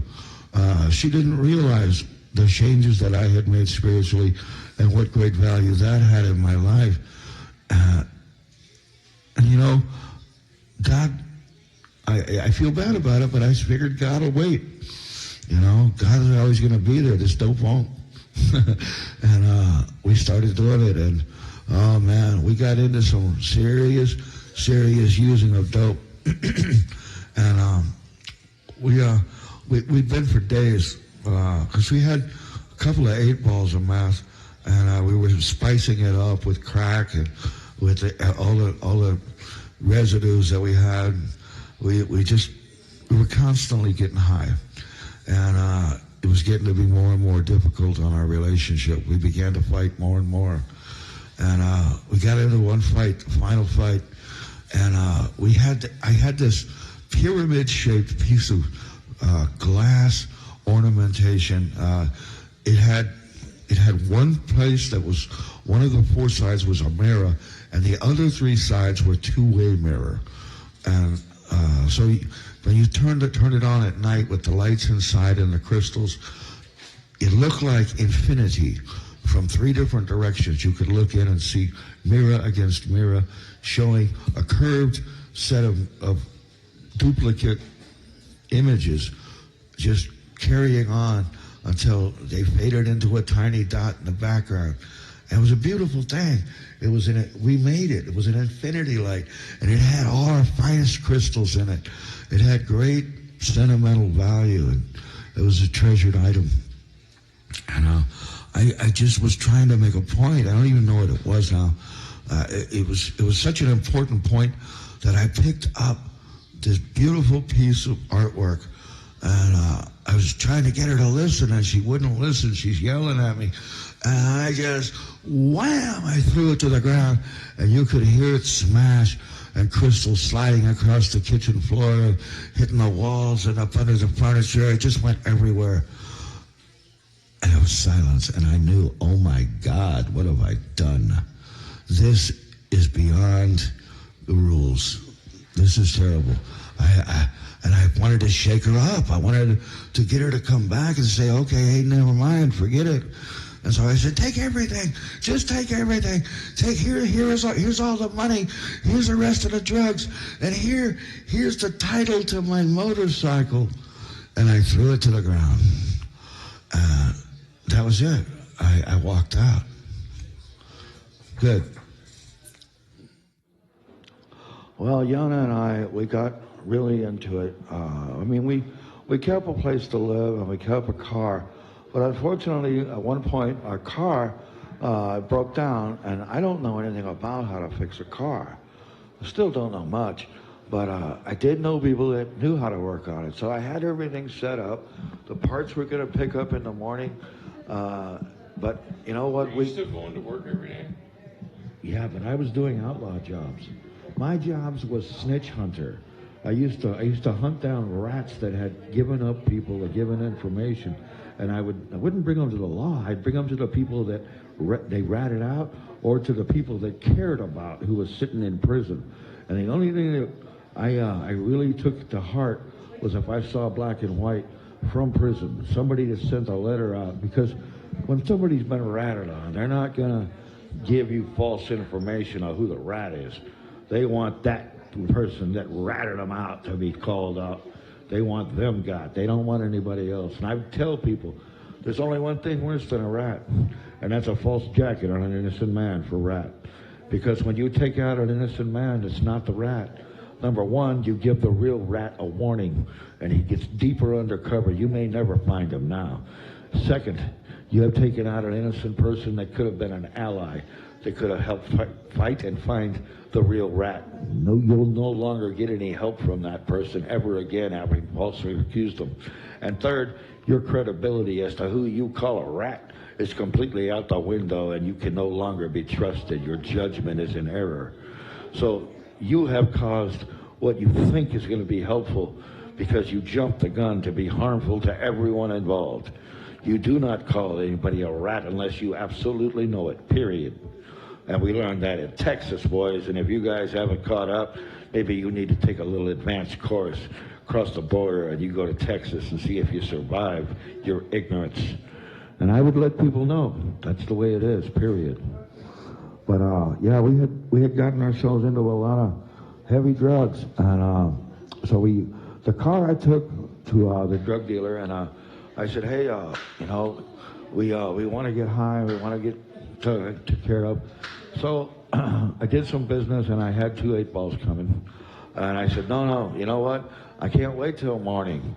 You ain't gonna pick up till morning. I need to get high tonight.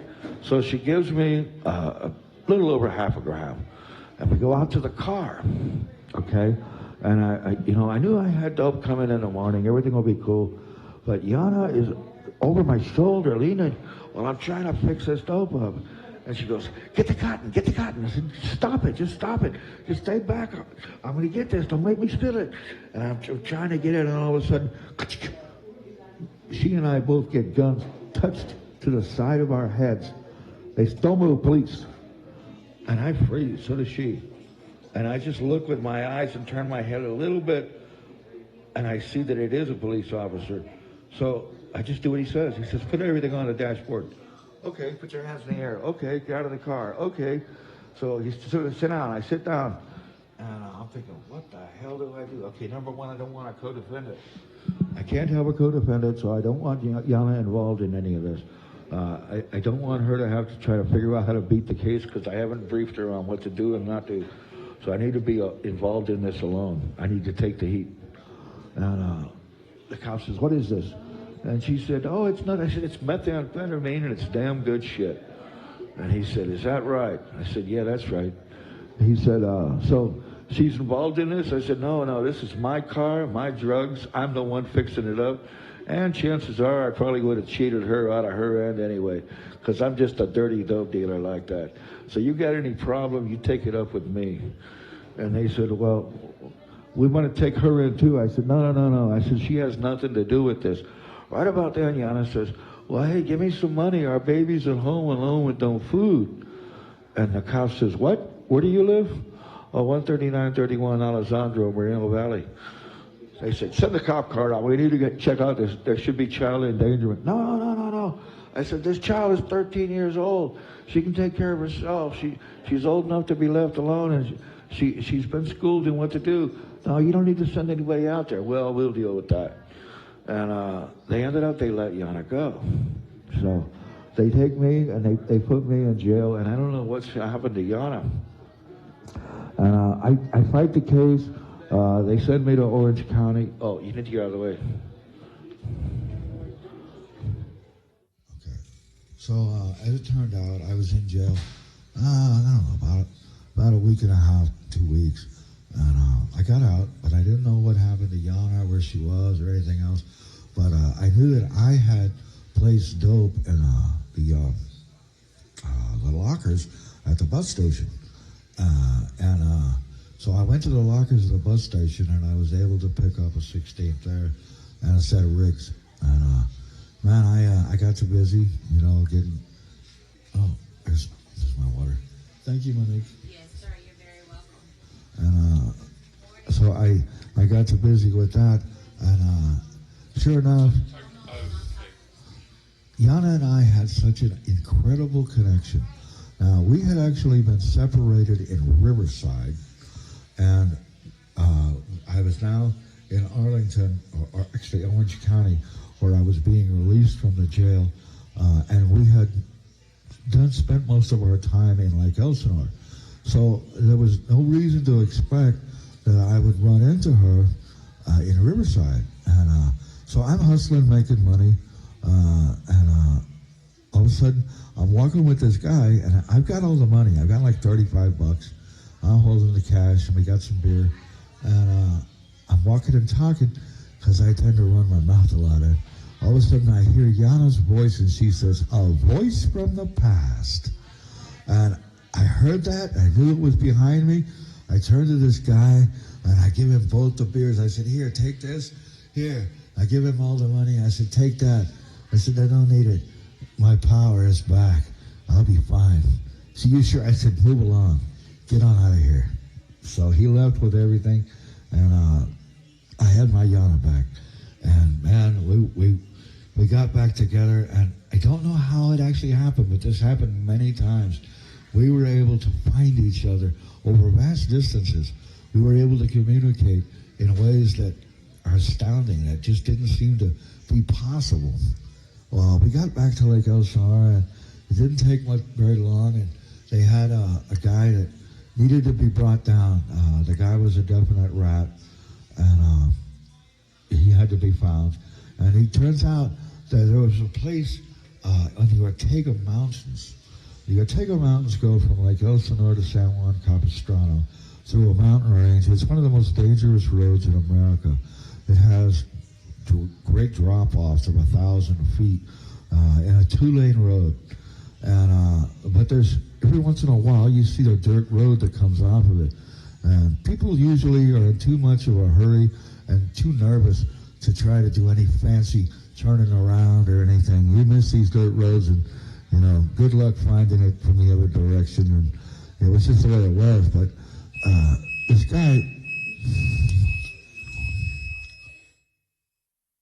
so we ran into this guy, and he knew of where we could find the individual I was hunting, the rat. But he said, but first we had to go to where the guy stayed. Cadillac Hill, he called it. And I didn't question it. Let's go. So I'm driving up Ortega Highway, this dirt road, and then we go around some bends and down into a plateau area between the mountains. And there's this horrible, awful smell. It's like death, but it's like garbage and death combined. It's a putrid smell.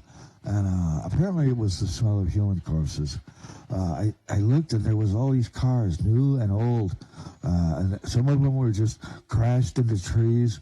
Some of them had just been bumped up against other cars. Some of them were pulled in nice. But there was a whole bunch of cars here.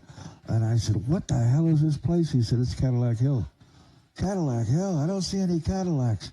And he starts laughing. He goes, "Well, that's what they call it because everybody should have a Cadillac for their last ride."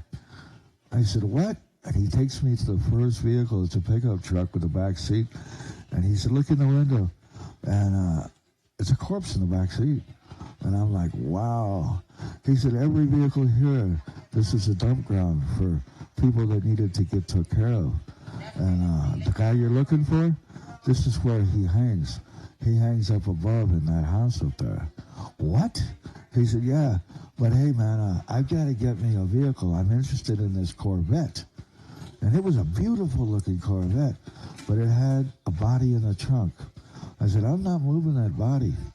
You're going to have to do that yourself." So while he's doing that, I'm just looking around, and I can't believe it.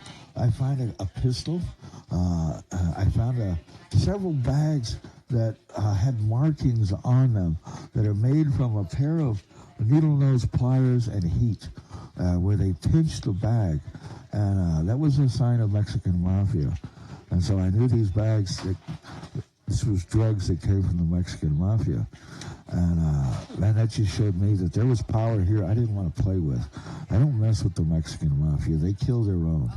They have no respect for somebody outside the family, and they only have limited respect for even their own. No, that kind of loyalty I don't need. not at the kind of costs and the kind of conditions that they play in. So this guy, I said, well, look, you know what? If you want to ride back, man, I'm going to get up there and get this guy, and I'm leaving. He goes, no, man, I'll get this car to start.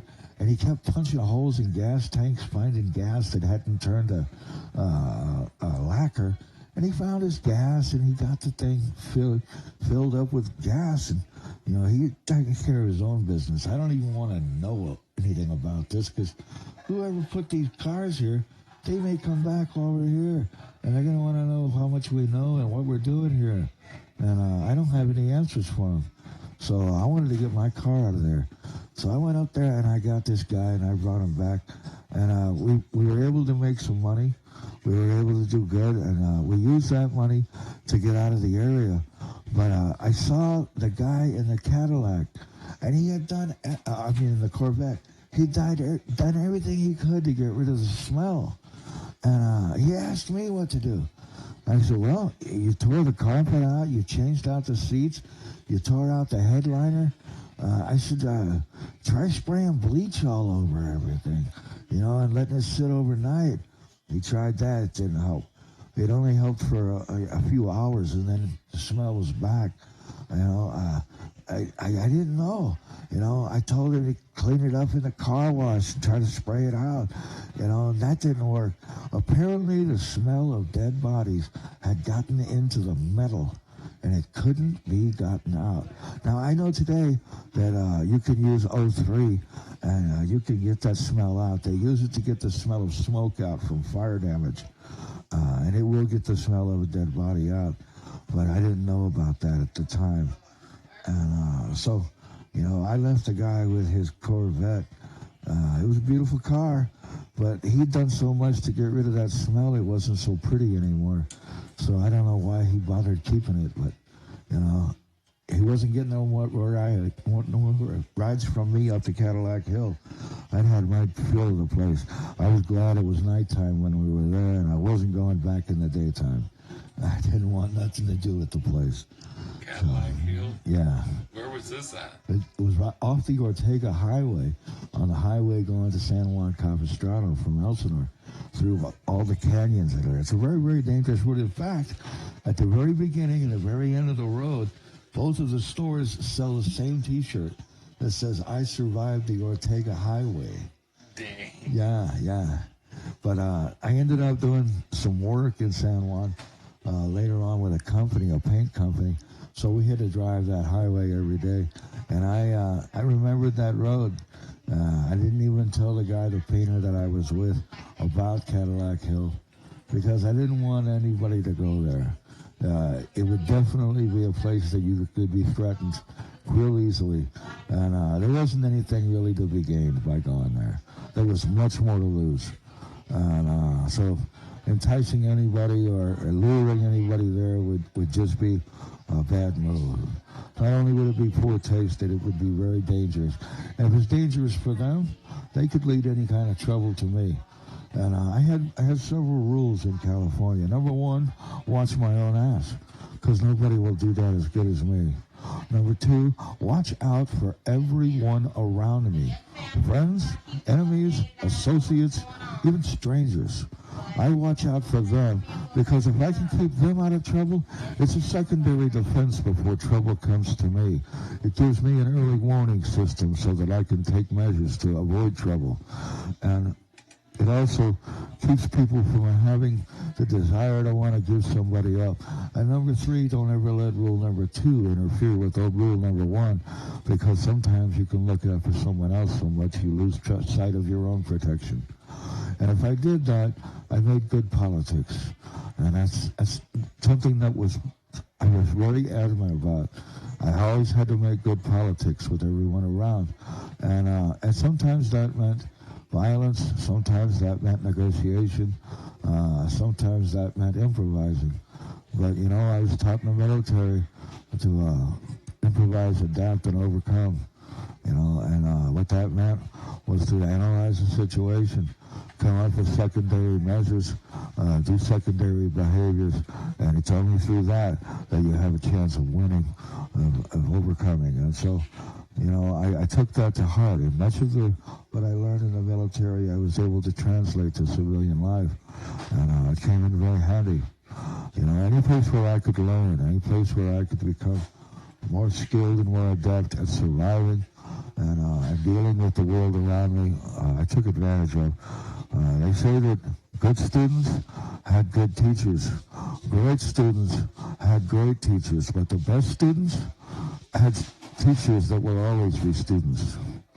And that means to always be teachable, to always be flexible, to never get so cocky and arrogant that you can't be taught anything, and you're not really ready to change. And so, I try not ever to be cocky. I've learned some valuable lessons throughout life. I've learned not to underestimate people, that even a person who's completely wrong and has no strength at all, that is a weak coward, has enough strength to pull a 10-ounce trigger. And so everybody's got a back and everybody sleeps. So, you gotta take everything in a measure. I tend to try to let people underestimate me, because that's a good self-defense measure. If they underestimate me, they may not have their guard fully up. And my best defense is my best offense, but I don't pull out the big guns until they're needed. And no one even knows the big guns exist until they're used. Because you don't pull a gun that you're not ready to use. You don't exercise a measure unless you plan on following through with it. It's unfortunate that has to happen from time to time, and I try to limit that to as much as possible.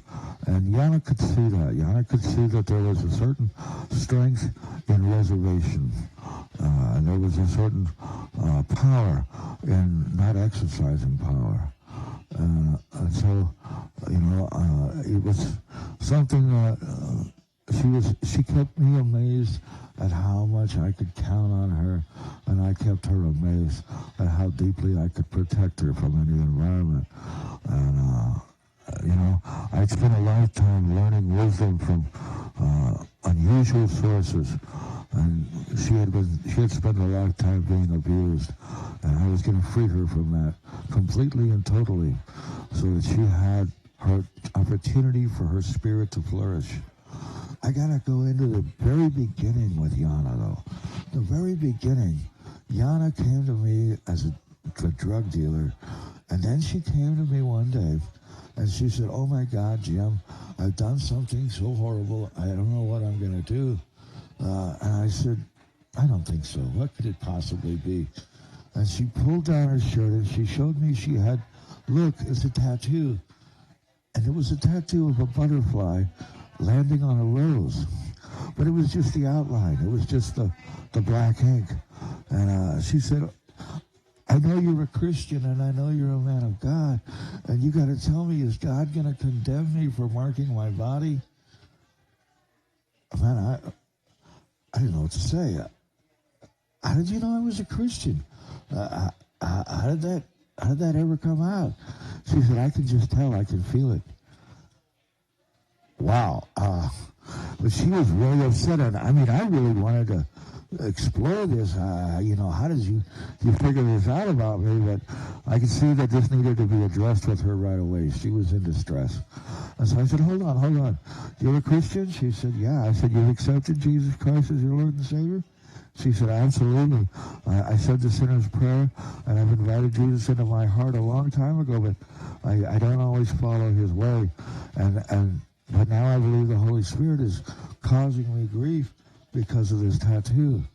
I said, well, if you're a Christian and you believe in the Bible. She said, yeah. I said, I have something very unusual here. It's called the Strong's Exhaustive Concordance of the Bible. And in this book called the Strong's, it's a roadmap to the Bible, to the King James. Every single word that is in the King James, every "the," every "and," every word has been listed in here and where to find it in God's Word.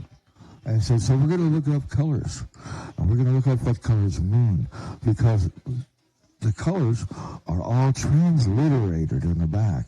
The original Greek, Hebrew, Chaldean, and Aramaic are the languages of the Bible, and these languages that may have meanings that are a little bit more profound than what the translators that translated the King James Version have done. And so we're going to look up in the original Hebrew, Greek, Chaldean, and Aramaic the words that we're looking for, the colors in this case, and what they mean when you transliterate them. And so we did, and we found that red was commonly a color for blood, particularly the blood of Jesus. So I said, okay, the tips of the wings of the butterfly will be red because the butterfly is you, and you are covered under the blood of Jesus. The body of the butterfly is going to be skin tone because flesh is what you are. You have been brought into this world to become flesh for a while so you can be tested before you go to heaven. And you can only be tested in the right way as a child of God under the blood, having accepted Jesus. And in order to do that, you have to live on faith. Well, the butterfly is landing on the rose. And so the rose needs to be yellow because yellow is the color of faith. And so the butterfly is covered in red, landing on a yellow rose. Well, green is the color for new birth and new beginnings. Well, you have been born again.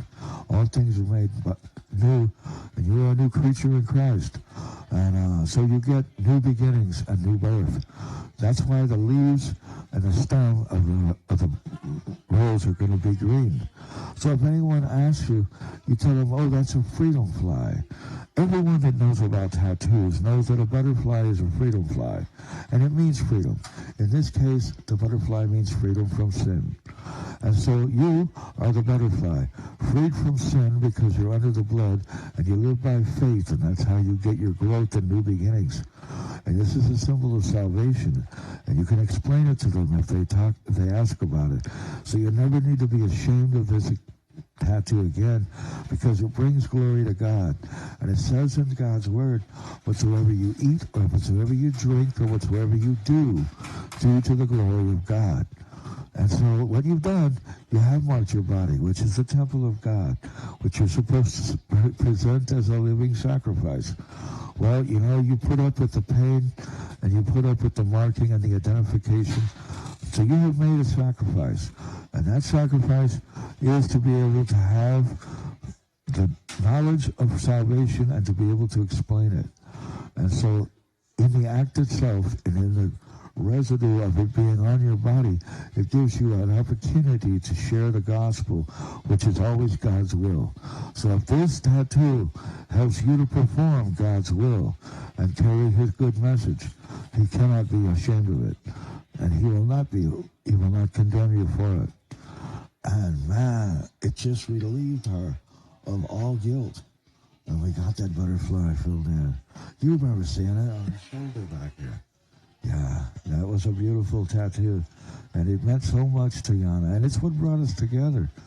And, there were times that we had great distress. And there were songs that we had learned that we would sing together.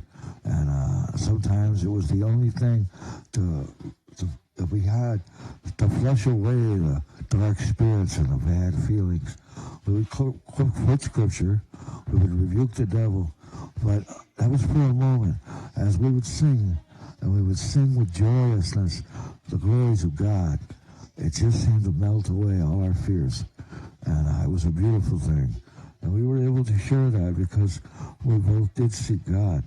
And we sought God through a place of horror and violence and outlaw work. And we were able to step in and step out of that world. We didn't have to let it. And we used to say, don't get any of it on you on the way out. Which meant don't let the influences of that world be carried on to where you are appropriately supposed to be. And so we coined many phrases that I actually heard spoke back to me that I know we made up, and they were ours. And so I just would kind of snicker to myself and thank God that we had shared something that was valuable to someone else, that they felt was important to make a part of their own repertoire.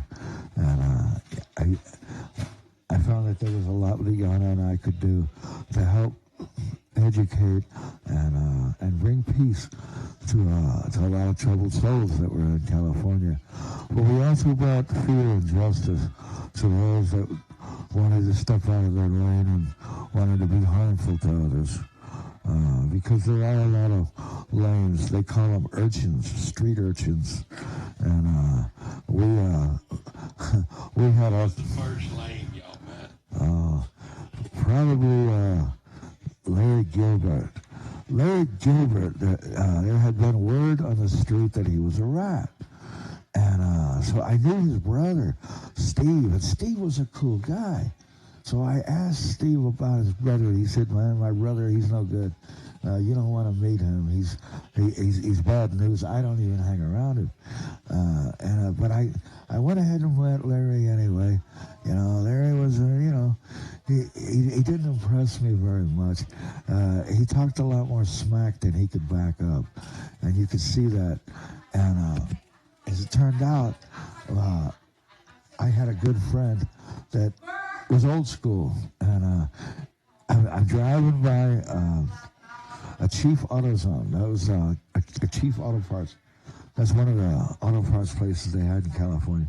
So I'm driving by this Chief, and I look, and here's my buddy, and he's talking to Larry Gilbert. And so, whoop, I pull it in there, and I go, "Hey, what's up here?" He goes, "What are you talking about?" I said, "This guy, this is Larry Gilbert. This guy here has been declared a rat. And I understand you ratted on so-and-so and so-and-so." And he's like, I said, "Speak up, boy." And the guy was older than me. I said, "Speak up, boy. Did you rat or didn't you rat?" I said, "Hey," I looked my friend in the eye. I said, "What do you think?" I just got in the car and left. My friend turned and left him, too. Larry Gilbert didn't have anything to say when he was caught red-handed, and I was able to save somebody from that kind of problem. It wasn't long after that we had, Yana and I had gotten this car. This is before we got Captain James Lee Foster's property, James Robert Lee Foster's property. And what had happened was, I'm driving down the road under the mountains of Lake Elsinore on Grand Avenue, and the car breaks down. It's the front bearing on the wheel. It was squeaking for a while. Now it froze up, and it was froze up solid. And I couldn't go. I didn't know what to do. And this car pulls over with this guy that he couldn't walk. He was in a wheelchair, named Cripple Bob, and a guy with a ponytail named Frank Connors, and the driver. And he said, "Hey, what's going on, pal?" And I said, "Well, why do you ask?" He said, "Because this is like Elsinore, and you got a ponytail. And it takes a lot of balls to have a ponytail around here because you draw a lot of heat. And anybody with the balls to fly a ponytail, he's a brother." And I'm like, "Wow, cool. Well, my car's broke down, partner." And he says, "That's okay. We'll help you out with it." And I couldn't believe it. I had some tools, and I had some files. Well, we tried first using a steering wheel puller to pull the inner race, which was fused to the spindle, off of there. We got the wheel off and everything, but we couldn't get the inner race loose. It was fused solid. And so Frank decided, hey, the only way to do this is we got to file it down. Well, this was high carbon case hardened steel. This is no lightweight stuff to try to file down. And so I had carbon files, high carbon files, but even with all the pressure you could put just grating on there, it seemed like you're barely scratching the thing. And so we just working it till you're dog tired. And then Cripple Bob would come and he would sit there because he couldn't walk, but he could use his arms, and he would grind on it, and I would grind on it, and we worked it for hours. It seemed like it was never going to cut loose. And I went and I got drinks for everybody. I had a little money, so I bought us all some beers. And I said, man, I want to do something for you, Frank. He said, well, you know what? I need a fuel pump, a manual fuel pump. And I understand that up here at Rome Hill, there's supposed to be some cars that are abandoned. Maybe you could look there and see if there's a pump you could take off of one of those cars. I said, yeah, sure, I can go take a look. Well, this led to the most amazing set of experiences. I get up there, and there's a small trailer, a fifth wheel, across the street, and here's this area that's all overgrown. There's several cars in rows that have been parked there. There's a big house up above. There's cars along the way. There's a big piece of heavy equipment that's a maintainer, a road blade that has been, looks like it crashed through the front gate, and then it crashed into the side of the hill there, and it was left abandoned. And as I'm walking through the area where the cars are, there's actually a manual fuel pump on the ground already taken off. I can't believe it. So I snatch it up. I squash it. It sounds like it's solid pressure. It's blowing air. I think this thing's going to work. And so I take it, I run back, and it's perfect. It fits perfect. And these guys, they have gotten this race down to where we were able to use a hand chisel, and we're able to chip it off and get the last bit off. Now the spindle wasn't quite round anymore. So, but we did get a new bearing for it, put it on there, and it worked. The car would ride. Everything was cool. I asked him, I said, what's the deal with them abandoned cars? He said, I don't know, man. It was some crazy guy that he used to give out turkeys around here years ago. And I think he's locked up now or something. But, yeah, there's been nobody there for years. And nobody goes to that place. For some reason, it's totally ghosted where everybody leaves it alone. Really? Well, I saw nobody there at all except the trailer across the street. So I went back there because I was curious. It was a lot of instant money here. And there's nobody in the trailer, so I went to a place called the Beachcomber. It was a trailer court that was alongside the lake. The lake was right there next to Rome Hill. And this guy, Lou, he says, look, you know what? I don't care what you do. My job is just to make sure that I report anything that happens up there. You want to talk to somebody? You talk to Greg. He's in that trailer. Okay. So I left. I didn't come back till I saw that there was a vehicle there at that fifth wheel, and I went and knocked. I said, you Greg? He said, yeah. I said, look, I'm interested in checking out this property over here. He said, you know what? You can do anything you want. Just don't mess with the exterior walls of the house or try to get under the house. The vehicles, I don't give a damn about. You know, anything on that property, I don't give a damn about. But I'm telling you right now, don't mess with the exterior walls or try to get under the house. I thought that was an awful odd request, but yeah, hey, no problem, pal. So, man, you know what? I start getting too busy. I'm going through. I find there's guns, there's knives, there's all kind of stuff. I even found a little dope. It wasn't any good anymore. It sat for too long. But you know, there's just so much. And I knew a lot of outlaws. And one of the guys that I knew, he was an ex-HA. He was retired. He owned his own canyon, Jimmy Potter. And so I was telling him about it. And I said, yeah, there's some unusual vehicles up around the house. As far as I know, I don't have to worry about it. One of them is a 1943 Cadillac. And it's got leather seats inside. And it's been closed up, so the interior is perfect. And he starts describing it. I said, yeah, that's exactly it. He goes, that's my car. I said, that's your car? He says, that was my dad's, and it was supposed to come to me. It was stolen. I said, well, I'll take you right to it, brother. Let's go. So we went out there, and sure enough, the registration was in the glove box, and it had all the right names. It was Jimmy's dad. So I said, well, hey, man, I'll help you get it out of here. So we towed that vehicle out. When we came back, he said, well, hey, I could really use that water tower on my property. You think we can fill that thing? I said, yeah, if we take down the supports right here, we can lower it down with some ropes. So we started doing that, but it took all day. And while we were doing it, there was a submersible pump that was down in the ground like 120 feet. He said, well, the submersible pump is going into a well. It's probably still good. So he begins pulling the submersible pump out, and we got trailers set up, and we're loading it all up.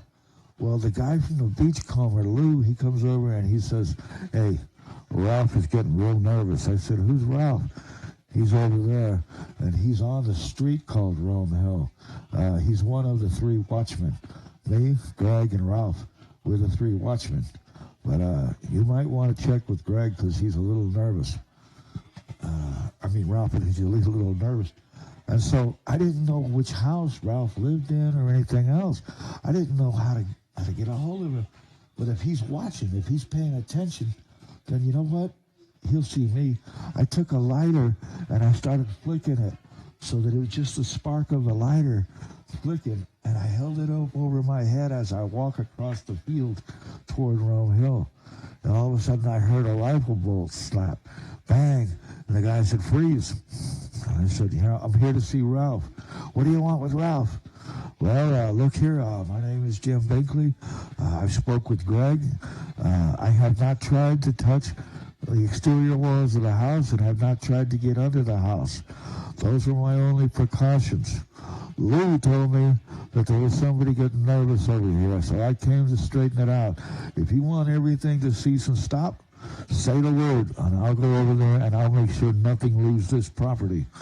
But if it's not a problem, we're taking the pump, we're taking the water tower, and we've taken a couple of cars out of here, but we will not mess with the exterior walls of the house or try to get underneath it, and I won't even tell anybody that these are the precautions that have been laid out because I don't want anybody attracted to even thinking that way." And there was a pause, and then he says, "You go ahead and take what you want. If we need you, we'll find you." I said, "Okay." So I told Jimmy, I said, "Hey, get what you got, man, here, what you doing, and pack it up, and let's get the fuck out of here. I don't want anything after this, man. You know, the water tower and the pump, get going." And so they did. And I made a good friend with Jimmy that night. You know, I'd gotten him back something that had been stolen, and he made some money, and he upgraded his property. So everything was on the cool. But it turns out, is my mom lived on Rome Hill at the other end. I went to see my mom, and there's all these vehicles coming in and out of Ralph's house, the one at the corner, at the very end. It was just overlooking Captain James Robert Lee's property. And anyway, I see all these vehicles coming in and out, and they're bringing all kinds of stuff out that's not packed. Well, I'm like, whoa, what the hell, man? By this time, I'd already gone through the property at the house, and the house was so unusual.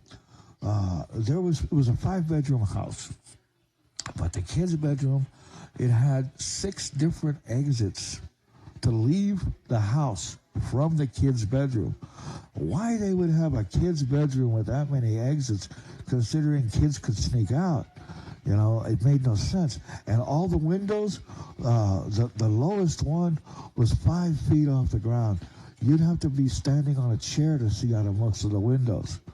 I thought also was very unusual. And I had been up there many times. There was a trap door in the hallway. When we opened the trap door up, it was filled with clothes and whatnot. When we got down in there and checked, I'm looking through the clothes, I found some very unusual patches. It turned out to be patches of a coordination between the Hells Angels and the Mexican Mafia, a treaty they had made with Captain Foster at that property. And they were to be security, apparently, I found out later. And these patches were the sign that they were with this very exclusive group for this very short and temporary union together.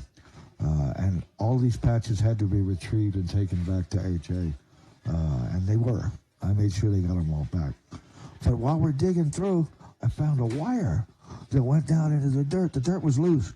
And I found a wire. Well, I'd cut it with my shovel. When I pulled it up, I felt a shock. There was something electrically alive with it. So I followed the wire, and the wire went to a piece of pipe. It was a piece of not plastic pipe. It was more of a clay type pipe that went down into the ground, straight down into the ground. And I dropped a rock down there, and it was really deep. and it had this live wire that went down in there. I didn't know what was going on. So that interested me. But once again, don't mess with underneath the house. You know, that kept coming to mind. Well, I found out more about the property and about its owner. Captain Foster had lived there with his family, and he had been doing experiments with some very high-tech stuff. And this was during the time that the Rainbow Project was underway. The Rainbow Project was supposed to be a project the U.S. government was doing for invisibility, but they didn't have any way of being able to stabilize it. Well, Captain Foster had what was called the Cameron cones that had been brought out to that property. The Cameron cones were able to keep a constant monitor on the energy levels of a human aura. And so what he had done is he had used that as his baseline. And so that was where everything was to begin and to return to. And he was able to modify the difference in the frequencies that were needed to make the invisibility experiment, and he was using the Townsend Brown energy fields. This can all be found on the internet. Using the Townsend Brown energy fields, it caused a reverse magnetic field, and he could initiate the invisibility, which was more than just invisibility. What it was matter would begin to change. Now, all matter spins at the same frequency. The speed of the electrons that speed around the nucleus all speed at the same speed. That is the constant of the universe, is what we thought. But if you modify the speed of the electrons, you change the frequency of the matter and thus the nature of how it manifests.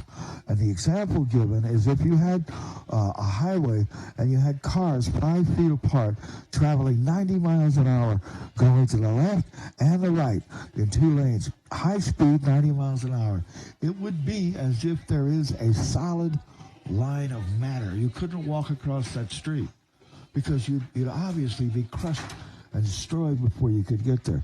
Just like there's electrons flying around every single nucleus of every bit of matter, but yet when we go to put our hand on the table or our foot on the ground, we don't pass through each other because the electrons are flowing at the same rate, and so they manifest at the same level.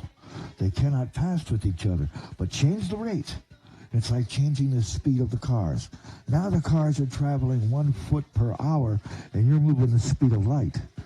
So now you can cross that street any way you want, anywhere you want, because you're manifesting at a higher rate. You're manifesting at a different level. And if your beginning and your end have all been predetermined to the Cameron cones, you can take a human being and you can remanifest them to where they're no longer present physically. But then when you shine the Cameron cones, you can find that displaced matter, and you can bring it back by altering the frequencies back through the Townsend Brown energy fields to remanifest itself, and thus make it disappear and come back. And if you read the book, the Rainbow Project, you'll find that there was a ship called the USS Furuseth that had demanifest. Only when it remanifested hundreds of miles away, and they had no idea how that happened, and it did so right in front of the Nimitz. And many of the people, they came back, they weren't, either they were insane and they couldn't grasp reality, or some of them even manifested halfway through a bulkhead, and their bodies were intermingled with inanimate forms. Of course, they died. And the entire ship itself had to be completely scrapped because they didn't want the secrets of what was going on to get out. And they didn't know how to control it because the energy fields that they were using were not as controllable as the Townsend Brown energy fields that later became signature work by Captain Foster. And he had been working this on Rome Hill. And that's why he had used any means necessary in order to be security. And the U.S. government stayed out of the way, because as long as they were getting fed the proper intelligence to forward their experiments, they didn't care what was really happening. As long as it didn't bleed into their world in any negative way, they gave him carte blanche. And when the outlaws from both these communities could see that even the U.S. government bent over and did what Captain Foster wanted, they realized he had genuine power. And as it turned out, we began to explore many parts of Rome Hill. And as long as we didn't mess with the exterior walls or try to get under the house. And I got to the top of the mountain, and there was a pipe that went down into the ground. Well, we explored James Foster's house, and in the master bedroom, there were papers on the floor. And we began looking through the papers. We found a plate. This was a printing plate that was a professional printing plate in reverse of the orometer, one of the devices that was used by him to demanifest matter. And that plate was just so incredibly valuable. We kept that handy, and we didn't show anyone. We didn't make any printing off of it. We just tried to keep it safe. And the papers that we found were Saichana. And I went through that whole house, and I scrapped up every scrap of paper, and we found every bit of it. There were 22 lessons of Saichana. And originally Saichana was, well, if you look it up today, they'll say it was a mail order religion.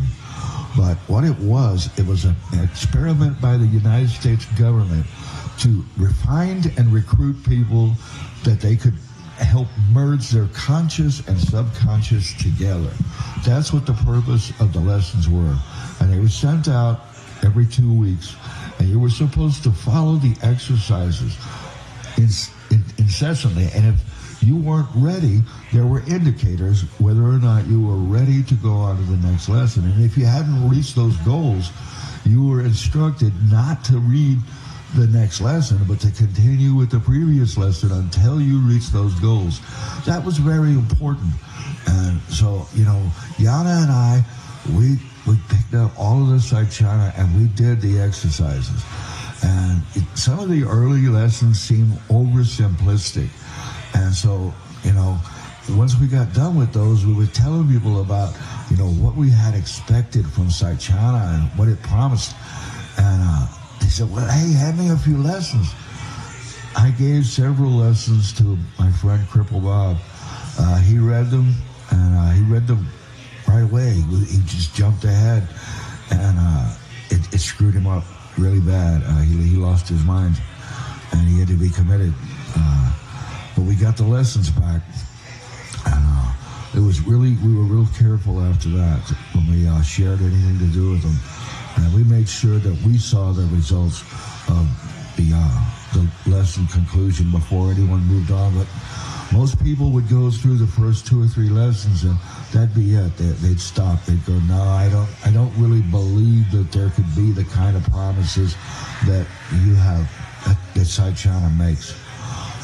Yana and I made it up to lesson 20.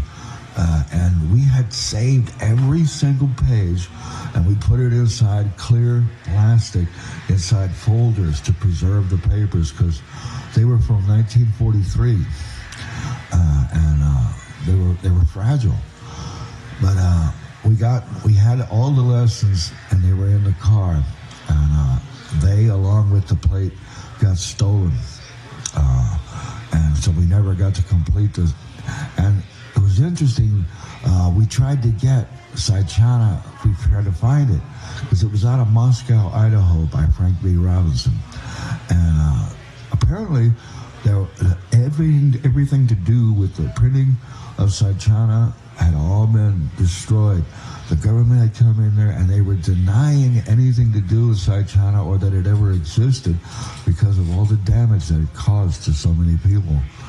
And so it was a big secret the government had. And we searched and we searched. Well, we found a student that was at the Moscow College, and he had done a paper on local businesses back in the 1950s. and it included the business of Saichana. And in order to have his bibliography complete, he had a copy of all 22 lessons in his paperwork. Well, when they were going through all the archives to turn everything from hard copy into digital copy, they really didn't do much editing and taking out of things that were dubious or the government had any intentions of getting rid of. So they just went ahead and transferred it into digital form. So we were able to get a copy of Saichana. And oh man, it was fabulous. But the first time I went to get a copy, I got it and it wasn't long and the copy was stolen. I had real trouble trying to get it. I was with Yana and I had to go to a Texas Rehabilitation Commission in order to keep welfare going. I had to go look for a job, and I had to be in this job search program. Well, along with the job search program, I had access to computers and I had access to printing. And so, I was done for the day with what I needed to do. I said, I wonder if I could find Saichana on here, going through Moscow, Idaho, looking up that kid again. So I did that, and I found it, and I began printing it out. And I printed out one full set of copies of Saichana, and I got that out of the building. Then I was printing the second set when all of a sudden all the power to the entire building shut down. Some people came in and they took the lessons that were there. And so I told them I didn't have any other lessons. And I got out and I took the lessons and there's still a copy of them, the original lessons that are with my instructor from St. Philip's College. He was a genius and he taught world religion. And I told him to keep a copy. I had 3. And one of them I left in order to be stolen, and the other one we were going to study. Unfortunately, the police intervened and we went to jail, and we had the copies with us, and they never got released. In fact, the police went to our house and got my secondary copy. So I didn't have that, but the copy that I had at St. Philip's, no one knew, not even Yana knew that I had turned over a copy to Dr. Travis. So he may still have a copy of it today. And I have hence been able to look on the computer and find Saichana. P-S-Y-C-H-I-A-N-A. It means the conscious and subconscious put together. Infinity times perfection is what it was intended to mean. But Saichana is not the same. The Saichana that they have on the computer now, it's been well edited. It's kind of like the Anarchist Cookbook. They teach you just enough to get yourself in trouble, but they don't take you all the way across the bridge. So Saichana now is probably less dangerous because people don't take it so seriously, and it won't take you to the places that you needed to go to really get in depth with it. So it can still screw you up, and people generally get stung a little bit and they leave it alone. But it could absolutely destroy you before. That was one of the things that was there on the property. And there was also a book that we found called The Voice of Light that said that love would always triumph in the end. And it was a book with daily lessons about love and the power of love. And we adored that book. And that book didn't get stolen from us. We screwed it up and we left it behind. But there was also a book, there was geotitanic plates that had formed there, and then there were underground rivers that caused an ionization of the air. And where they came together was a very, very sensitive area. And when we looked it all up, that is exactly where Rome Hill is. And then we started finding out more about Rome Hill. There were construction plans. And I talked with some of the people around there, and they said, no, that hill wasn't always here. That mountain, and it was a huge mountain, was not here many years ago. That is a totally man-made mountain. But before it was made, there were trucks that came in with generators, each one big enough to run the entire city of Lake Elsinore. 4 of them went in as far as I could find. And they went in on semi-trucks, and they had gone into underground structures that had been dug before Rome Hill was built. And then they built this mountain over the top of it. And so we began checking around, not under the house, but around the area. Now, there was a boys' home that was on another hill just about a mile away. And as we walked in a direct line from the house at Rome Hill to the boys' home, we're walking along, and we could see the ground had eroded, and there were sandbags that were in the ground. They're stacked up. And it was like really weird, sandbags. And then there was a well. And the well had cement over the top of it, but some of the cement had collapsed. And so we were able to look in there, and when you drop anything in there, it would echo. Apparently this led to a tunnel. And there was a tunnel that went from Rome Hill to the boys' home. And part of the sandbags was part of that construction. So we went back over the paperwork. And what they had done is a huge trench, and then they built it up on the sides with sandbags so they could put a quick top over it and then cover it with grass so no one would know. And that was his way of being able to get back and forth. And I never did find out why he had this access to the boys' home. But he had some reason for it, and it probably had to do with his experiments. We found also a pipe at the top of the mountain, and when I dropped a rock down in there, you could hear that it went down a long ways, and then it turned a corner, and there was a long drop, and it splashed in the water. That was really weird. So I looked, and there was a bit of a T down a little ways when I shined a flashlight, and the T went out the side of the mountain.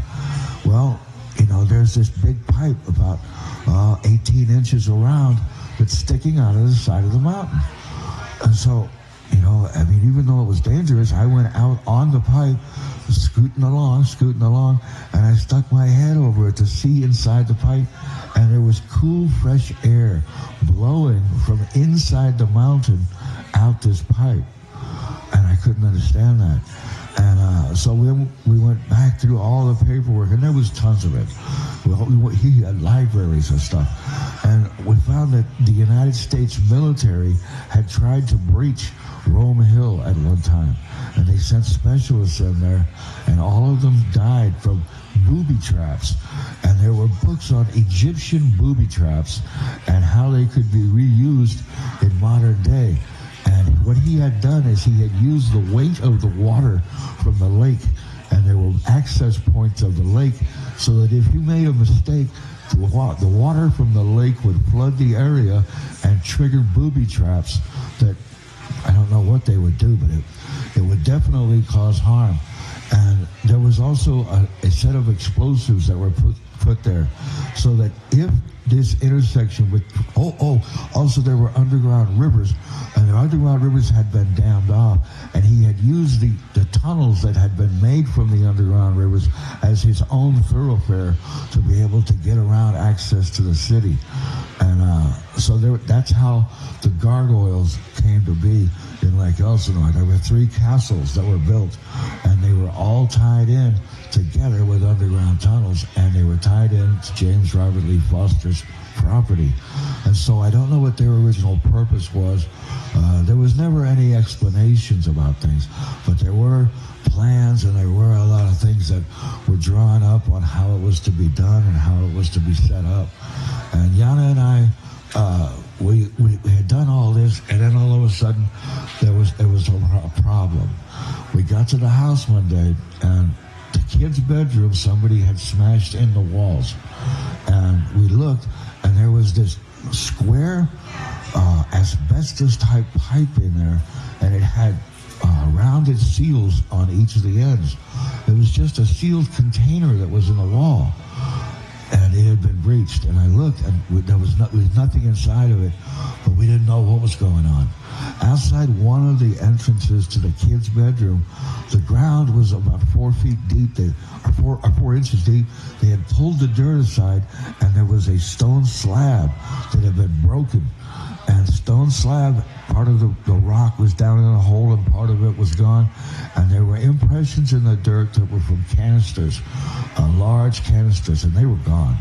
I don't know where they went or what they contained, but that was part of it. And so immediately I went to Greg across the street. He says, I want nothing to do with this. And I went to Lou over at the Beachcomber, and Lou says, you know what, I'm just here to keep an eye on, I'm reporting all this. And I said, you're reporting it to who? To Foster. I said, where's Foster? He said, Soledad South. Soledad South? Oh man, I had friends in the Aryan Brotherhood. I had friends in a lot of different crews. I can get word to him. And so I did. Well, Charlie, he ended up packing up and leaving. So I don't know. Him and Ralph are both gone. But I got word to Foster, and I said to Foster, look, I've been on your property, and I've taken vehicles off your property, and I've taken the water tower and the submersible pump, and I was very careful not to disturb the outer walls of the house or try to get under it, but somebody has.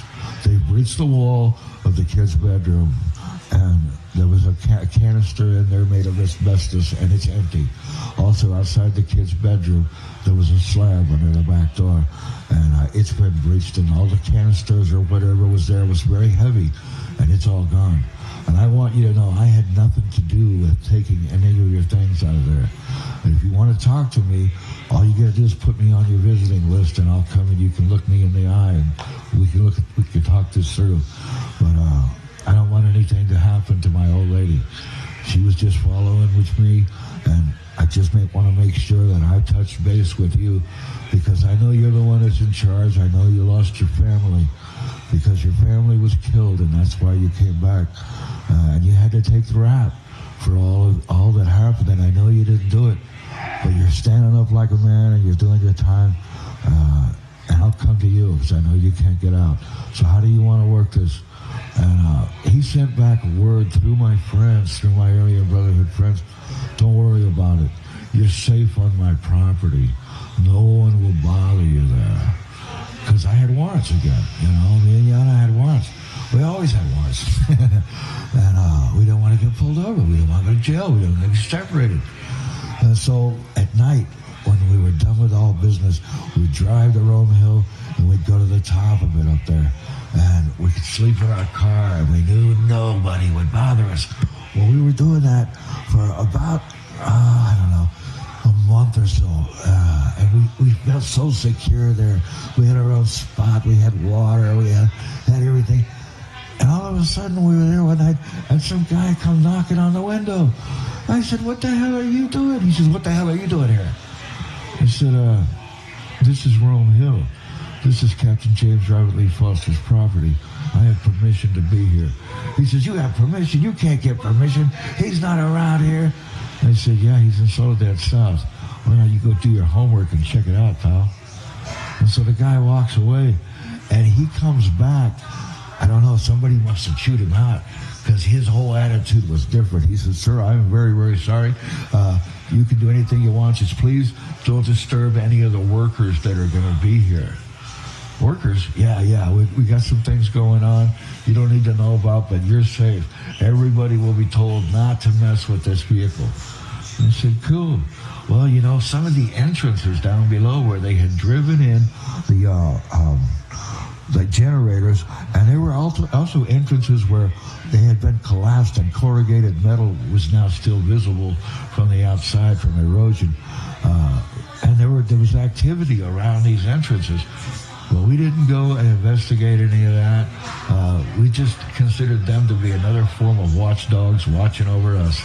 And, we found great security there. And I never got to meet Mr. Foster. He was an old man by the time that I got over there. He at least knows that me and Yana were not cowards, and we were not thieves. And we were there for good reasons. And I wish I could have told him about Saichana and asked him about some of the questions, but, that just never happened. Today you can find Saichana. You just can't find the real core of it. And that's a real shame, because it had a lot to offer if you had the discipline to do it right. Let's take a break.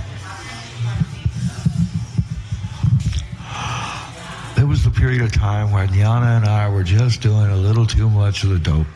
And you know, no matter how much love is there, no matter how tight the union, you put enough dope in between and it's always going to break you down. It's always going to tear you up. And it's not you and her fighting, it's the dope. The dope is what's fighting itself. It's destructive and harmful. And, well, we were at the house and I had smashed the pyramid with all the stones in it. And it was just horrific. There was a Fabergé egg that I smashed, and we had so much trauma and so much fighting that was going on. When I'd finally come back, I had 3 rocks that were in the Fabergé egg, because we always knew where the Fabergé egg was. I mean, that was a very, very valuable item. The most valuable thing probably either of us ever owned. And so we always knew where that was. And at that time, it was in my jacket pocket of my coat, and that was lay over the chair, and I was sleeping right by the chair. Well, Yana came in and she goes, "Honey, where's that rock?" And I go, "It's in the egg." "Well, where's the egg?" And I said, "It's in my jacket." And I dozed back off. And then I woke up. Oh, my God. She got the dope. And I went and I looked, and I saw that the egg was empty. I didn't even ask her. I said, "You took the dope?" And I just threw the thing down. I'd barely gotten any sleep. I'd been up for days. And I threw the egg down and smashed. It was made of porcelain and gold, and it smashed. And the gold was still there, but the real treasure was the micro painting that was inside and outside of this signed Fabergé egg, and it was now gone. It was trashed. And so, you know, she tried to yell at me, and I tried to yell back. Well, I knew I can't be here. I'm the one that's done wrong. I've got to go. And I was so frustrated that why did I let myself get out of hand? And I tried to slam the door behind me. Now, this door, granted, it had a window in the door. And I grabbed it right by the lock, and I slammed this door so hard as it was moving in my hand, I began to feel it crack. And so before it got to a point where I let go, I switched direction, and I went to open it, slam, open, wham, and the torque of hitting the door in 2 directions like that caused this door that was solid to bust into 3 pieces and hit the ground. And the door busted in 3 pieces. It hit the ground, and the glass didn't break, but it was just it was terrible. And I was on my way out anyway. Now I've even done worse. I really gotta go. You know, I've got to let her calm down. Oh my God, what have I done? And I left, and I was so depressed. This was before Cripple Bob had lost his mind, and I went to he was my friend, and I went to Cripple Bob because he couldn't walk and he had to be in a wheelchair. So usually if you got him away from his wheelchair, he was a real good listener. And, you know, I just laid everything out for him, and he said, "Jim, you know what, you're going to have to make it right. You got to go and you got to straighten it out with her. But right now, you can't do it here, and you're just too tweaked out, man. You know, you got to go somewhere, and you got to get yourself right, because you're in no shape to deal with her right now, and you're just too traumatized. You're too broken. You got to go." And I left out of there, and I felt all my energy was just gone. And I was walking, and I tripped, and I fell into the street alongside the curb. And I was crying, and tears were just coming out of my eyes, and I couldn't move. I didn't have the energy to even move, and all I could do was pray. And I said, "Lord, I can't move. Unless I'm going to get run over by a car and killed. You want me to get up? You're going to have to bring somebody to me. I can't do it. I don't have the capacity. This is it. I'm ready to die. You know, if I don't have her, I don't have anything, and I don't want to live." And I was just laying there, and this guy came up. Cuba is what they called him. I forget his name, but he was a well-known heroin addict in Lake Elsinore. But the guy was a thief. He would go to Walmart or Kmart or any of these places, and he would steal. And he had a rule that he would not steal from anybody on the street. And he always did everybody right. So even though he was a thief and he was going through $200-300 a day worth of heroin, he's... Oh, I'm sorry, James. I'm so sorry. I'm sorry, guys. Even though he was going through so much heroin a day, he still had respect from the people on the street because, he always kept his boundaries. And till Cuba comes up and he goes, Jim, what are you doing? He said, he says, get up. I went, he says, come on. And he picks me up and he puts me in his truck. He says, what's going on? I couldn't even speak. And he said, it's you and that woman, Yana, isn't it? And I just shook my head, yes. And he goes, okay, come on. I don't have time to deal with you right now, but I'll take you somewhere safe. And he takes me to Sandy Pomeroy. Sandy was the woman that we stayed with when we left out of our houses. I left off of Summerland, and she left off of the street that she was living on under the mountains. I forget the name. But when we moved out of there, we moved into Sandy's place. Now, Sandy had her own place. It was I think it was HUD. So it was kind of a rat trap of a place. But he took me over there.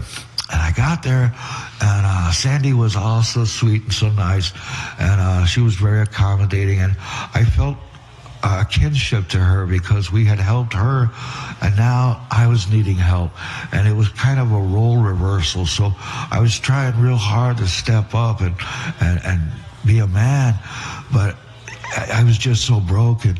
And she said, you know what, Jim, go over to Sue and get me a 16th. Just say Sandy needs it.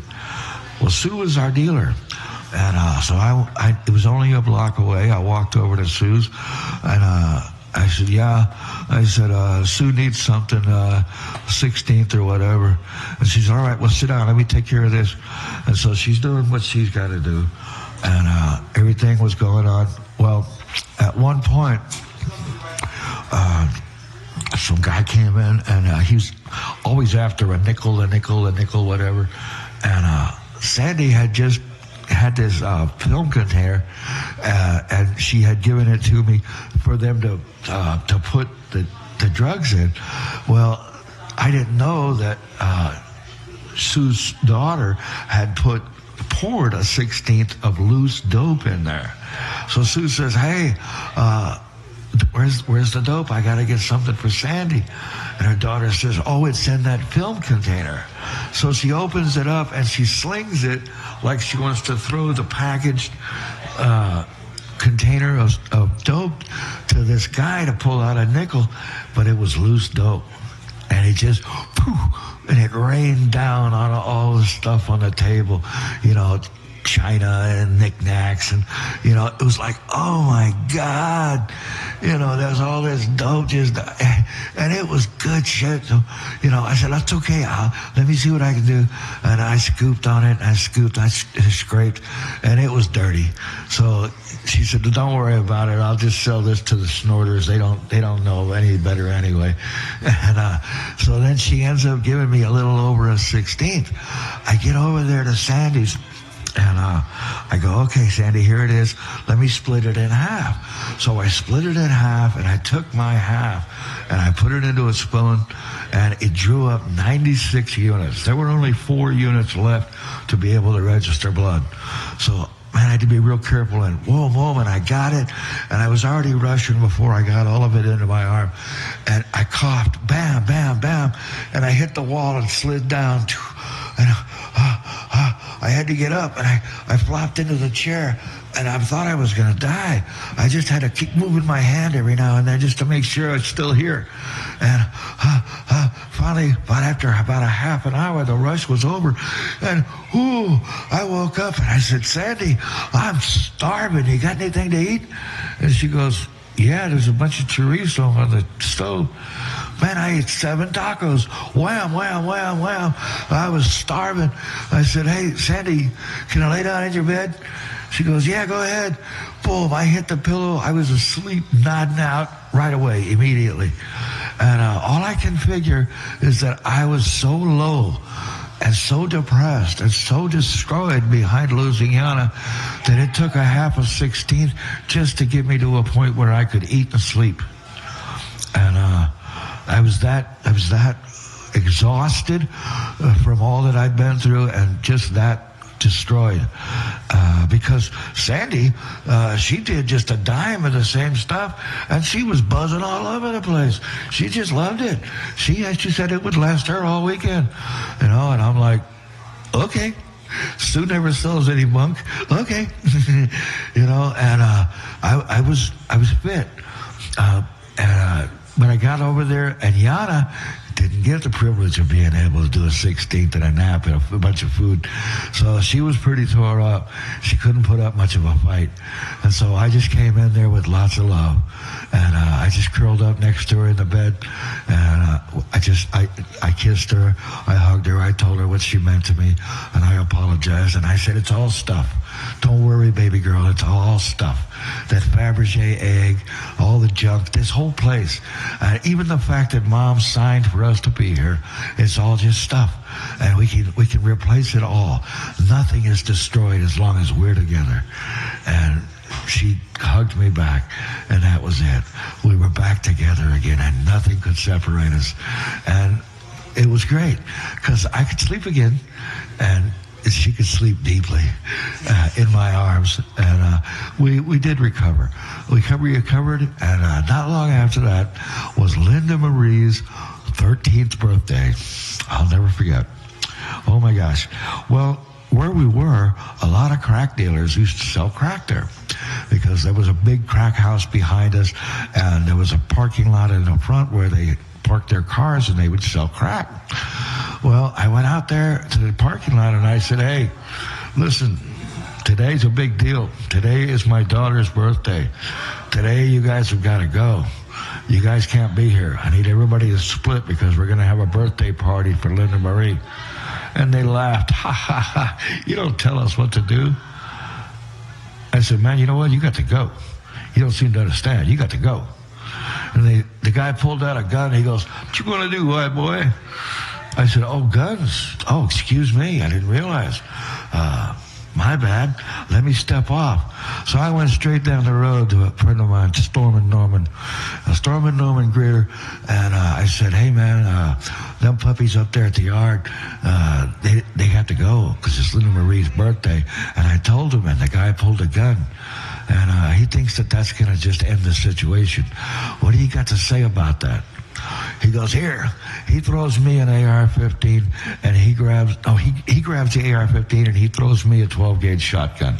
We load up, and he says, you can borrow the gun, but I come with it. I said, let's go.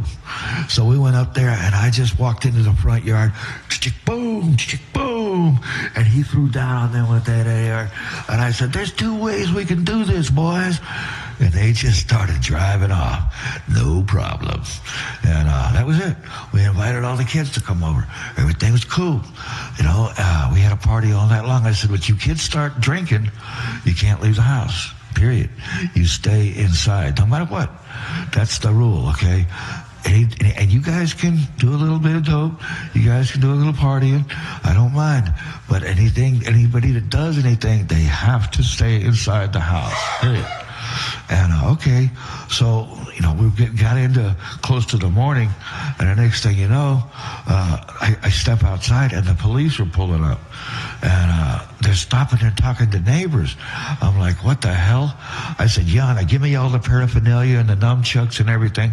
And so I took everything, and I went down the road, and I hid it in an alley, and I came back. As I come back, they were hitting the house. I said, hey, what's going on? They said, stay back. I said, I'm not staying back. This is my place. What's the matter with you? And he says, well, stand over there. I said, no, you don't tell me to stand over there. You run a 2729, and you make sure that you've done an NCIC, ACIC check on me. I could have warrants. I could be armed. You haven't even frisked me. Do your job, officer. And so he did. He gave me a quick shakedown, and he still told me to stay there.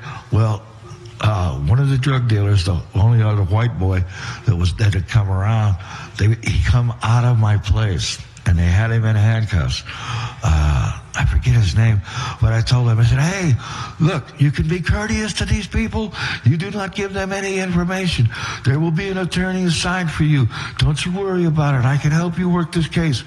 I said, you are not to cooperate in any way. Do you understand? I said, when you get down there, you want to file a motion for a speedy trial, and you want to make sure that that data is recorded somewhere, because that's going to put them on edge. And you're going to file a motion for a discovery. You want to see what they've got against you. You are going to apply for law library, and I'm going to school you. Do you understand? He's like, yeah. I almost thought of his name. Anyway, the cop says, what are you, some kind of attorney? I said, no, I'm better than an attorney. I don't have a reputation to keep. I don't have a license to lose. And I'm just a little bit smarter because I don't follow the law. I'll use the law, but I don't play the law. And he said, I don't understand what that means. Well, that means that I'm more dangerous than an attorney, because an attorney is not going to jeopardize what he's got for any client. Well, I don't have anything to lose. And he was like, whoa. Well, I got Bo out. That was his name, Bo. We got Bo out of jail, and he came back, and he reported to the drug dealers. And next thing you know, here's Big Man and RC walking through the yard with a flashlight, and they're looking everywhere. I said, what are you looking for? They had nothing. What are you looking for, man? What's going on? Just stay back. Get out of the way. You're looking for dope. If it was anything else, you'd have already admitted it. You're looking for dope. I'm going to tell you right now, if that dope is in that house, you're here by text, and I want you to know that. You look around the yard all you want, but if it's in that house, you got nothing coming. And he come out of the house, and he didn't have any dope on him. So if Bo was carrying dope, it's in that house. So when I said, Yana, listen, they're looking for dope out in the yard. What do you think? Where could that dope be? And Yana was sharp, man. She was smart. She just looked around the house. She looked right there as you come in the door at the laundry room, and she said, probably right here. And so we moved the washer and dryer out. Sure as shit, there's a bag with 30 doves in it. 30 doves, $20 pieces. Oh, yeah. I said, lock her down. We had to put the broken door. What I did is I would set the bottom of the door up, and then I would take the top of the door, and as I'm putting it in, I'd put the middle of the door and lock it all together, and then I could pull it all closed by grabbing the window and the door handle, and they'd still have to go through some trouble to break in, but hey, it was okay. It locked the front door, basically. And I said, okay, let's go. We had a pipe, and we started making huge hits. And, after we smoked, 2 or 3 rocks, I said, wait a minute. And I opened up the curtains, and I opened up the window, took a huge hit, and as they were walking by, blew the smoke right on them. I said, hey, you boys can quit looking. I already got your shit. And they said, what? Give it back. I said, I told you you're taxed. Fuck you. You want it, you come get it. I slammed the window, and you know what? Come on in. I got my nunchucks in here. I'll beat the dog shit out of you. And I was planning on it. Nobody came in. They just got taxed. And they'd already faced that because Bo went to jail, and they had given it. I said, you know what? You trust somebody to sling for you. Well, you know what? As soon as you hand it off, if things go sideways, you got nothing coming. And things went sideways. You got nothing coming. Be glad you're not facing a charge because somebody gave you up. All you did was get taxed. So the lesson learned, move on. And that's what I told RC, and him and Big Man had to go. And they did. We had quite a few experiences there.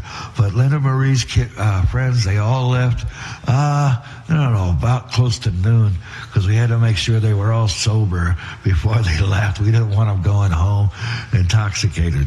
And Linda had a great time with her party.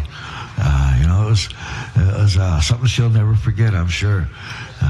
Most 13-year-olds don't get to have an alcohol and drug party authorized by the adults and protected from the drug dealers with firearms and police officers and taking control of the situation. So, it was a little hair-raising for some of the people that were there, but it was just another day in paradise for us. Me and Yana, we dealt with these kind of things every day. It was just, when we were together, there was just nothing that intimidated us. There was nothing that we wouldn't face head on. There was nothing that couldn't be dealt with straight up. And our greatest strength was the fact that we didn't bullshit, we didn't steal, we didn't lie, we didn't cheat anybody, and we called it down every single time. And if you don't like it, then keep a close eye on me and try to catch me doing the same thing. And if you do, hey, you're the winner. But if you don't, keep looking, because you ain't found what you're looking for. And I invited people to deliberately scrutinize everything I said and did, everything, because we weren't going to break rank. Neither one of us, period. That was just it. We were not going to violate our own rules. And that was what gave us strength, because everybody said, well, nobody's that reliable. In fact, I was even told, no, man, you can't see this because you're too honest to trust. What does that mean? Well, you won't lie for us. You won't cheat for us. We can't count on you to be a part of our secrets. Well, you know what? It worked out in the end, because when Yana and I decided to leave to go to Texas, we went to all the places of power and we told them, we're leaving. We're going to San Antonio. And you know what? There were no strings attached. Nobody could stop us. Nobody had a hold on us. Nobody could demand anything from us, because where we went and what we did, we always broke away clean. And we never got in debt to anybody that we didn't pay off. So there was nothing we had nobody's secrets that they were worried about. If we had their secrets, they knew they were safe. And so you know what? Everybody, they couldn't find any dirt on us. And they had to let us go. And they said, oh, you'll be back. The curse of Lake Elsinore will bring you back. And, it did. It brought us back many times. It wasn't until after Yana and I had finally separated that I was able to get Gina out of Lake Elsinore. And when I got her out of there, I had $4,000 cash in my pocket. I had $6,000 in 2 different increments in banks along the way. I had a truck with a trailer and another truck on top of the trailer. Both the trucks were filled to the brim with all of our stuff. I was carrying 35 guns. And we had a place in the van that we could sleep. And everything was done. I had people waiting for me in San Antonio, and there were guns waiting for me there. And I had everything in place. Well, we didn't barely get out of Banning, and the fender came off the trailer, and I had to go back and get the fender, and we pulled into Banning, and we had to have it re-welded on there. And then we got down the road, and the bearing went out on the trailer. And so we had to go in. We had to get a whole new axle, it turned out. And we went to a place called Caltex, was the name of the outfit. And I thought it was so appropriate because we were coming from California, going to Texas. So the Caltex, it just kind of fit. And so I trusted them. And what we did is I pulled the truck off the trailer, and then I left the truck behind, and I just pulled the trailer with the broken axle into Caltex, and I had to put a whole new axle on there. But you know what? We had the money. We were good. And went back, got the truck, got back on the road. We got into this little town in Arizona, and this cop come to jack us up. And Gina jumps out of the truck and she goes, "Oh, a police officer." And she runs up and gives him a hug. And he's like, oh, step back, little girl. No. I love police officers. I just want to give you a hug. And so he's just like, "Oh, okay." She says, "You're not going to kick us out of here, are you?" He says, "I'm going to talk to your father." He says, "Look, I don't know what you're doing here, but you can't just park here. We don't have vagrants around this place." I said, "No, sir." I said, "I'm just having a little trouble. This fender that I had reinstalled is coming loose again." He said, "I'll tell you what, you got 15 minutes to get that fucking thing fixed and get the hell out of here, or I'm going to start tearing this thing apart, and I'm going to find something in that trailer. Do you understand me?" Or that truck. "Do you understand me?" I said, "Yes, sir." And then he went over and he gave Jana a little sticker that we still have. It's in the photo album, a sticker of his police station. And so I just took the fender and I locked it down with vice grips. Tink, tink. I put 3 sets of vice grips holding that puppy down. And we got out of there because I didn't want him finding those guns. You know, it'd be hard to explain why I'm carrying so many guns in the car with a kid and we're sleeping right next to him. You know, that's got to be some kind of child endangerment. So we got out of there, but you know, we got all the way to San Antonio. I ended up selling that trailer, and the van, it ended up it got towed, and I drove the truck around for about another 30,000 miles before it was broke down for good. But it did the job. It got us from California out here, and you know what? We've been here ever since. When I first brought Yana into San Antonio, we went under Highway 1604 that goes around the whole city, and I don't know what I said or did, but Yana backed away, and she said, "Oh my God, who are you? I don't even know you."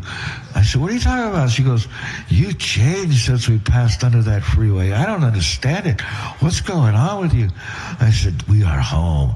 I am here, and I know I can survive. We cannot possibly, absolutely be destroyed here, not in San Antonio. I know everybody. I know the streets. I know the power. I know the attorneys. I know the laws. I know the bail bondsmen. I know my way in and out of that jail. There's nothing they can do here that I can't defeat. I am absolutely certain we are going to be just fine here in San Antonio. Fear nothing." What made y'all want to move back? Well, we ended up having to move back to go get Linda because they'd kicked Linda out over there. Michael Brown kicked her out. Linda's the daughter? She's the oldest, yeah. Gina's half-sister. And she was my stepdaughter. She's the one that I told her that I took her door and told her I'd take her window and everything. So yeah, she was the rebellious one. She was the one that had the boyfriend that was 22 years old that I told, "You have a rubber on you." Oh, Yeah. And so, but they called us back for Linda, and so we had to leave. But you know what? When we left San Antonio, we left with dignity. And when we left Kerrville, we left with dignity. And unfortunately, it just... So y'all went back to LA? we went back to Lake Elsinore. And, you know, we thought we'd be fine there. But going back to Lake Elsinore, a lot of things had changed. A lot of people that we had associated... How long did y'all stay gone? A couple of years. Oh, wow. Yeah, and you know what? Our friend Sue, the drug dealer, she wasn't in power anymore. She had been destroyed by a guy named Gary Wright that had come out of prison that destroyed her. And now she was scrambling just to stay alive. And she was frightened. And she was the wife of Chili Willie. And Chili Willie had tremendous power. And he's the one that turned the reins over to her when he died. And that's where she had her power from. But Gary Wright had taken all that. And he had destroyed her in the eyes of the big dealers. And when I ran into her, I was clean. And I said, "Hey, what's up, Janie? What's up, Sue?" And she said, "Hey, you want to get something?" And I said, "No, man, I'm clean. I think I had 90 days. I got 90 days clean." She goes, "Well, get the fuck away from me." I said, "What?" hey, whoa, whoa, wait, I was a trusted individual here. What are you doing talking to me like that? And she goes, you don't understand. It's easier for you to get, for me to get you dirty than for you to get me clean. So she says, if you want to stay clean, get the fuck away from me, because I ain't about to change. And, I don't want to be the cause of messing you up. And I said, oh, well, under those terms, okay, yeah, I understand. I gave her a big hug, and I said, but why do you tremble so much? What's going on? She goes, I got a lot of problems, Jim. I said, what do you mean? She says, people are after me. I said, they're after you? I said, well, you know what? I've got this Lorson. She said, what's that? I said, Lorson is a gun. This gun was a second. It means that the gun was going through the manufacturing process, and there was some sort of a defect in it, and so it was thrown into a barrel, and it was never to be sold on the street. In this particular case, it was just a little deformity of the frame, so it never got stamped with any numbers on the frame. And all I had to do was file it down and reassemble it with all the parts. So the gun is good, but unfortunately I was told never to use hollow point rounds in it, and I did. And the slide has been cracked.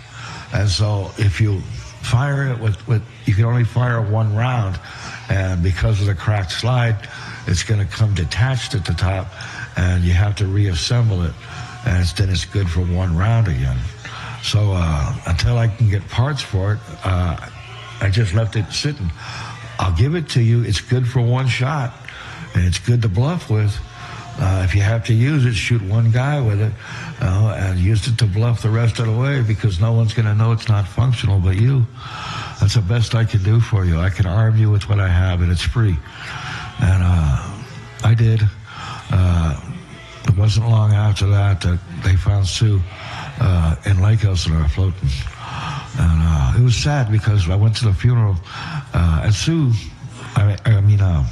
Sandy Pomeroy was there, because she was trying to take care of Sue's daughter. Sue's daughter showed up, and she was drunk off her ass. And I mean, just making such a scene. And you know what? A lot of people wanted to shut her down and run her off. I said, hey, that's her only mother she's ever going to have. If she chooses to come to this funeral drunk, then that's the way she's grieving. And you got no right to tell her how to grieve and how not to grieve. And it may be something she regrets, and it may not be, but she is going to see this through, period. And I made sure that Adriana could stay there, and she could participate in whatever level she wanted to. And she did do some crying, and it was a real sad thing to see Sue go, because Sue had so much power at one time. She was so respected. She had the news to know, and if you wanted to know about any outlaw anywhere in the area, Sue knew, and she had all the current information. If she trusted you, man, you got the scoop, and you got it right. And she had great judgment of people. She could really tell when somebody was right or wrong. But she seemed to lose all that after Gary, and it was a real shame. But, when Yana and I got to be with her, we had great respect for her, and she had respect for us. So she was always on our side, and she knew she could call on me anytime. I ran off her ex-husband, Leo.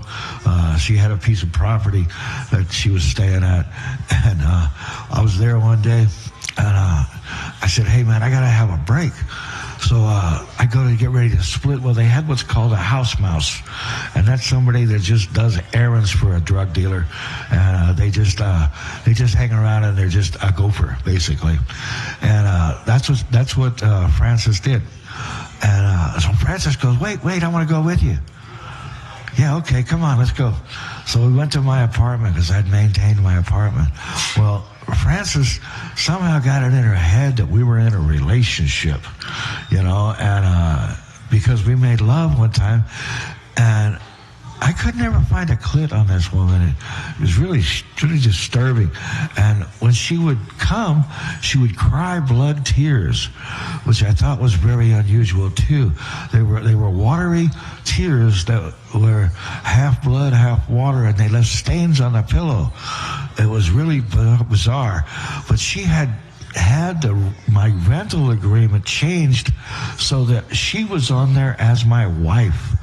And she thought that by doing that, it made her my common law wife.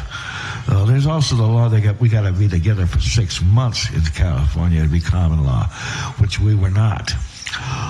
And so anyway, she was a little nuts. And I come home one day, and crazy Frances, she was sitting in the middle of the bed with a chicken that had the head cut off, sprinkling blood all over the place. Well, that's it. You got to go.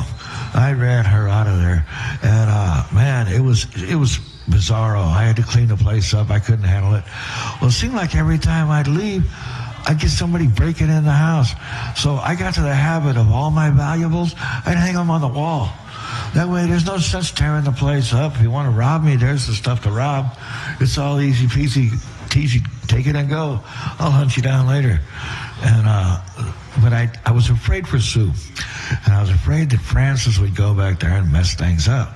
So I go back to Sue, me and Yana.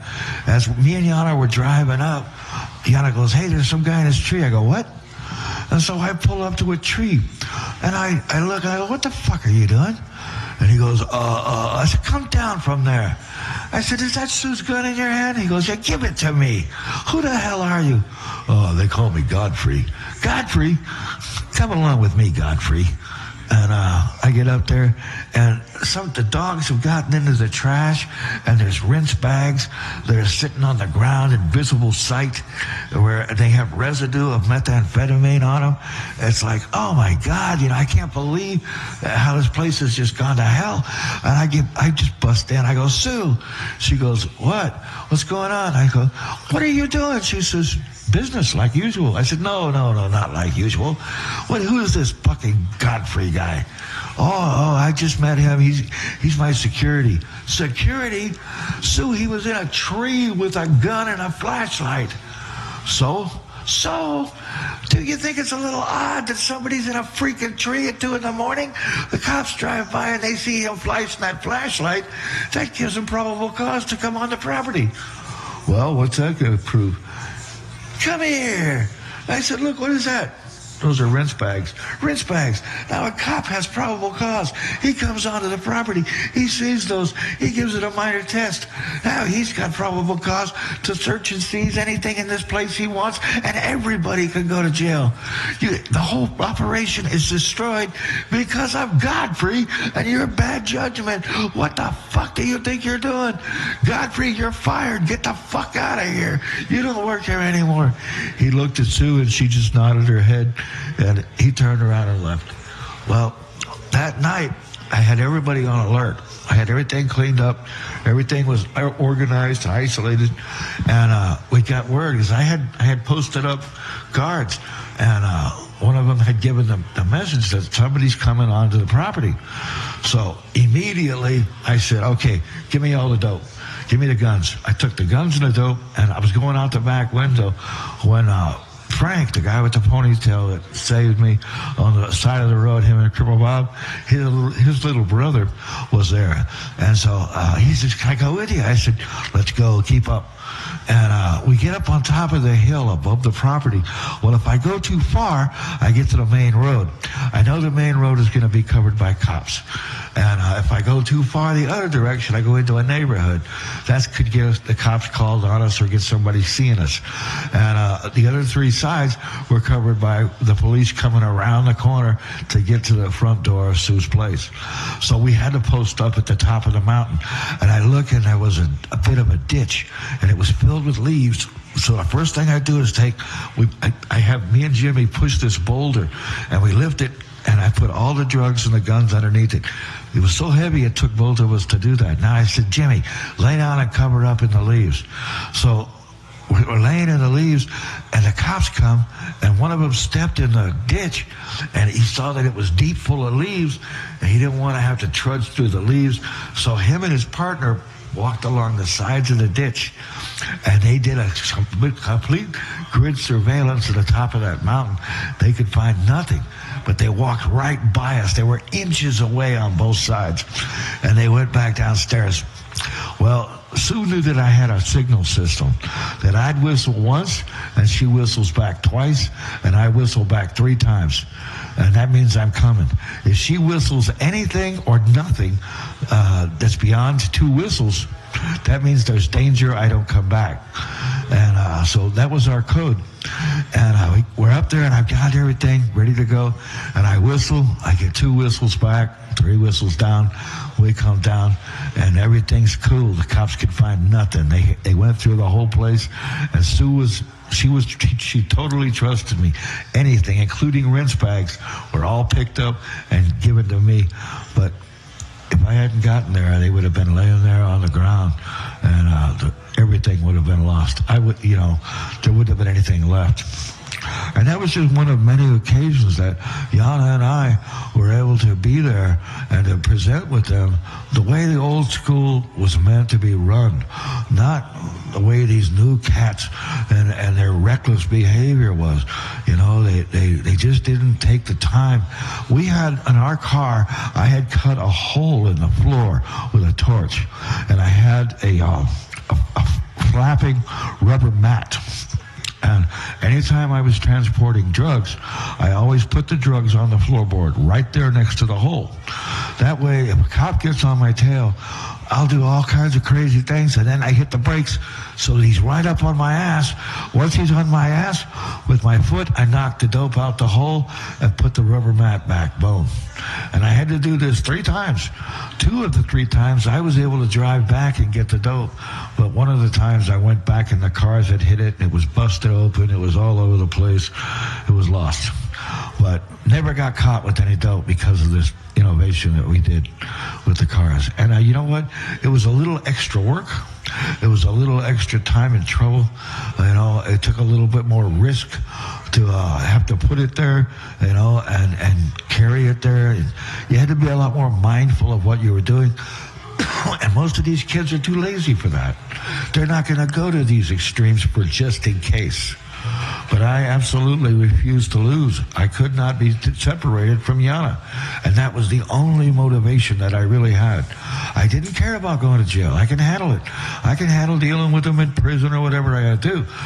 But I'm not going to be separated from Yana if there's any way possible.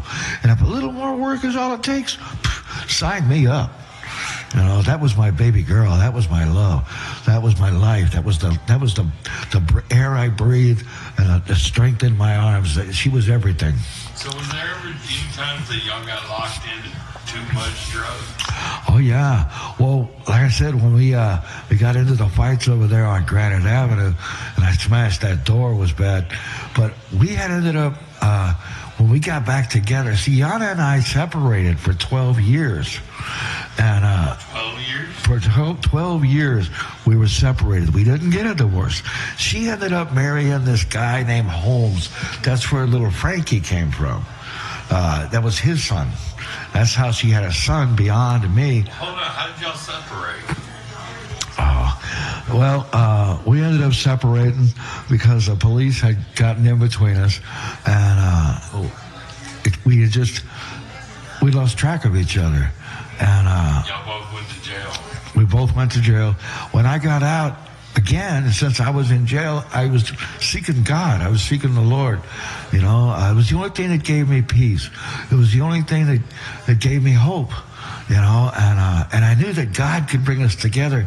And in fact, while I was there, I ran into this guy. Him and his old lady were getting out, and they were going to go to Jerusalem on a vacation. And I knew the guy from way back. I knew he wasn't lying to me or bullshitting me. So I wrote a little note, right? And I said, here, take this. Keep it with you when you get out. When you get out, take it with you to Jerusalem. Go to the Wailing Wall and stuff it into the Wailing Wall. This is like the God can. You put your prayers in there, and they're going to get answered. Well, that note, it said, Lord, give me another chance with Yana. Just bring us back together, and I know you will. So I will wait patiently till I can get back together with Yana in your name. How'd you find her? Oh, that was amazing. I was just walking down the road, and I ran into somebody, and they said, "Hey, didn't I see you on Sally Jesse Raphael?" And I said, yeah, that was me. Me and my little brother. He said, well, I've been talking to Linda Marie. And she said that she thought it was you too, but she couldn't believe it. I said, well, tell her I said hello. Well, Linda got a hold of her mother, and it was all because of being on TV with Sally Jesse Raphael. And they threw me out of Sally Jesse Raphael, by the way. I was in there, and she promised that she was going to try to get this family together. And then she's reading over a prompter, and she's bringing up everything that caused a problem. You know, every little thing that bothered you. What was the worst thing they said? Well, how did you react? Well, you didn't put up with that, did you? And stuff like that. And, you know, I'm just outraged. But at the time, I'm wearing that black leather jacket that went all down to the floor. And I had a black do-rag. I had black sunglasses. I had fingerless black gloves with rubber gloves under it. And I'm standing there above the crowd. And she comes walking by, and I said, Sally, come here. I want to talk to you. And she looked at me, she put her glasses down, and she went like that. And they came, 4 guys. They picked me up. They grabbed an arm and a leg, and they carried me out of the place and took me to the back door, and they slammed the back door behind me. There was no handle to get in. I couldn't make it back in. So, but Sally, they did see me. They did see me in the crowd, you know, because I was the only one that wasn't clapping when they'd pan across the crowd. And anyway, that's how Yana and I found each other. But we got back together, and it turned out that what had happened was she was in Utah, and so I got in a hold of her. I said, well, listen, baby, I'm coming. I'm on my way. And I just bought a car for $5,500. It was a great car. I knew it would make it. And so I gathered some money together. I had a few $100. And I set up everything to go. And I drove, and I'm calling her all the time. It was kind of fun, too, because I made it to a place called San Antonio, New Mexico. I said, yeah, I just hit San Antonio. What? You turned around and went back? No. Chill out. I'm on my way. Don't worry about it. And then I hit Cuba, New Mexico. I'm in Cuba. You're where? I'm in Cuba. Oh, man, she was so pissed off. But, yeah.